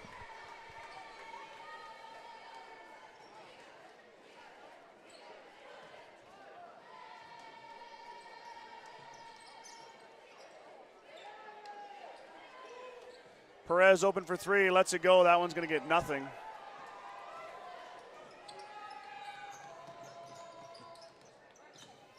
He had plenty of time to maybe slow down, set his feet a little bit. Good mark. Lewis Martin with a rebound. Great rebound.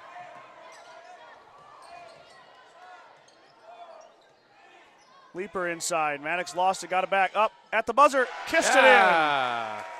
Maddox Leaper gets his second bucket. He's got 4 points. He'll end with that. And that's going to end it here tonight. 63-39. Like you said, Scott, great run by Kimball. Being the 7th seed at Western Trails Conference, be able to beat, play 3 games in 3 days and beat who they beat. They came up a little short, but great effort. Great effort. Absolutely. Mustangs are going to claim their second WTC title in a row. Kimball will finish second. And they're going to give out the medals. I guess let's stick around for the medals real quick, and then we'll shut it down after that.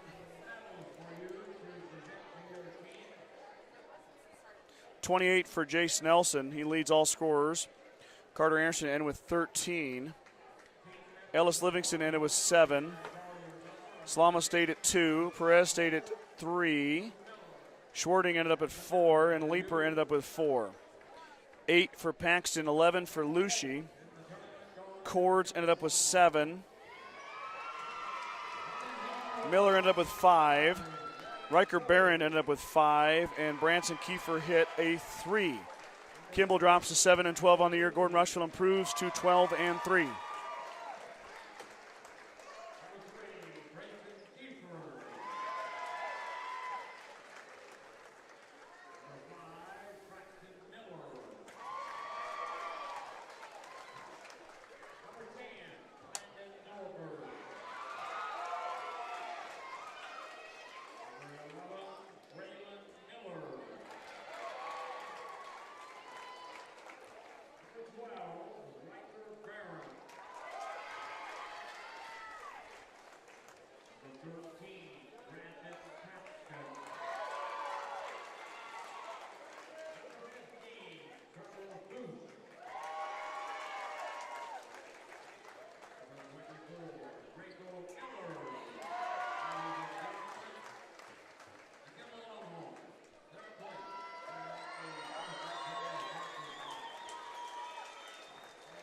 Second place finish for the Kimball Longhorns.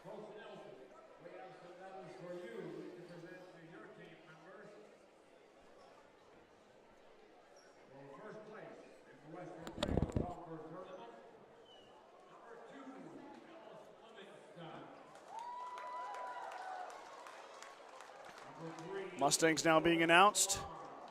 Livingston, Slama, and Brace, Coach Nelson. Getting their bro hugs on. Yep. David's throwing out bro hugs as well to everybody. Bro hugs for everybody. David did correct me too, Scott. What happened? Now, I'm not sure, but I guess I messed up. It was Carter that had all the 3s last year, but there was one year where Logan had a bunch, but maybe I'm off. Maybe I'm wrong. So that might have been a career high last night for Yeah, Logan. it could have been, but Yeah, we just David said I was wrong, so he's a smart guy, so I'm sure he's correct, and I am incorrect.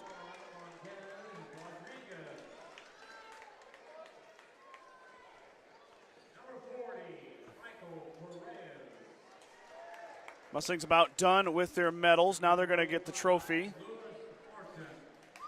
We'll see if they go with Olay.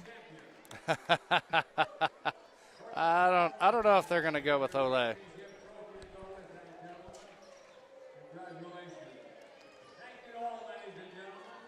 All business. Yep.